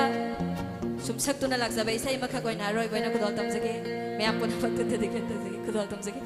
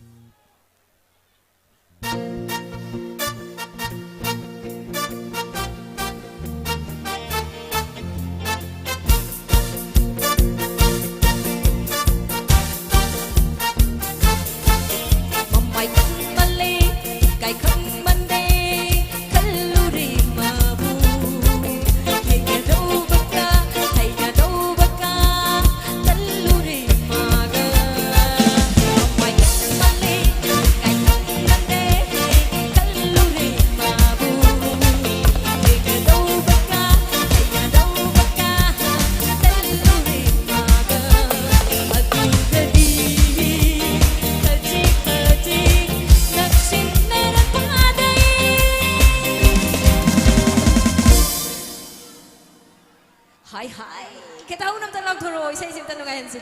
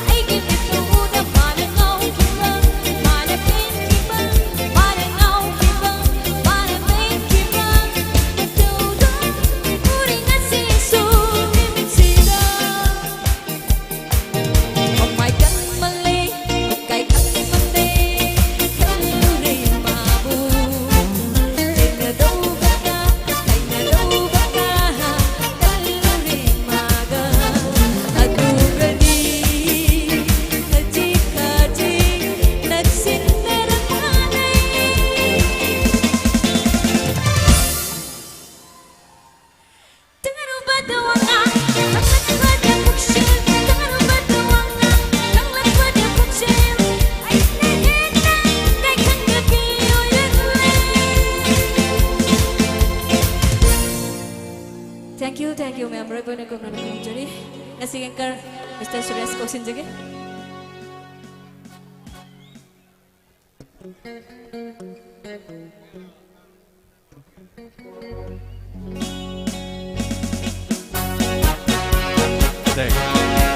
Nagastri, sesepi gazal loinya na,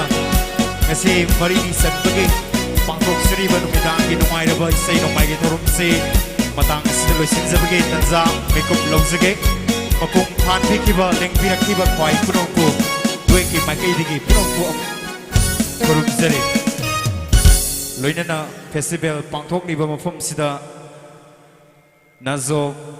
58 hariba smartphone si ta hore haiduna si naw mana takpiramni kana gumba puksen saurba kwai punamag na thengnabi ba khunbi ba yaurgadi